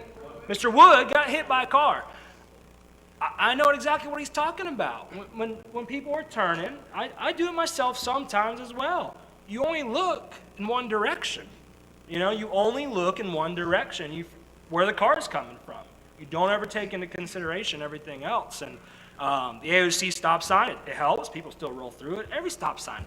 I park at Indian Trail on Main Street and watch people coming north up Main Street. They don't stop at the stop sign on Indian Trail. They just roll right through it, man. Imagine a kid riding his bike down Indian Trail crossing Main Street, and that person always looking left. And so those are just some examples, but I don't know if any staff members were talking with Don, whatever he was doing, but in my mind, that direction he was going is a project or an item that we need to have a better feeling as pedestrians, bicyclists, and even car drivers when we go around the city of Destin streets that are supposed to be a little small town community, which unfortunately it's not, especially in our main arteries and our, you know, soon to be Crosstown connector. But if it's putting speed bumps, just plaster them everywhere, you know, I don't know. If it's putting more stop signs anywhere there's a 3-way potential stop, maybe you have to have stop signs and having people just stop. Will they run them? Maybe they will. Lastly, Sheriff's Department. Do they need to just, I mean, I know a visual car sitting there is good sometimes, but, you know, maybe instead of giving warnings, which warnings are nice, we take 1 month out of the year where there's no warnings are given at all, you know, this 1 month, you know, and I know they had some ideas they were sharing with me earlier about using Catherine and public information and all sorts of stuff about just getting the idea that there's radars and things like that out there, but I want to see a project or objective to make all these streets safer. And so there we go. Sure. So my two questions. First question, where are we on that safety program? I thought it was going back to the Public Works, Public Safety Committee and going to work its way back to us. What safety program? The safety program that Don, the city engineer, previous city engineer, briefed us on. Did you want to say something on that? Yes, I certainly can. That project, as far as it was defined by Don, it's in the works right now. It's probably 2 months away from a briefing to City Council. So, and that's fantastic. So all I would add to that then is it would be my thoughts, and as we eventually get to finalizing this in the future, that project or that plan gets visually put on an objective management, because it's not on here.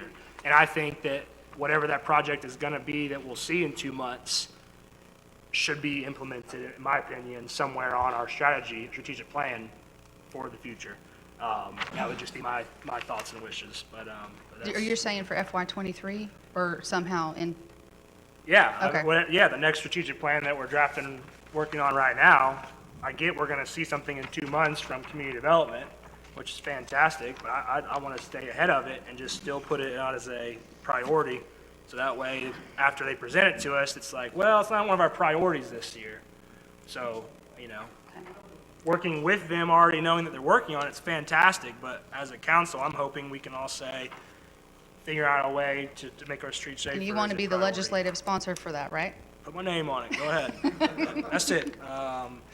And yeah, thank you so much.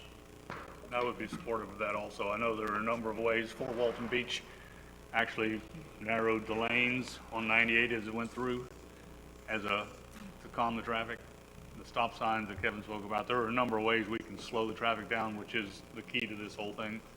And so we need to make that one of our priorities. On the construction, I think our RFQ is ready to go out on the construction management firm in a couple of weeks. So that one will be moving forward too. It is out on the streets now.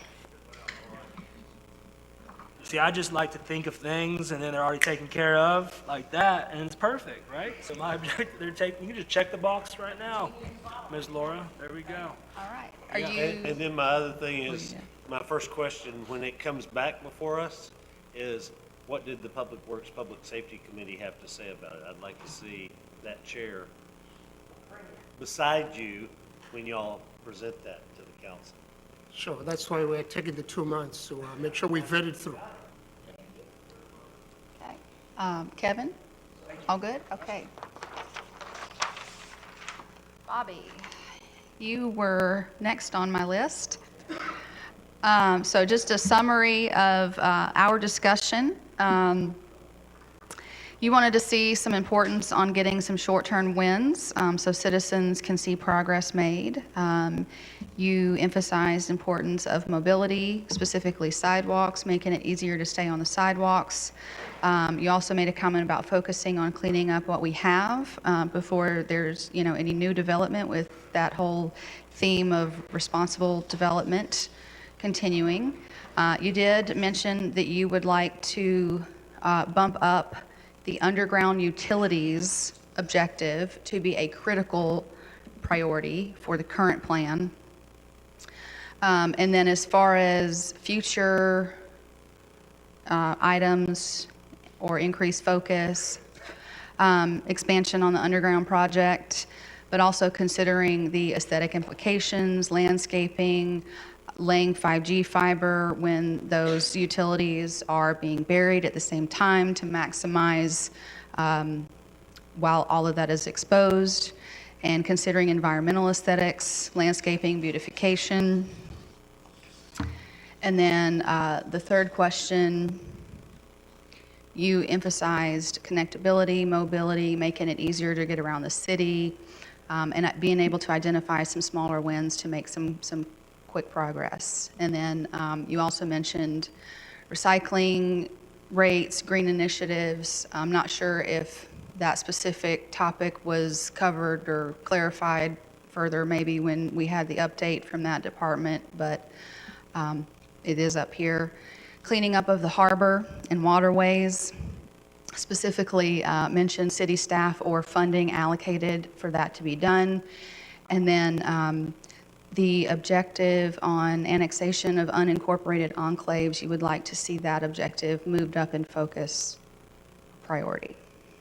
Did I miss anything? Nope, but after everyone's discussion, I'll just kind of elaborate a little bit, even to your 2 to 6. As long as it's up there, as far as the environmental side, it doesn't really matter to me, the numbering and the priority. The reason we don't have any initiatives is because I don't think we've ever had a council person that really has taken on the construction side of environmentalists. That's net zero carbon footprints as we build these new buildings. I would love to see, I guess, us resource out from different people who could develop and build not only sustainably strong construction, but also what can withstand the hurricanes and everything. So as we go and as we build out these feasibility studies, I would love to see what that looks like, not only for what it is, but how it's built. I just don't understand, and it's just, as technology goes on, if we can't keep doing the same thing, expecting different results, that's insanity. I think another thing would be, when we're aiming at nothing, we're gonna hit nothing. And to dial that in, I think my 30,000 foot vision and maybe my 50-year plan, I am the tree guy. I'm also the dive guy that's cleaning up under the water. I'm also the dune restoration person. I'm also hopefully going to be a citizen that's here in 50, 60 years. So for me, I see awesome potential. I love that you guys have set the groundwork in '03. I don't think I could have held on to some of these projects for so long. And I think we're getting into a very critical mass now to where we are getting these very important projects done, and we're getting them onto the books. So using these projects to really set a precedent for what Destin is. In 3 months, I have learned an incredible amount because of all you guys up here, because of all the city staff. I've met a lot of the staff individually now. I think the problems we have aren't insane. I think we have an amazing group of body. I think we have a great flow of influx of tourists and people who want to live here. I think that would be the hardest thing to get, is how do we get people to want to come here? Well, that's not the problem. The problem is, who are we? What are we aiming for? So for me, it's really about what are we trying to impact if in 50 years, 100 years, I don't really know much about climate change and all that, but if things really go the way that some people are predicting, it doesn't really matter what we put. Me and Kevin's grandkids aren't going to be living in here. The water levels are going to be so high up, we'll be living in Crestview, and they're going to have the beachfront. So all I'm trying to get to is what I love and what I've learned so far in 3 months is all these objectives are really coexisting together to improve mobility, to enhance the quality of life, to make green, sustainable initiatives. That all goes back to the vision of what we want: families, beach, fishing community. It's all there. So for me, it's not really about prioritizing the number of these, but really just setting a precedence for short-term wins and long-term wins. You guys have an awesome vision, and you guys definitely have, between the city staff and the different people that we've helped subcontract out, they really know the technical stuff. I'm not a developer. I don't know the TDC that well yet. You guys have a great knowledge base that I've been awesome just learning about, even yesterday with the regional council. That was eye-opening. So for me, it's really about just, I'm willing to be the boots on the ground councilman this year and try to work with the city staff and get small wins that make people feel like we are going in the right direction, because I know we are. I feel like we are. We have the right people in place for these directions, but maybe it's hiring more PR employees and getting that message out to everyone. But I don't think most people don't understand how great we have of a city staff, how great of a council and diverse council skills that we have. And so for me, it's really about just celebrating and getting more information out there to let people know what we are doing and how we're doing it. I didn't know half the stuff I know 3 months ago, and it took me kind of getting involved and really just failing forward and jumping into the fire and understanding what all this looks like. So all these initiatives are great. I think the safety aspect with the roads is a really important one. I think as we create more sidewalks that don't abruptly end, and there are more bikers, then maybe people will be more conscious because there are more bikers out there. I think whatever we want to be, we just need to be more in it. Anytime I go to a big city and I'm playing tourist, whether that's New York City, Nashville, everything, people are expecting to walk. Any great city, people expect to walk around or use bikes or use public transportation. So I think the idea of kind of leaning on, well, what do they want, or what do we want?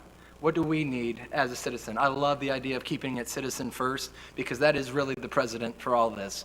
We want everyone to want to live here and want to have their business here. And when people are happy and are excited, then we're going to get the right kind of tourism. When we can give that southern hospitality that Jennifer talks about, when we have the plans in place for the locals first. I'm all for Destin having tourists, but I don't think the tourists should have Destin. And I think that's where it's important for us to make these small individual wins that come from small short-term projects that may not mean much now, but just start creating the culture of what we want to be while we do kind of finish up and go forward in all these big master plans. Even if it takes 5, 10, 20 years, we need to have small wins that still justify where we're going. And that's just my 30,000 feet vision session thought. Thank you for coming to my TED Talk.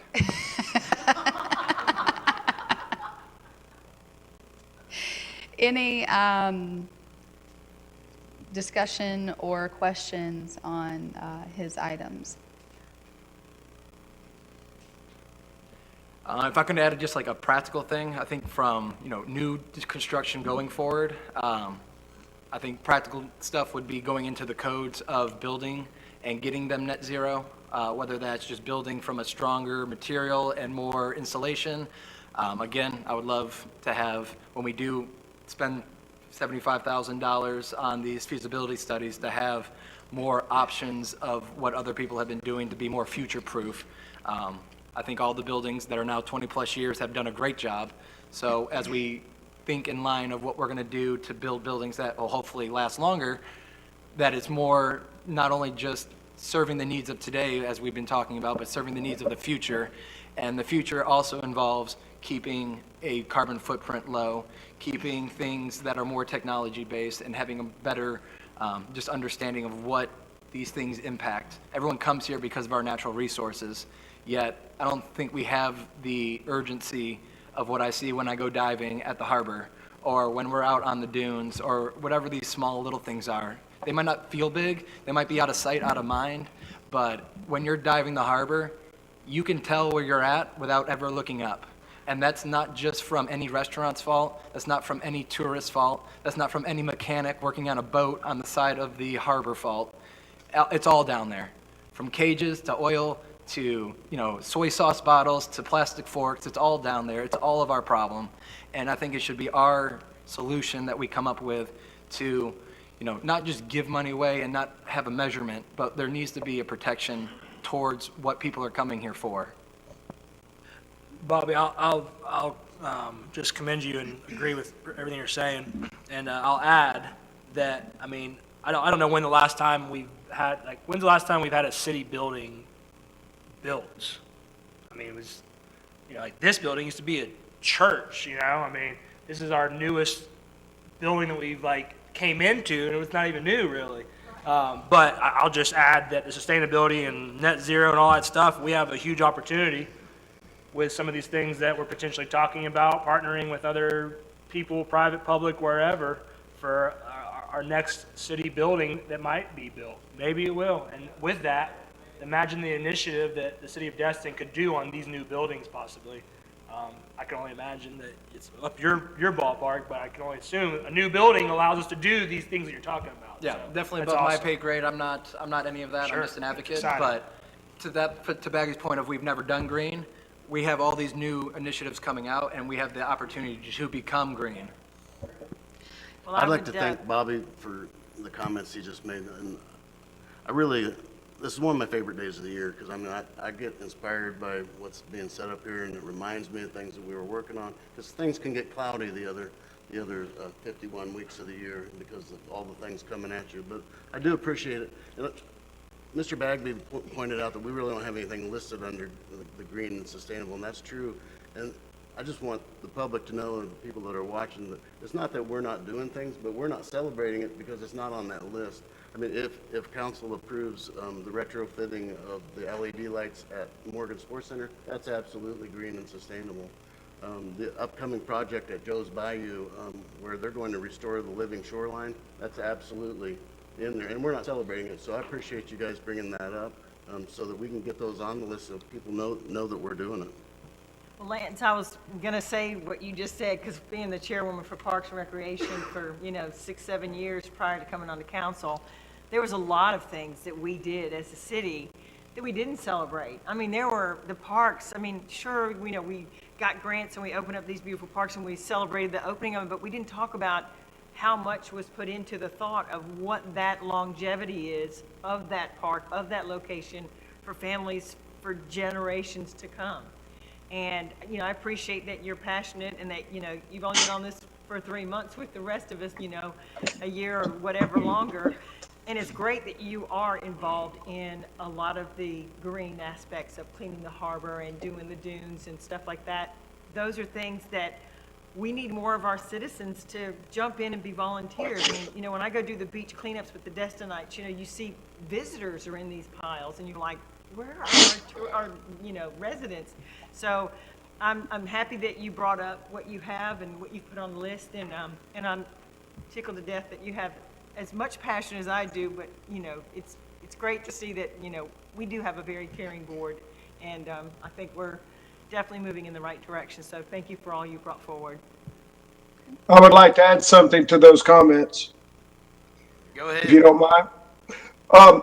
Yeah, just to expound on what the council member said and what Lance just said, one of the things that people, there's going to be some great opportunities to improve the greening of Dustin. Our new view corridor that's going as that undergrounding takes place, that's going to be very impactful.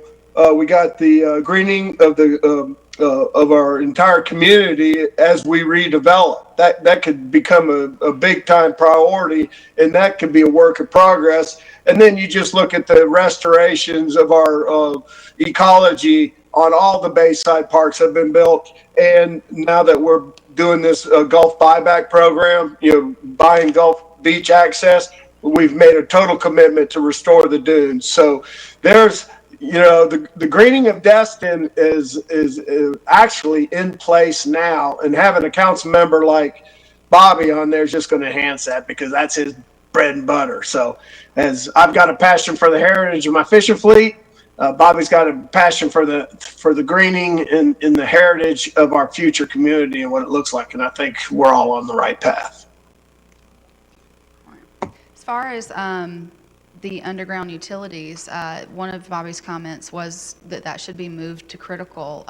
Any comments or further support or strong disagreement with that? I would like to weigh in on that. I don't think we can do anything more than we've already done, because this project has been in motion for over 10 years, and we are at a stage now that we are paying for it. We are setting it up. We are working together with the utilities. So it's in critical. It's happening. Yeah, definitely. No, and I agree with that, especially after hearing everyone and then the last council meeting. I think it's critical that we think of all avenues as that project is getting underway in the next couple of years, because I think that could really be a precedent of what Destin stands for those who come here to visit, stay, live, play. I think that is just it could be a very good visual for what we represent here in Destin and can offer. I think with a town of 14,000 hosting 100,000 a week, $4+ million a year, I think we are in a great situation to not only be here for our citizens, but be here to educate and hopefully inspire others that come to visit to bring a little bit of that back to their own hometown. And I would also agree to leave the undergrounding in its present position. After all, we have enough money with our franchise fee increase to pay for phase one with a little bit left over. The next two phases, conservatively, $50 million. Correct. So until we figure out how we're going to get that money, we better stick with our one priority. Okay. Yeah, and the critical wasn't for moving faster, it was more about expanding on what we can do with it.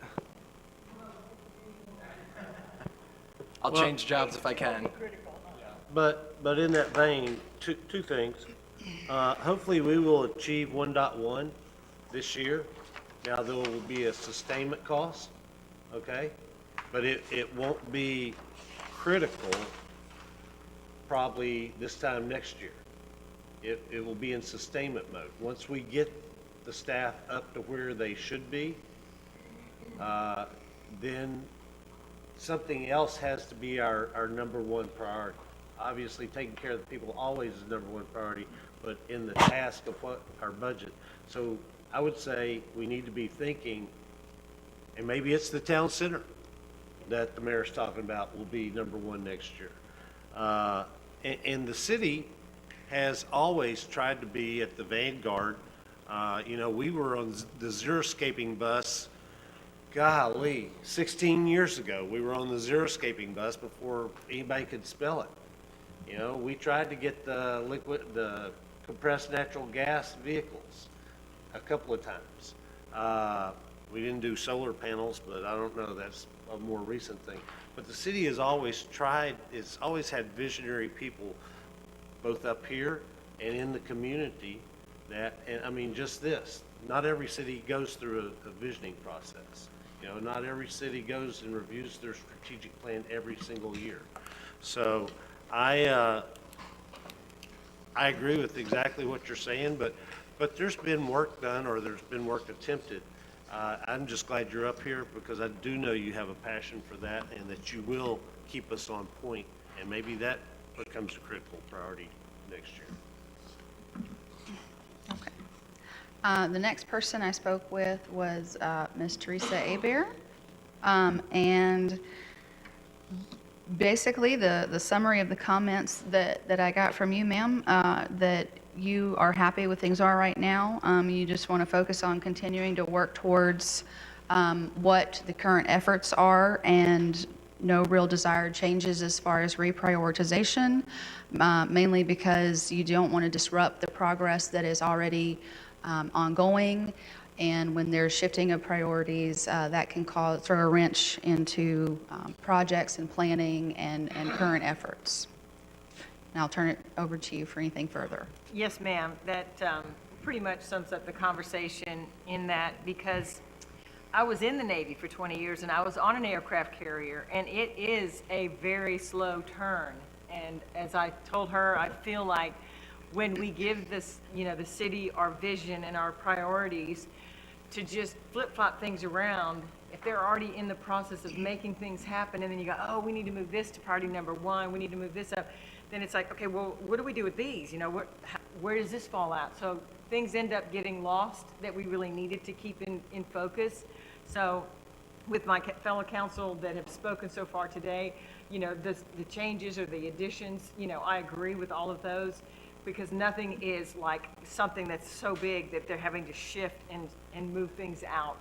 I feel great that we have a full staff. I know that we've had when I came into office, there was a completely new shift of staff, so it was very hard, because they were trying to figure out what their jobs were, and then we were like, okay, here's our list of things to do, and oh, by the way, we want to change this. Oh, and can you do this while you're doing that? And it was just, we were overwhelming them. So trying to stay on task, stay focused, move forward.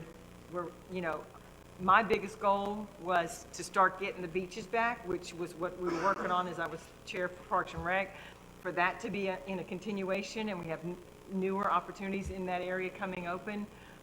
The undergrounding is falling into place now. The Crosstown connector is starting. I mean, the things that are big that we've really wanted for the last 5, 10, 15 years, to see them coming into fruition, I feel like we're on a good course right now, and to shift and put anything else at the top of the pile would only undo things that we need to maintain and keep the staff going in the right direction. So I agree with the other council members, ideas and thoughts, and I don't see anything really big that needs to be shifted. So. Okay. Thank you.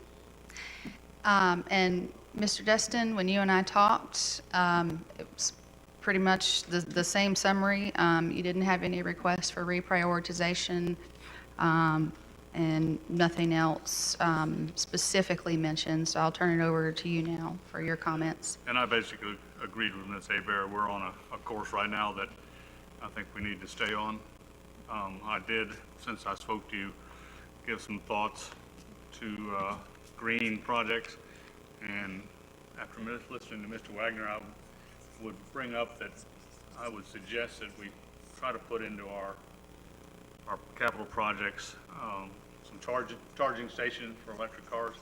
The Melvin Street parking that we have now really utilized much more than we ever had in the past would be a perfect place to put that in.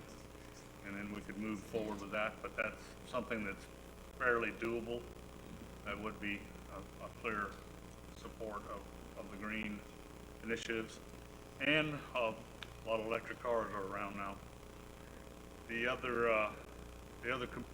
only other point I was looking at is 1.5, Zurby Street, Calhoun Avenue, design pedestrian under the bridge. I think the city manager had asked us or mentioned to us that we needed to look at that project to see if we were going to leave it on there. And, my opinion is it would be a wonderful thing if we can get it done. And the only viable way to get it done is to go under the bridge and then down Calhoun. So what does the rest of the council have as far as their opinions on whether we should keep pursuing that?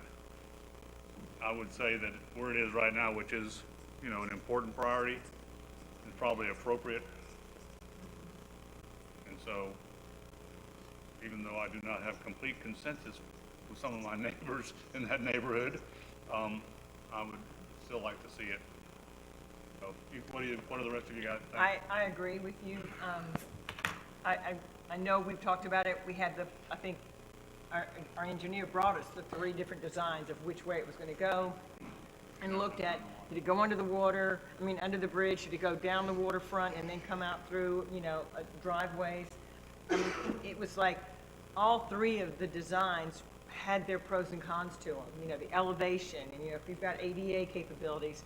So I do know that was a discussion, and I do think we need to continue to find a final decision and make it happen, because we have people crossing the street, especially in the summertime. They run from McGuire's over for the fireworks.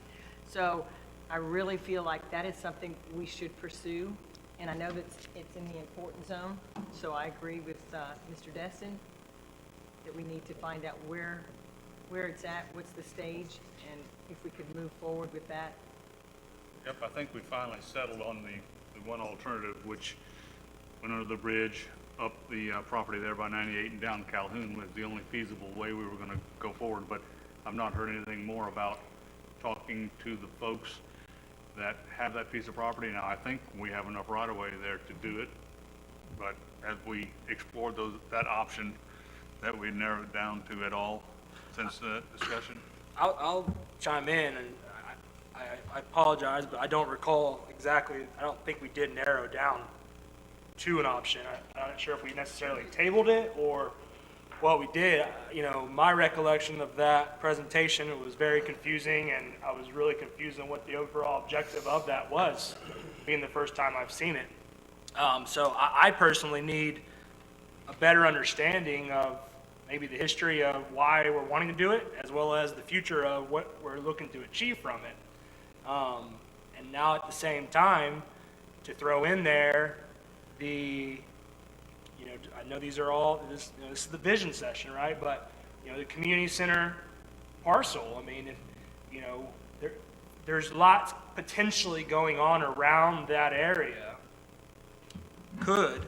that would affect this particular project. So, I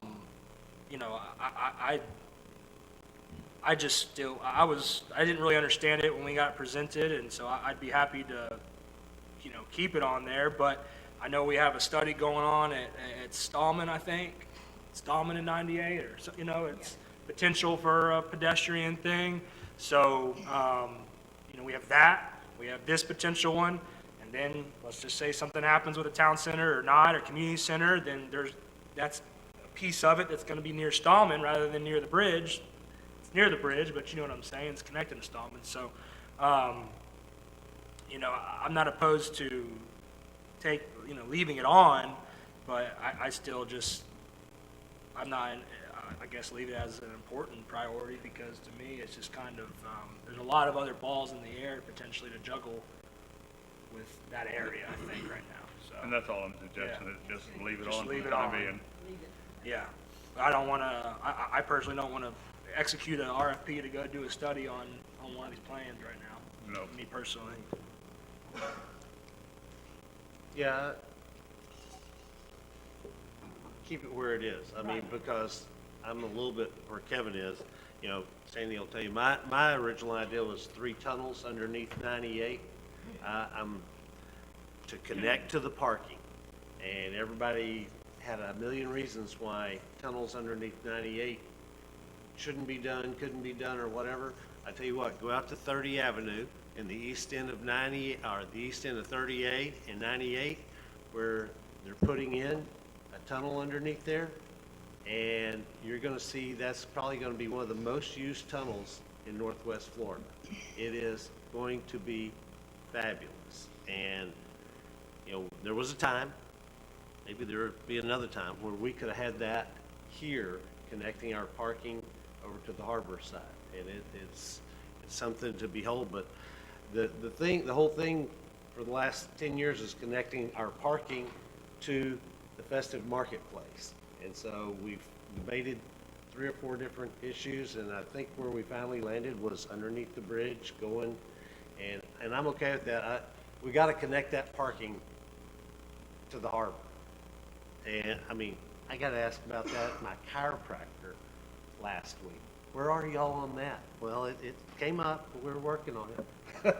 Still. Yeah. See? Dr. Payne? Yeah, Dr. Payne. Yeah.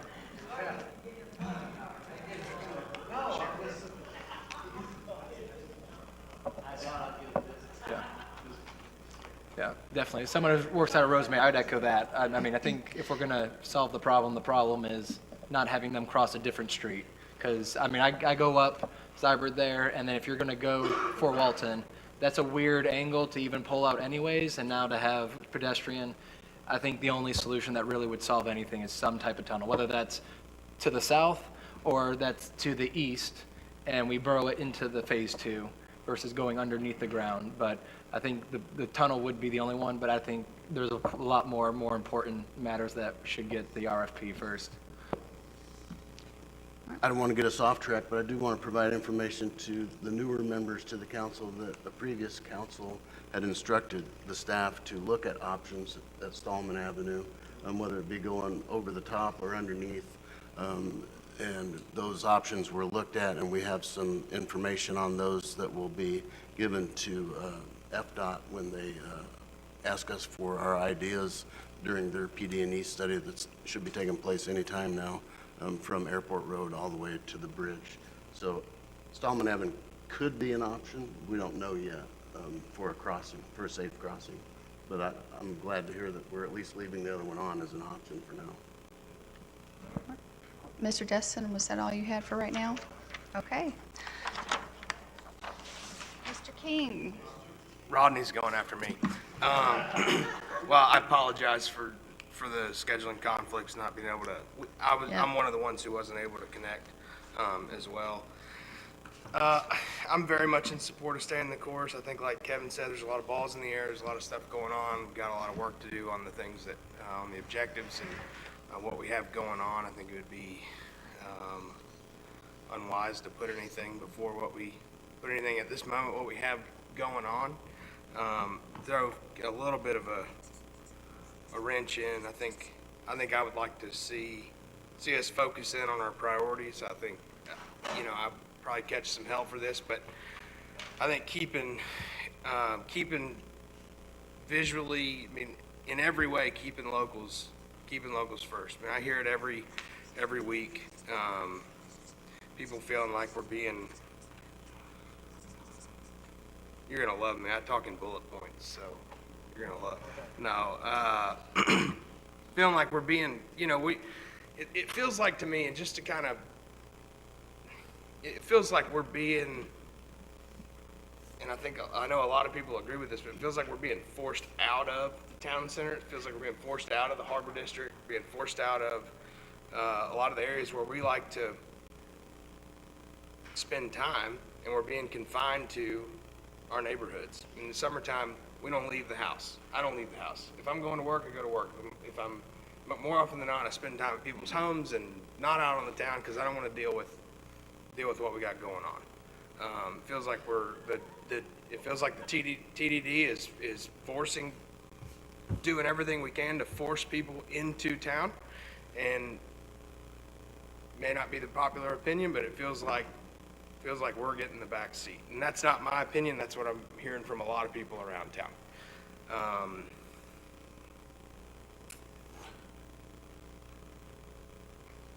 I think I would agree very much with what we've discussed today, what's happened here today.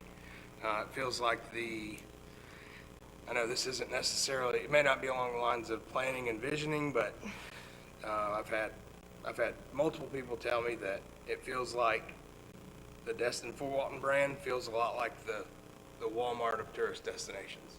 And the Destin 30A area feels a whole lot like the Saks Fifth Avenue of tourist destinations. So, I know it's a little off topic, that doesn't necessarily align with planning and visioning. I think it does align with planning and visioning, just something that I wanted to bring up. But I would say I'm very much on board with where we're going as a city.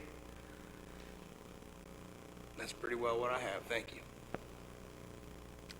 I just want to add just a little clarification to the comment that Mr. King made about 30A being Saks Fifth Avenue and the Destin being the Fort Walton, being the Walmart. I shop at Walmart. So I'm going to tell you right now, they got good deals. I don't care if all the tourists are there and I have to wait in line. But I have friends from Tennessee that's all they used to do was 30A because it was so cute and clean and it was, this, that, and the other. They don't do 30A anymore because their 2-lane road crawls slower than Destin, which has the 4 lanes, and then there's more to do in Destin. You can walk.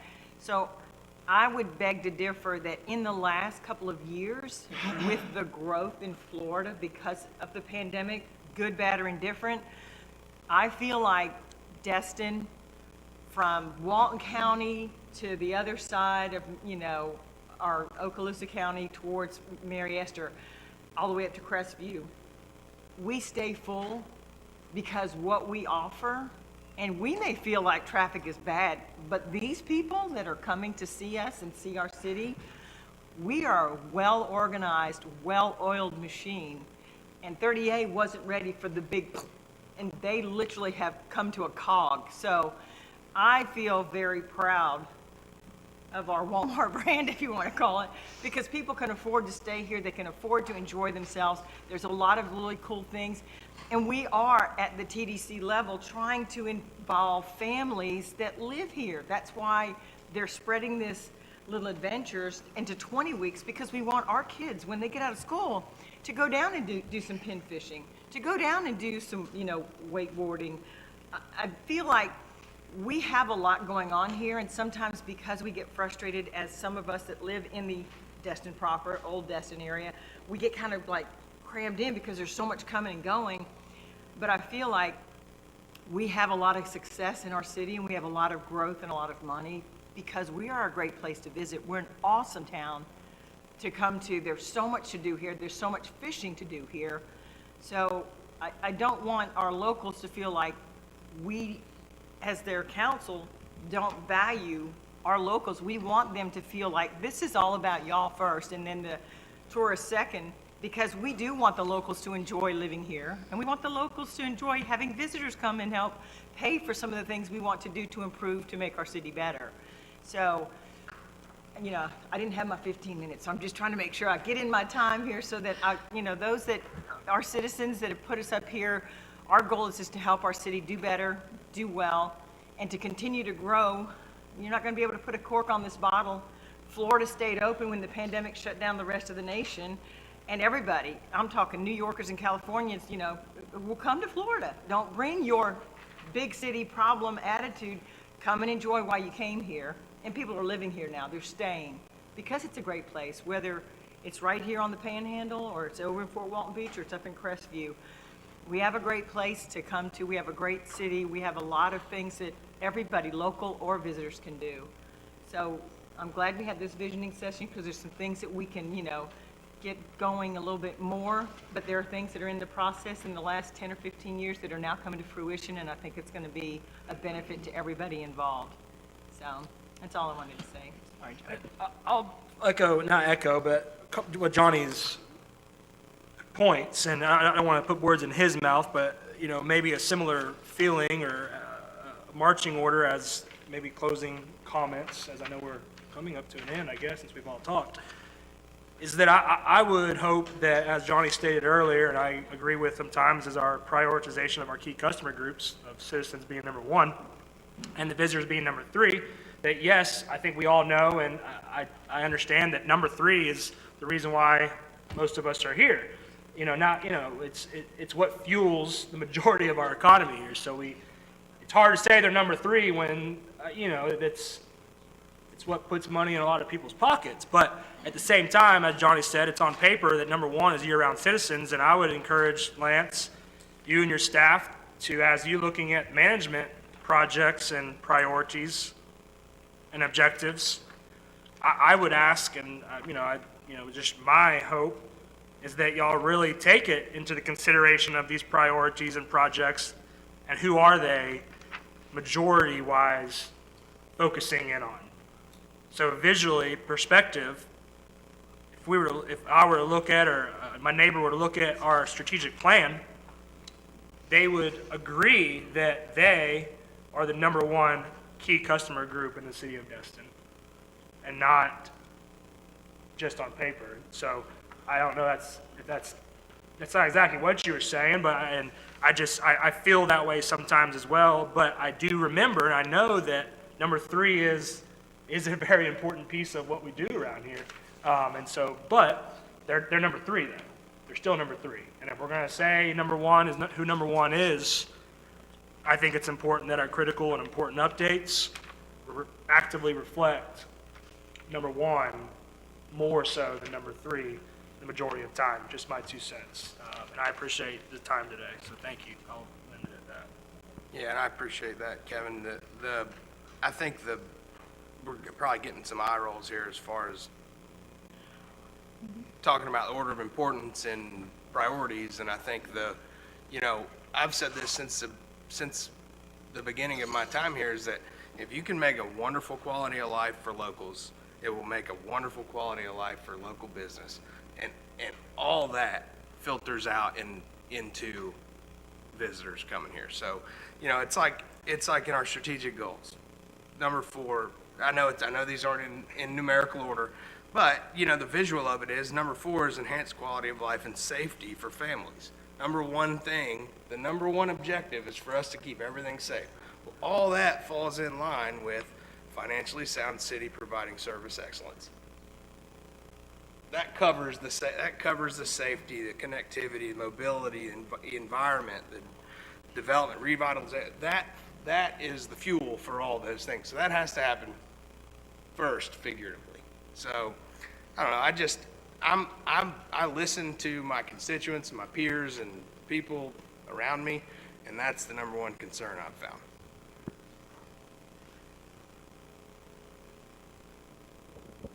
And that's all I have. I think that brings us back to where we were at the very beginning.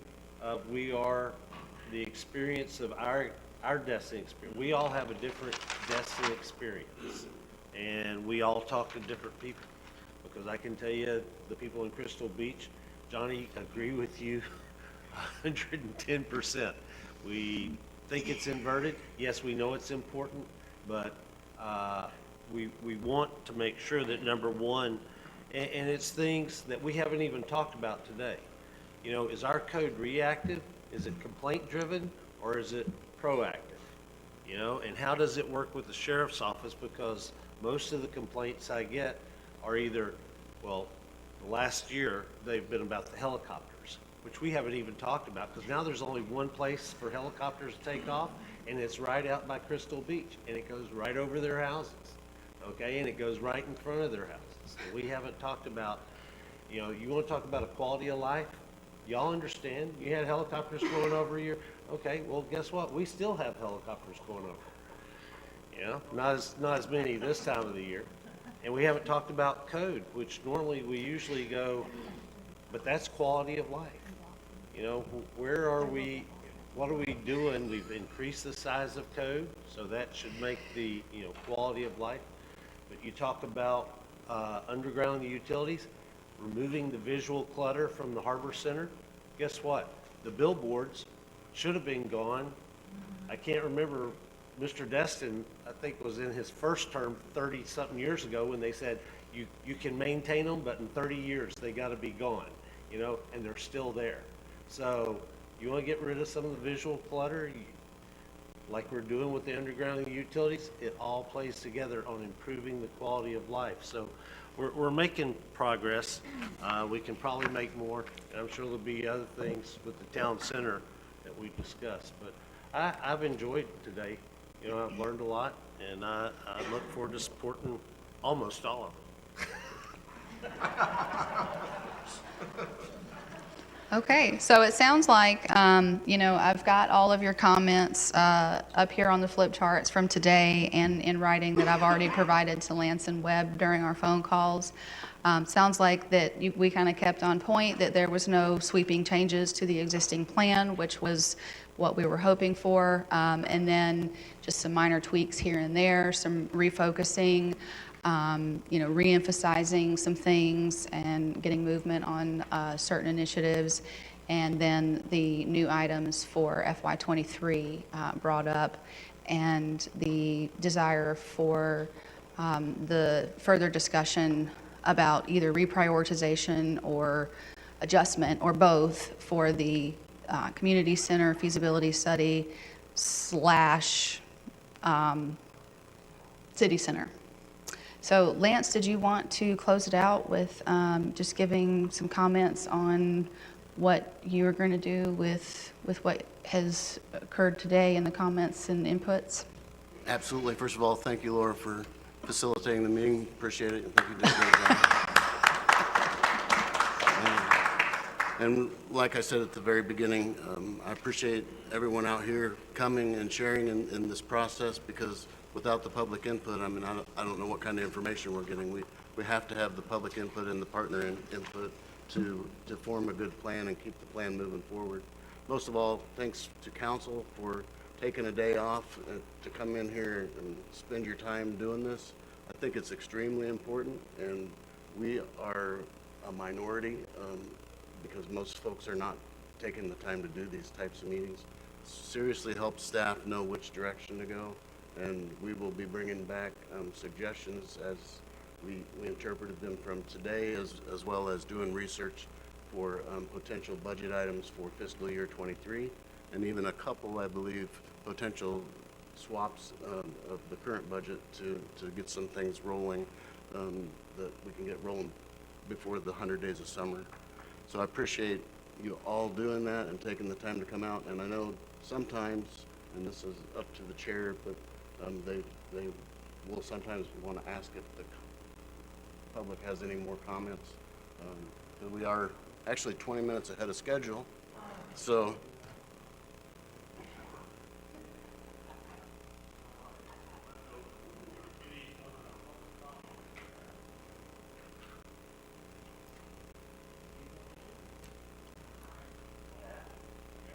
we're done.